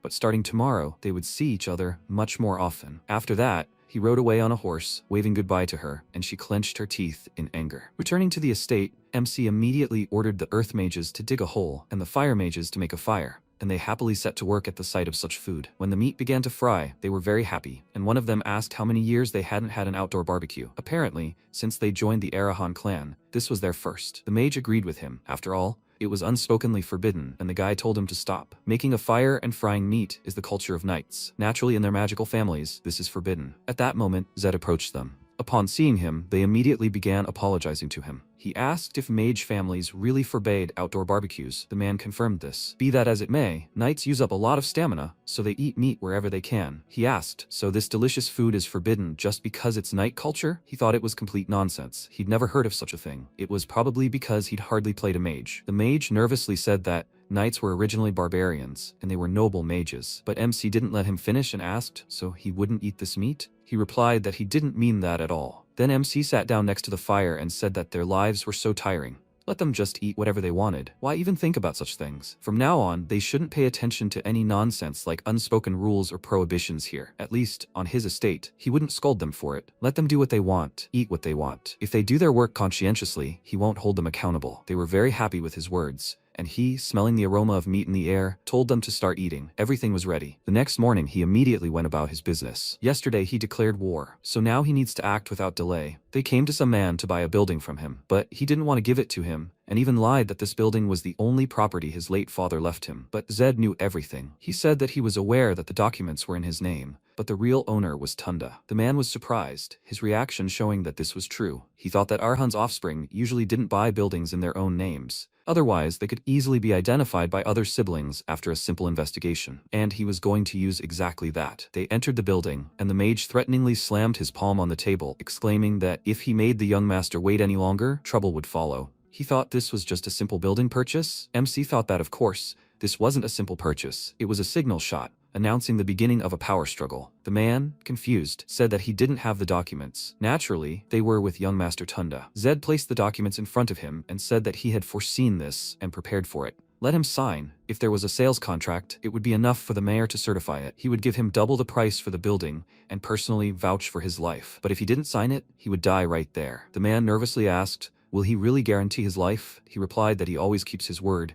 He swears on his name. After that, the man obediently signed everything, and he looked at the document with a smile. From that day on, he was the owner of this building. After that, he went to the mayor, Douglas Hooper. He checked the purchase agreement and confirmed that the owner of the building was Warren Beatty. MC asked if the notarization would be completed immediately. He answered that this was a legal transaction, so after paying the remaining amount, there shouldn't be any problems. He remarked that it was a very wonderful system, and Zed agreed with him, both with the house documents and here. There are too many cases of theft. Such a double system of control is necessary so that no one suffers unfairly. Zed thought that someone would suffer greatly and unfairly because of this deal, and the mayor remarked that he was a very unusual person. Usually, the offspring of Arahan don't buy buildings in their own names. He knows the reason, right? He replied that he knew, but it was none of his business. He thought he had no reason to create vulnerabilities by using front men. At that very moment, Grace's loud scream was heard outside the mayor's office. She ordered the guard to let her go. He knew who she was, but he dared to block her path. He turned to the door and thought that here was the very person who would suffer unfairly. An enraged woman burst into the office, blazing with aura, and the mayor exclaimed in displeasure that she knew that the use of mana was prohibited here. She exclaimed in response that this was simply ridiculous. Didn't he break the rules? MC asked what she meant, and she exclaimed, he asks this because he doesn't know? This building was the property of young Master Tunda, and he wants her to remain silent after he stabbed her in the back like that? He replied that he had no idea what she was talking about. The owner of the building was listed as Warren Beatty. Grace was furious. She warned him that he was making a huge mistake. How was he going to deal with the consequences? Was he that confident? He responded by saying that she was the only one making a mistake here. What was she even counting on? Shouting so loudly? Did she not understand the situation? She released an even more furious aura and said that as young Master Tunda's butler and a mage from the Monet family, she promised him that he would definitely pay for today. He noted that since it had come to a threat now, he would also warn her. Be it revenge or a favor, he returns what he received tenfold. And should she forget the motto of the Arahan clan? If she attacked him, she would lose everything. She couldn't respond to this and left, and after a while, Zed brought Eddie here. He looked around this huge building and asked if he really owned it. He confirmed and said that it was now under his control, and he turned to him with a smile, admitting that he doubted he could handle it, especially so quickly. He was much more decisive than he expected. They went inside, and Eddie gave him a list of magicians hiding in the city, and he asked, perplexed, why he needed it. He asked in response, didn't he need a teacher? For Arahan, becoming stronger is the goal of life, isn't it? Or is he mistaken? He doesn't have a suitable mentor, does he? MC thoughtfully touched his chin. In fact, he had already thought about this. He thanked him with a smile for his concern, and he answered him that he was not doing this out of gratitude, but for his own benefit, so that he could become stronger. Zed glanced at the list and asked who he would recommend to him. He answered that he would definitely recommend the person number 1, Krang Gutra. He didn't even need to look at the others. He wasn't familiar with the Gutra house. He replied that he'd never heard of them, and he told him that the Gutra were mercenaries who were famous in the West. MC interrupted him and asked, he's a mage, but also a mercenary? He replied that for small houses, mercenary work is the best way to earn money, although the reputation is usually mediocre. Tiki said he heard someone mention the Gutra. They say it's better to hire one Gutra than regular mercenaries. Eddie confirmed this. He's a master of his craft, hence the high price. Only the wealthiest nobles hired him. Zed thought for a moment and threw the list on the table, saying that he needed to learn from him. Eddie said that people were just talking, that he was a special mage, not like everyone else, and that he was an excellent fighter. The triplets immediately shut their mouths, and MC laughed and said that Krang must have a lot of experience if he was a mercenary. Eddie said he does reconnaissance, assassinations, he can do literally everything. His survival skills have already been honed in battle. For him, this is the ideal mentor. He shouldn't even consider the others. He asked why he needed such a long list then, and he didn't know what to answer. Meanwhile, Tunda was furious. He swore he would finish this guy off. How dare he touch his building? He called out to Grace and exclaimed, has she been doing nothing all this time? Does she know how much money this place brings him? Growing influence requires funds. She warily touched her forehead, and he exclaimed that she had told him all this herself. Losing patience, she abruptly got up from the table and walked towards him, asking him to look into her eyes. She used magic that seemed to enchant him. Then she touched his face, casting her spell on it, and told him to calm down. He was making too much noise. Immediately after that, he became submissive and apologized to her, and she walked away from him and suggested that he start thinking about how they could finish off Zed. She sat down on a chair and relaxed, then turned to him with a smile and asked if he was ready to give her money from his fund. He confirmed this, adding that he would give her as much as she wanted, and she suggested that he hire the best thugs, and if they were exposed, they would charm them so that they would remain silent. He agreed with her, and she, stroking his head, said that he was so sweet. She was pleased when he obeyed her so submissively. Meanwhile, MC arrived at the best hotel in the city, Libera. A man at the entrance greeted him, and he said that he was looking for one person. Zed went inside and Eddie followed him, but the man stopped him and said that he could not go in there, only nobles entered. Such were the rules here. He, of course, was indignant, but Zed also said that there was nothing to be done. he would have to wait. He sighed heavily and said that he was so offended. This world is so dirty, here only nobles are considered people. MC agreed with him, and then he entered the hotel, the interior of which was very luxurious. He looked around in delight, wondering what all this showiness was for,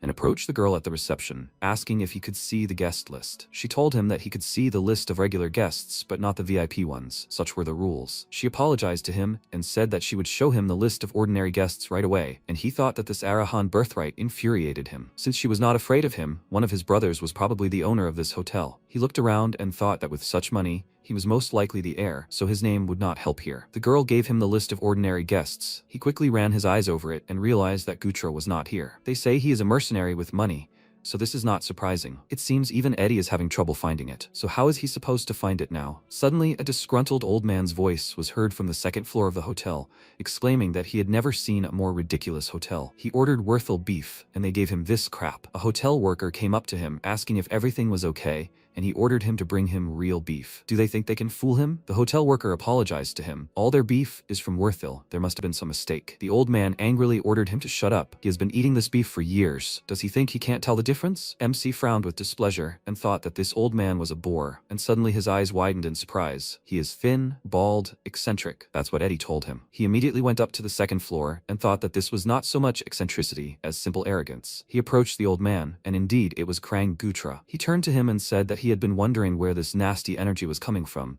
and now he understood who it was. He looked at him in confusion, and the old man got up from the table and walked past him, saying that since his morning had started with Arahan's face, the day would be terrible. Zed was completely confused. He looked after him and thought, what is he saying? No matter how eccentric or arrogant he is, speaking so rudely to Arahan is unacceptable. Does he hate them or something? They both left the hotel, but MC did so a little later than the old man. Eddie immediately ran up to him and excitedly asked, "Did you see his sign?" It was Krang Gutra. He told him that he knew that. He had already met him. Noticing how upset he was, Eddie said that he had told him that he had a very eccentric character. He told him it wasn't eccentricity at all, just capriciousness. Eddie smiled awkwardly and noted that true solitary masters are always special. He thought he wasn't suited to be his teacher. If he didn't like him, there were other candidates. He tiredly touched his head and asked, "But aren't the others magicians of the 5th or 6th circle?" The guy confirmed it, and he figured he was exercising and eating well, but his magic was stuck at the 5th level. He needed to change something, and he wasn't someone who meditated to grow. And since he didn't really have a choice, he ran after the old man. MC asked, by the way, does he by any chance harbor a grudge against the Arahan clan? Eddie asked again, against whom? Krang or something? Well, he's a very private character. Without the tattoo, he wouldn't have guessed he's from the Gutra clan. Zed asked again, that one on his forehead? Eddie answered, yes. Claws and fangs, that's the Gutra symbol. There it is. MC said he was just talking about Vertisan beef and then went to eat the meat. He thought, wait, last time Taurus Bahal promised to give him the highest quality Vertisan beef, which is supplied only to the Bahal clan. If we start a conversation through this, he's not an ordinary mage training in meditation. Naturally, he doesn't need a typical mage as a teacher, so they need to talk again. Although he's annoying, of course. MC approached him and asked the master to forgive him. Krang screamed, what a nightmare. What a nuisance during a meal. Why is he here again? Someone ordered him to collect money for a hotel room? Horrible. Damn idiots. Zed thought, no need to talk. He just has a dismissive character. Okay. Let's drop all this. He turned around when suddenly he saw an attack headed his way. His eyes widened in fear when suddenly Krang appeared in front of him and shielded him. The blades flew to the floor, and Krang dusted off his hands and asked, who are these people? Zed looked at him in surprise and asked, did he focus mana on his finger to block? Krang turned around in surprise and asked, does his eyesight seem good? Does that mean he could dodge? MC answered, yes, but the master moved first. He thought it was truly impressive that he defended himself without looking at the dagger and even moving in such a short period of time. Krang told him not to think badly. If he dies, it will be problematic for him and those with him. Although now is not the time for talking, MC thought. The murderous aura intensified. A scream was heard. It's a fight. Quickly, step aside. The warriors surrounded Krang and MC, who thought it looks like Grace Monet is already acting. Krang asked,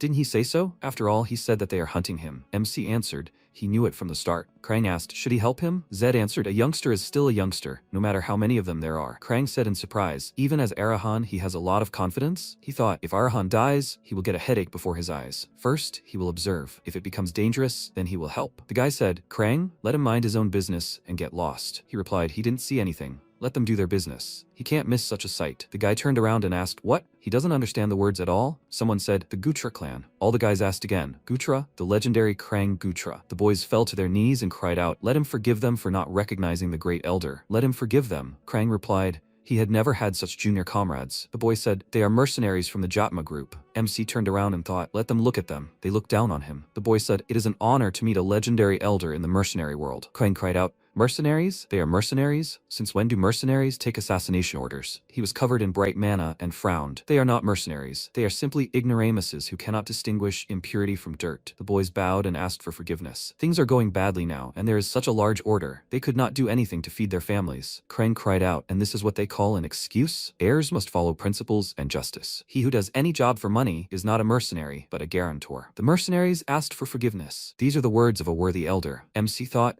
"They will sink deep into his heart." Krang said, "What a stupid situation. In any case, since they took the task, they must see it through to the end." Someone asked, "Right?" Krang replied, "Since he accepted it, then seeing it through to the end, that is also the position of a mercenary." The guy answered, "So?" He understood. "Then after this mission, they will never take an assassination contract again." Krang waved his hand after them and said, "That's good. Then let them do their job. He will not interfere." The mercenaries surrounded MC and cried out, "Yes!" MC thought, his soul is really unsettled. This is not a joke on people. The system window reported, magic, comprehensive transformation used. He changed his appearance and covered himself in mana, and Krang thought, not an aura of fire, but lightning? There is a child in Arahan who discovered lightning. The mercenaries asked, "What is that?" Krang thought, "This is a scary aura." A loud cry was heard, "Sir." Fighters appeared next to him and asked, "Sir, is he okay?" MC asked, "How did they find out and come?" The guy answered, "The order came to them through beggars first. It seems they didn't know that they were following him." Zed asked, "They wanted to hire them, right? The money must have been pretty big. They were obviously very angry." The guys screamed, "Sir, does he know who this man is?" MC replied, "They should know for sure. Let him say who it is." The guy replied, "Revealing the client is the basis for a mercenary." MC asked, "Right?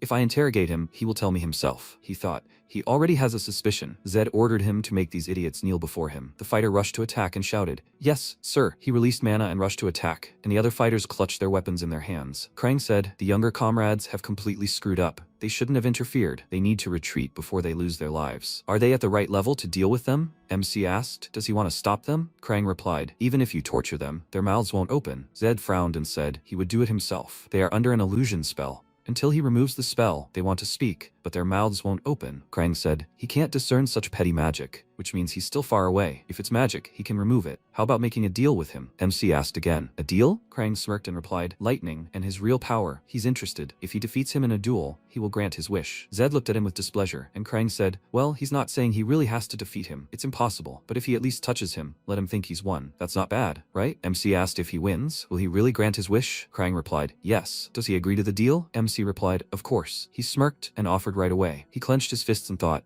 he also needs to check. Does Krang have the qualifications to be his teacher or not? Krang walked forward and said, "This is very straightforward. He likes it." He came right up to Zed and asked, "Is it too crowded here for a duel?" MC looked at him questioningly, after which he evaporated and the guys shouted loudly, "Sir!" After a moment, Krang asked, "Is this his first time teleporting?" He turned around and said, "This is the outskirts of the city. No need to worry. He comes here when he is bored." Well then, he ordered Zed to begin. MC thought. The terrain changed in an instant. He said, "Teleportation, as far as he knows, is only available to high-level mages, at least the 7th circle." "He is a 7th circle mage, master?" Krang laughed and asked, "So he's clinging to these insignificant circles?" "What can I say? Mages and knights often take them as the sole measure of strength, not realizing it's pointless." Zed asked, "Does he mean to say that circles aren't important?" Krang replied, "There are things far more important. In a real fight, victory isn't determined by a circle. Many other factors influence the outcome. For example, experience in deadly battles, familiar sensations that have become automatic, things like that." MC thought those were the right words. The younger knights, Clark and Bahal, were much higher in circles than him. If you think about it, circles only measure his power, but that can't be considered an absolute measure of strength. He didn't think they shared his views. In this world, he was the first to emphasize something other than circles. Krang asked, "Why is he staring so intently?" "What? He doesn't agree with him? What can I say? That's the limit of those called the mainstream. They think their path is the only correct one." MC replied, "No, he agrees. This is what he felt on his own skin, having fought many opponents." Krang asked again, "Many opponents?"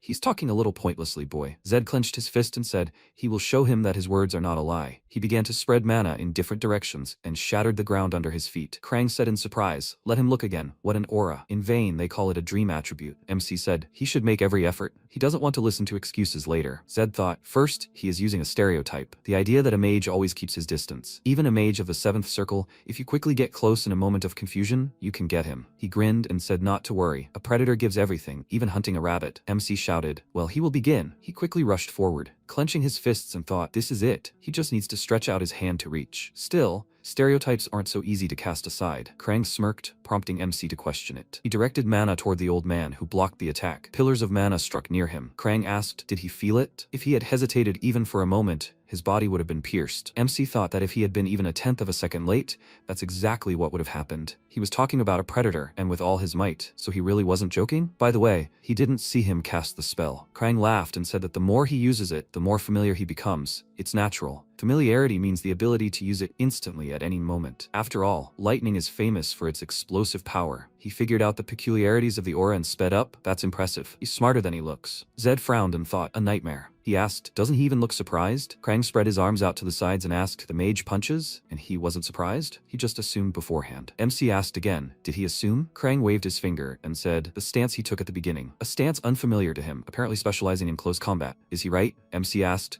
How could he? Is this really a stance he's seeing for the first time? Krang laughed and said, the chin, the solar plexus, the ribs, they all cover a person's vulnerable spots. And this is a stance that allows you to use your leg at any moment. An ordinary mage wouldn't stand like that. Zed thought to figure out the essence with one glance. He said, he has amazing observation. Krang said if that's all, he's deeply disappointed. He sat down on the floor and offered to see if he had a hidden trick. MC thought, a nightmare. He's not taking him seriously at all. He needs to approach with extreme caution. His observation skills are great. He instantly recognizes the feature when it's activated. Confuse, then activate the feature and attack. Krang said, this is funny. He wants him to get confused? MC frowned and thought, this is his last chance. He needs to be extremely careful. Krang yawned loudly, raising his hands up. Zed quickly rushed next to him and thought, this is an obvious provocation. A nightmare. He almost threw himself. Krang screamed, he endures. He has no pride at all? MC thought, this psychotic old man. The system window reported, the S-rank tenacious fighter feature has been activated. MC frowned and thought, it will work this time. He extended his hand forward, and the system window reported that all stats had temporarily increased by 10 points. He hit Zed on the head from behind and thought he had hit. Suddenly, he saw emptiness in front of him and thought, a doppelganger? Krang laughed and asked, had he ever seen such a fool? MC asked, what? Krang said, he is so focused on his tactics that he doesn't take the enemy's plan into account at all. Zed thought, a magic seal? Really? Right now. MC's body was covered in chains, and Krang said, a predator crouches before hunting. Zed thought, a nightmare. Krang spat and said he's completely trapped. Let him admit defeat, then he will let go. MC thought, it's hard for him to breathe. He didn't even know the gap was so big. The old man ordered him to drop his stubbornness. If he continues, he will die. MC thought, it's over. He closed his eyes when suddenly the system window reported, the feature, Tenacious Fighter rank S is deactivated. Fighter. Yes, he was a fighter from another world. This is the life he wanted. Truly. He wanted it. He likes this world, full of the strong, where he can live as an eternal fighter. But why is he acting like this now? He said it himself. Maybe he considered himself a rabbit even before the battle. He forgot about the 50-50 chance, forgot the fighting position. Victory begins with believing in yourself. He can't end like this, MC thought, until his last breath. He must be a predator. The system window reported, the feature Tenacious Fighter is activated. All stats are temporarily increased by 10 points. A new spell is available, Falling Lightning. Krang saw mana above the chain and asked, does he still have strength left? The system window reported, magic Falling Lightning is activated. A bright light shot into the sky and then towards Krang, whose eyes widened in surprise. Krang screamed, this terrible idiot, is he tired of living? Multiple system windows reported that the Falling Lightning spell had been activated. Krang screamed, this is just madness. Can he stop right now? MC's bright mana broke the chains and MC said he admits he is incredibly strong. He has a lot to learn from him. Krang said in surprise, what a stubborn idiot he is. Zed said, but victory will still be his. He broke all the chains and joyfully said, and when he wins, he will become his mentor. Krang asked again, what, a mentor? So that he can teach the brat from the Arahan clan? He would rather die than be disgraced like this in his old age. MC said, he will still win. He doesn't have a habit of giving up. Never. Krang smirked and said the psycho can kick as much as he wants, but he won't even touch the hem of his robe. The jokes are over. Now that he sees his attitude, he will have to crush him completely. MC replied that if he wins, he will have no choice whether he wants it or not. Krang asked if he really believes he can win. MC replied, a 50-50 chance. Krang smirked and said 50%. He's insolent. Zed said he'll just give it his all. Krang extended his hand towards him and told him to keep in mind that if he gets into trouble, he will finish him off. He doesn't care if he's Arahan or anyone else. MC asked him to act. He really must strike to the death. Krang spoke with bewilderment. It seemed he had completely lost his mind. He extended his hand to the sky and released his mana. MC looked at it and thought, this is the magic of the 8th circle, the Spear of Destiny. Zed's eyes widened in surprise and he thought, he knows this magic. The spell that many players chose the mage class for. He said Spear of Destiny, 8th circle. He didn't think he was hiding such a trump card up his sleeve. Krang cried out in surprise. What? How dare he bring it to this? Krang held his mana above his head and said he was sorry it had turned out this way.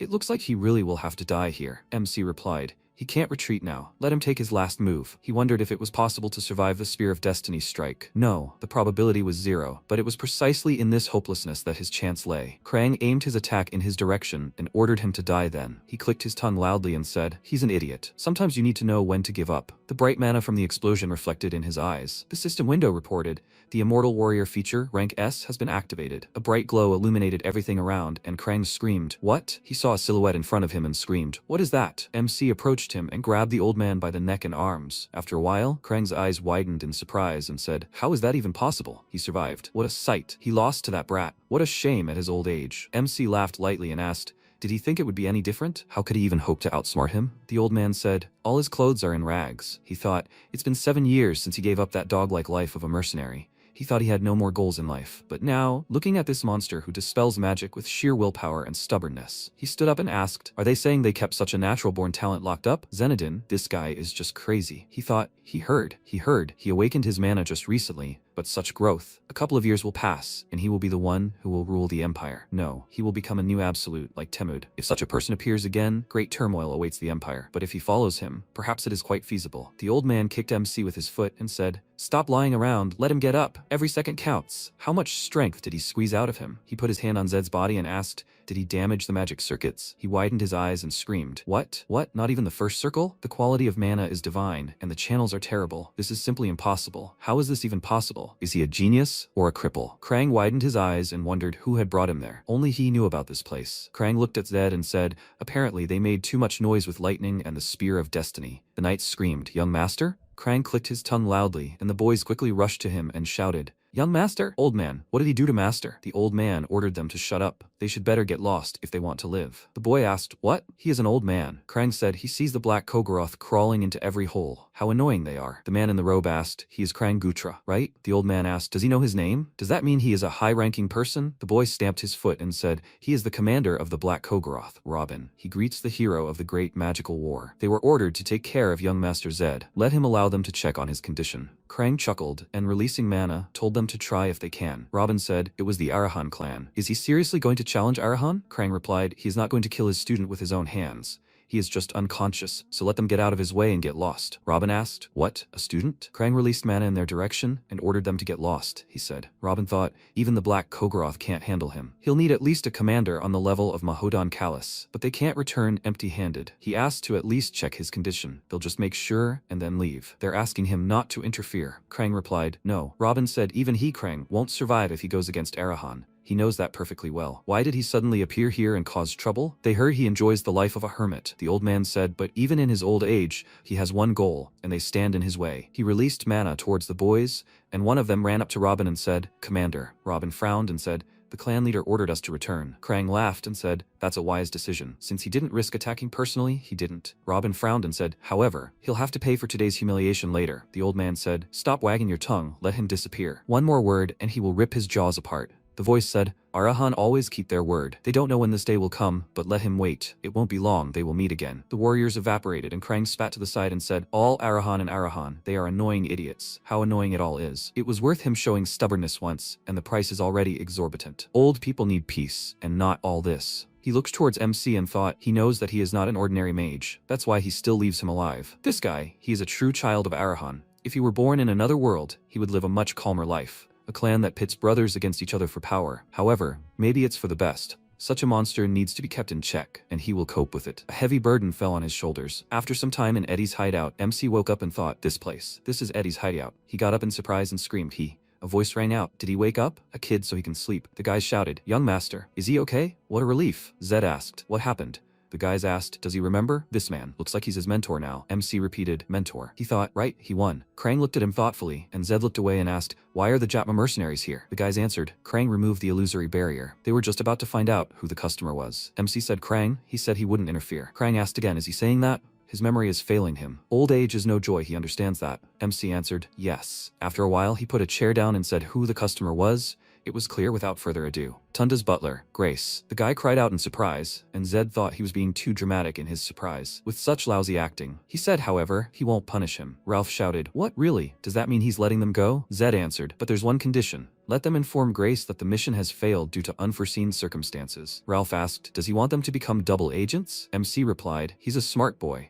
and when she gives the next order, let him report to him personally. They must remain mercenaries, loyal to Grace. Did he understand the task? Ralph answered, yes, of course. MC thought, now is not the time to touch Grace. He is waiting for the moment to eliminate her and take over all of Tunda's forces in one fell swoop. He said, well, let them go, and they must play their roles convincingly. He thought there is a risk that they will betray, only if Krang doesn't side with him. The legendary mercenary Krang and the butler Tunda. They understand perfectly well whose side is more advantageous to take. The guy interrupted his thoughts and said, young master, by the way, Ryu asked me to convey a message urgently. MC thought Ryu was his butler now. So news from the clan? He asked. What happened? The guy replied, a ceremony will be held at the Temple of Silence early next month. The butler's council ordered thorough preparations. Krang sat behind him, yawning, his mouth wide open. Zed asked, the Temple of Silence? The guy answered, yes, there will be some kind of initiation ceremony and an audience with the clan leader before departure. MC thought about it. The Temple of Silence is a place for the pureblood ritual and obtaining the status of heir. He asked, he's not yet 20. Why the rush? Who's participating? Him and Tunda? The guys answered, yes, exactly. Zed wondered what the clan leader had planned. Being the heir has both pros and cons. The advantage is that you can leave the clan lands and travel freely throughout the empire. As with Taurus, they will be assigned clan missions. But along the way, the brothers' intrigues will begin. A power struggle is looming. After all, failing a mission means losing everything. A weakling will lose the chief's patronage and the elders' support. MC thought the beginning of next month. Less than 10 days left. So much needs to be prepared. Krang folded his arms and asked, will training have to be postponed until returning from the Temple of Silence? MC said, exactly. Looks like it will be fun. Krang laughed and said, okay. As he promised, he will teach him, but on one condition. Fee, 100 gold coins per month. Only then will he allow himself to be called a teacher. MC replied, he heard he had a lot of money. After a while, Ralph was on his knees and crying. He screamed.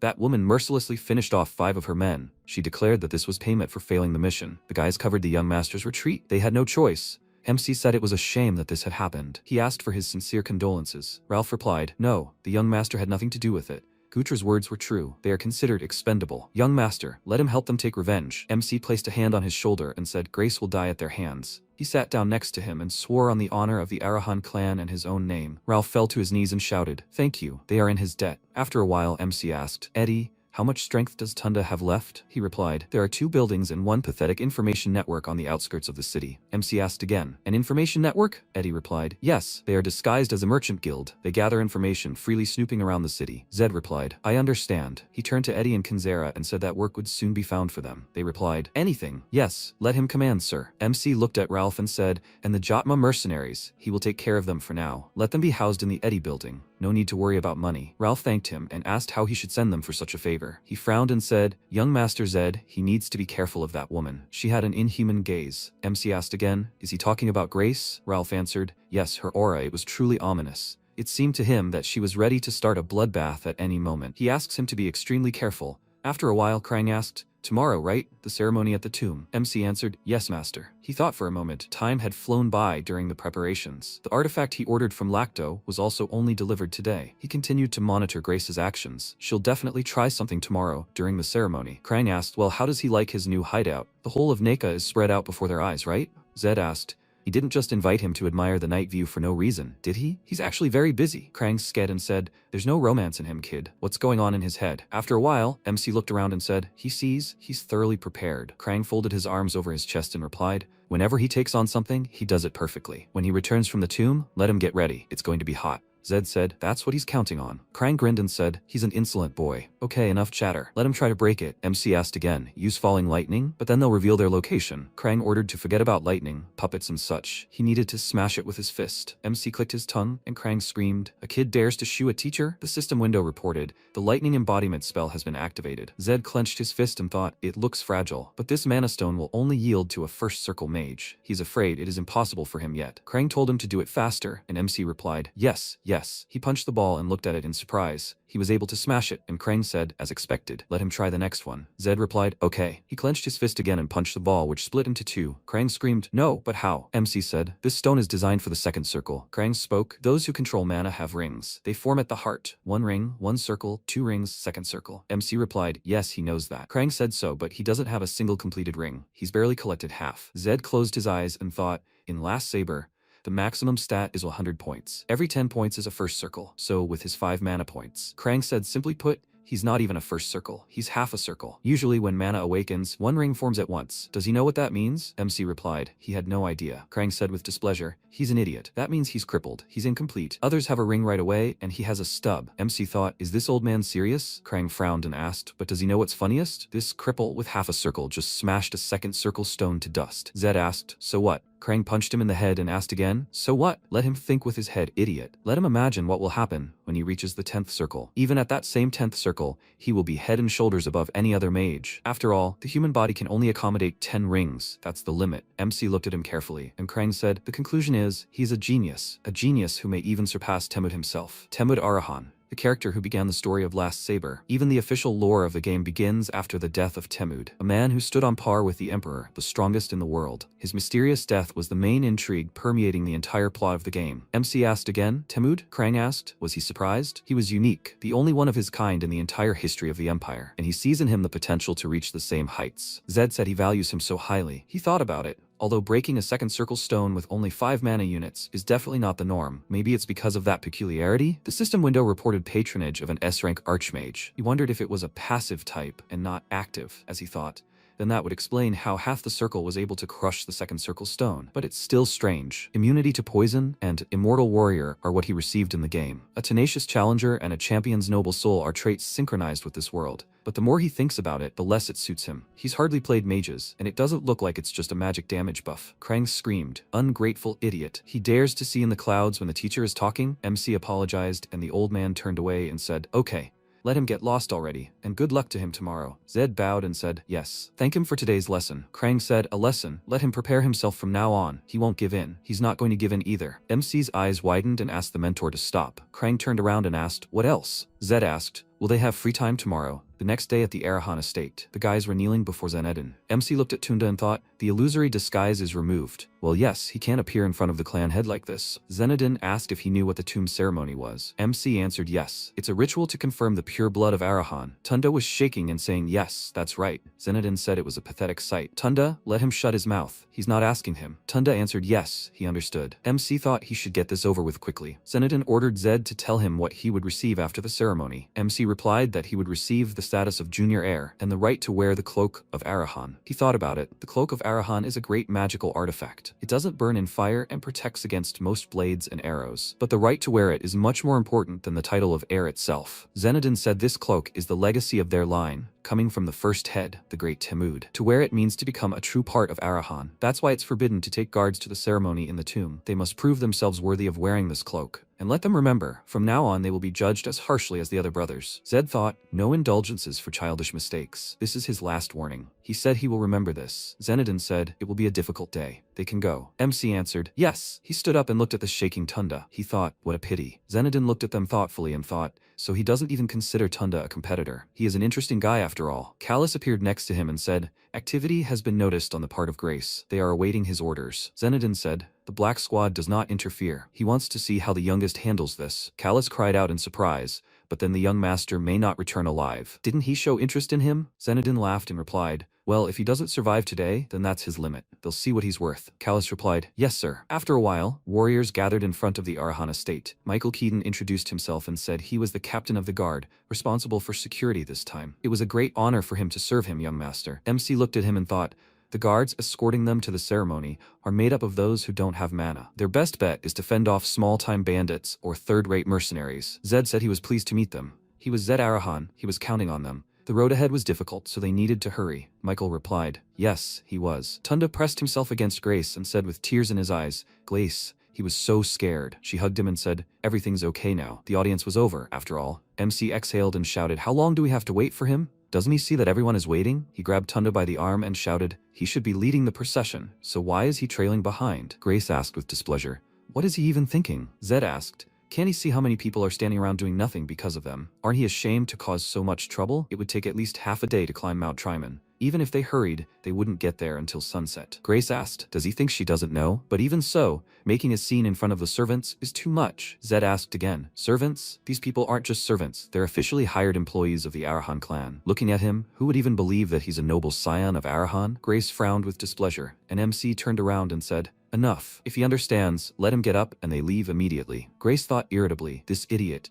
They will see how long he can pretend to be incomprehensible. Soon, he will beg for mercy, but she will kill him slowly and painfully. A brilliant magician. After some time, people were climbing up the mountain, and Tunda said, "How can a person climb up here?" He turned around and shouted, "Grace, we should have prepared a carriage just in case. Does she seriously think he can climb up here on foot? This is nonsense." MC turned around and said discontentedly, "What's so difficult?" He thought, but it seems the others are also exhausted. They will have to make a stop. Zed said they will rest here for a while. Everyone shouted joyfully, and after a while, they sat down on the ground. Michael asked, "Young master, is he okay?" MC turned around and answered, "Yes, for him it's nothing." Michael said, "It's amazing." He himself was already starting to get out of breath. He didn't think a magician could have such endurance. Even Lord Rondo wasn't so enduring. Zed thought, Rondo, the name sounds familiar. Rondo Arahan's eldest son and a playable mage-class character in Last Saber. Now he's his rival. He's about 25 years old now, he thinks. MC turned to the captain and said, "It's time for them to move out. If they rest for too long, the body will cool down and only get heavier." Michael turned around and said, "Yes, he understands. They're moving out. Everyone gather." Grace screamed in displeasure. "What are they doing? Their master isn't ready yet." Tunda asked,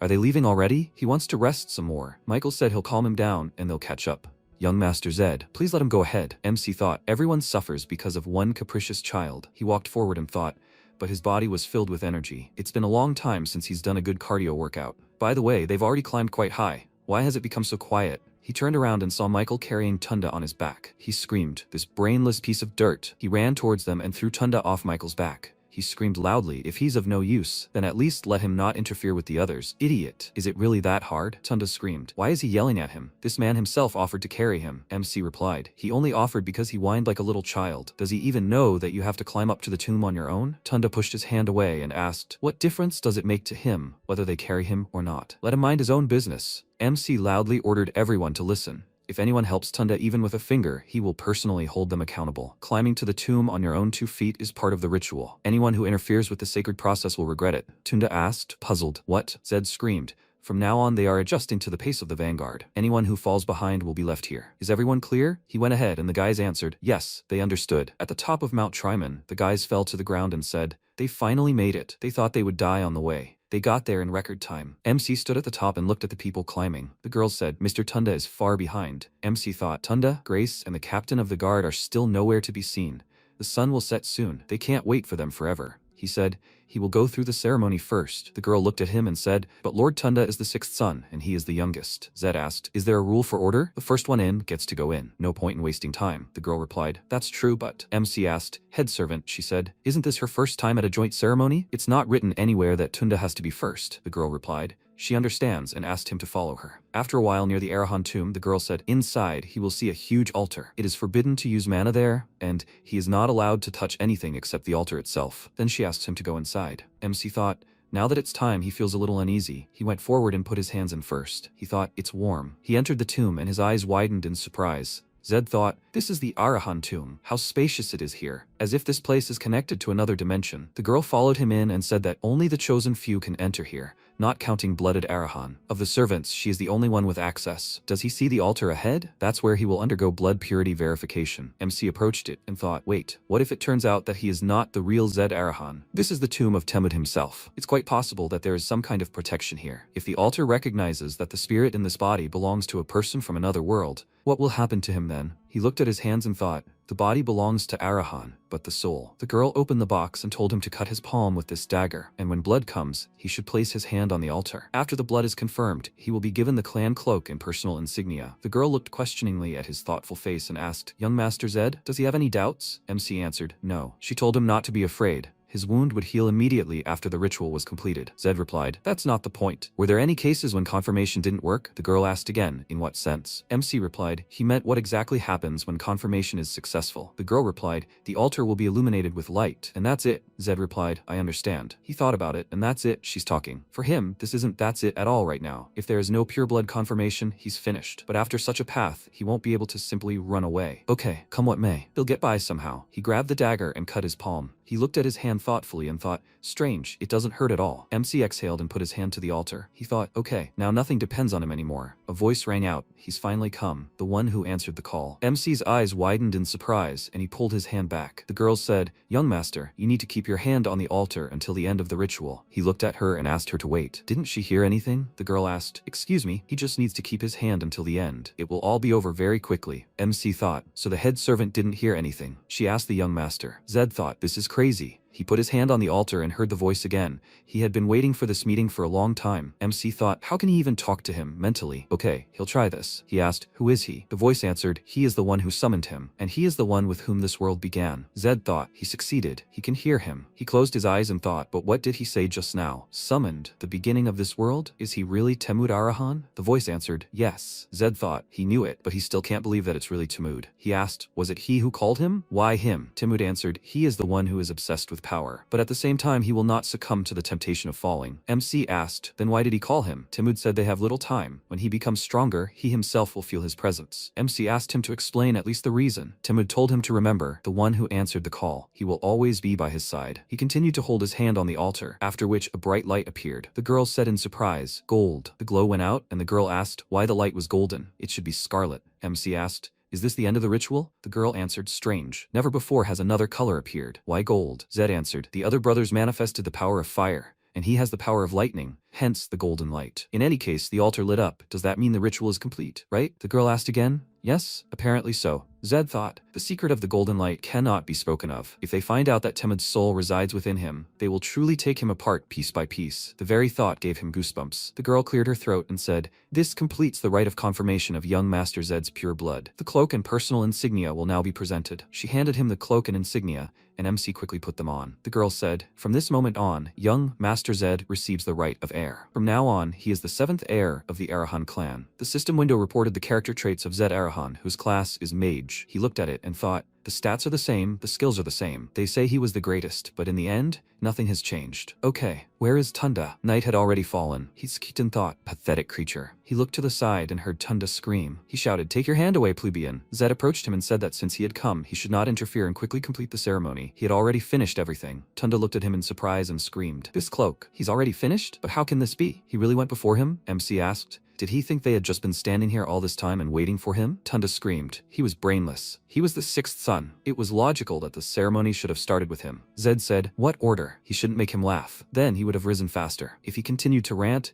they would calmly leave without him, so he should shut up and go to the altar. Tunda pushed him away and screamed, how dare they treat him like this? Why did the youngest go first? How dare some chief servant even decide for himself? The girl replied, she was no longer the chief servant, but she was responsible for conducting the ceremony. She was also obliged to report to the head of the clan, without distortion, everything that happened here. Tunda looked at her fearfully and said, head. He asked for forgiveness and asked, maybe she doesn't need to tell the head everything? The girl ordered the young master to hurry, as it would soon get even colder in the mountains. He replied, yes. Michael looked at MC and approached him. He said, young master, the 7th heir, I have something to talk about. Let him step aside for a minute. After a while he said that halfway up the climb he felt someone's presence. But almost no one climbs Mount Triman. He was also worried about the reaction of Grace's butler. She didn't react at all. He couldn't believe that a 6th circle mage couldn't feel what he felt. Most likely she simply pretended not to notice. MC asked, so he thinks Grace has her own plan? Michael replied, yes, he thinks so. Zed said, in that case he needn't worry. Michael asked in surprise. As far as he knew, the relationship between him and the 6th heir was strained. So, has he understood everything yet? MC replied, yes. He was just about to discuss this with him, Captain.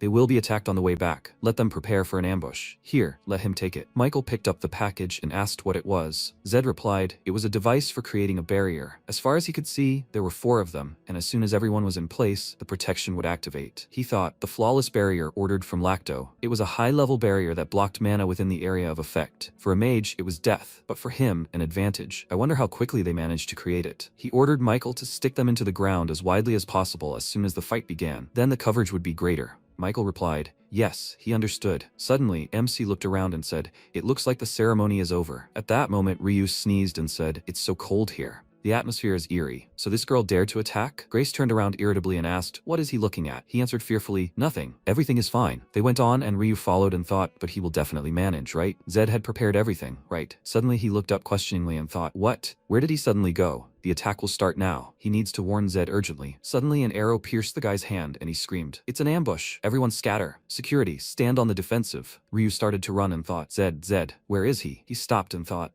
he's going to die like this. An arrow flew past him, but he dodged. MC screamed in irritation. He told him to stay in the rear. Why is he here? Ryu said with tears in his eyes. Zed,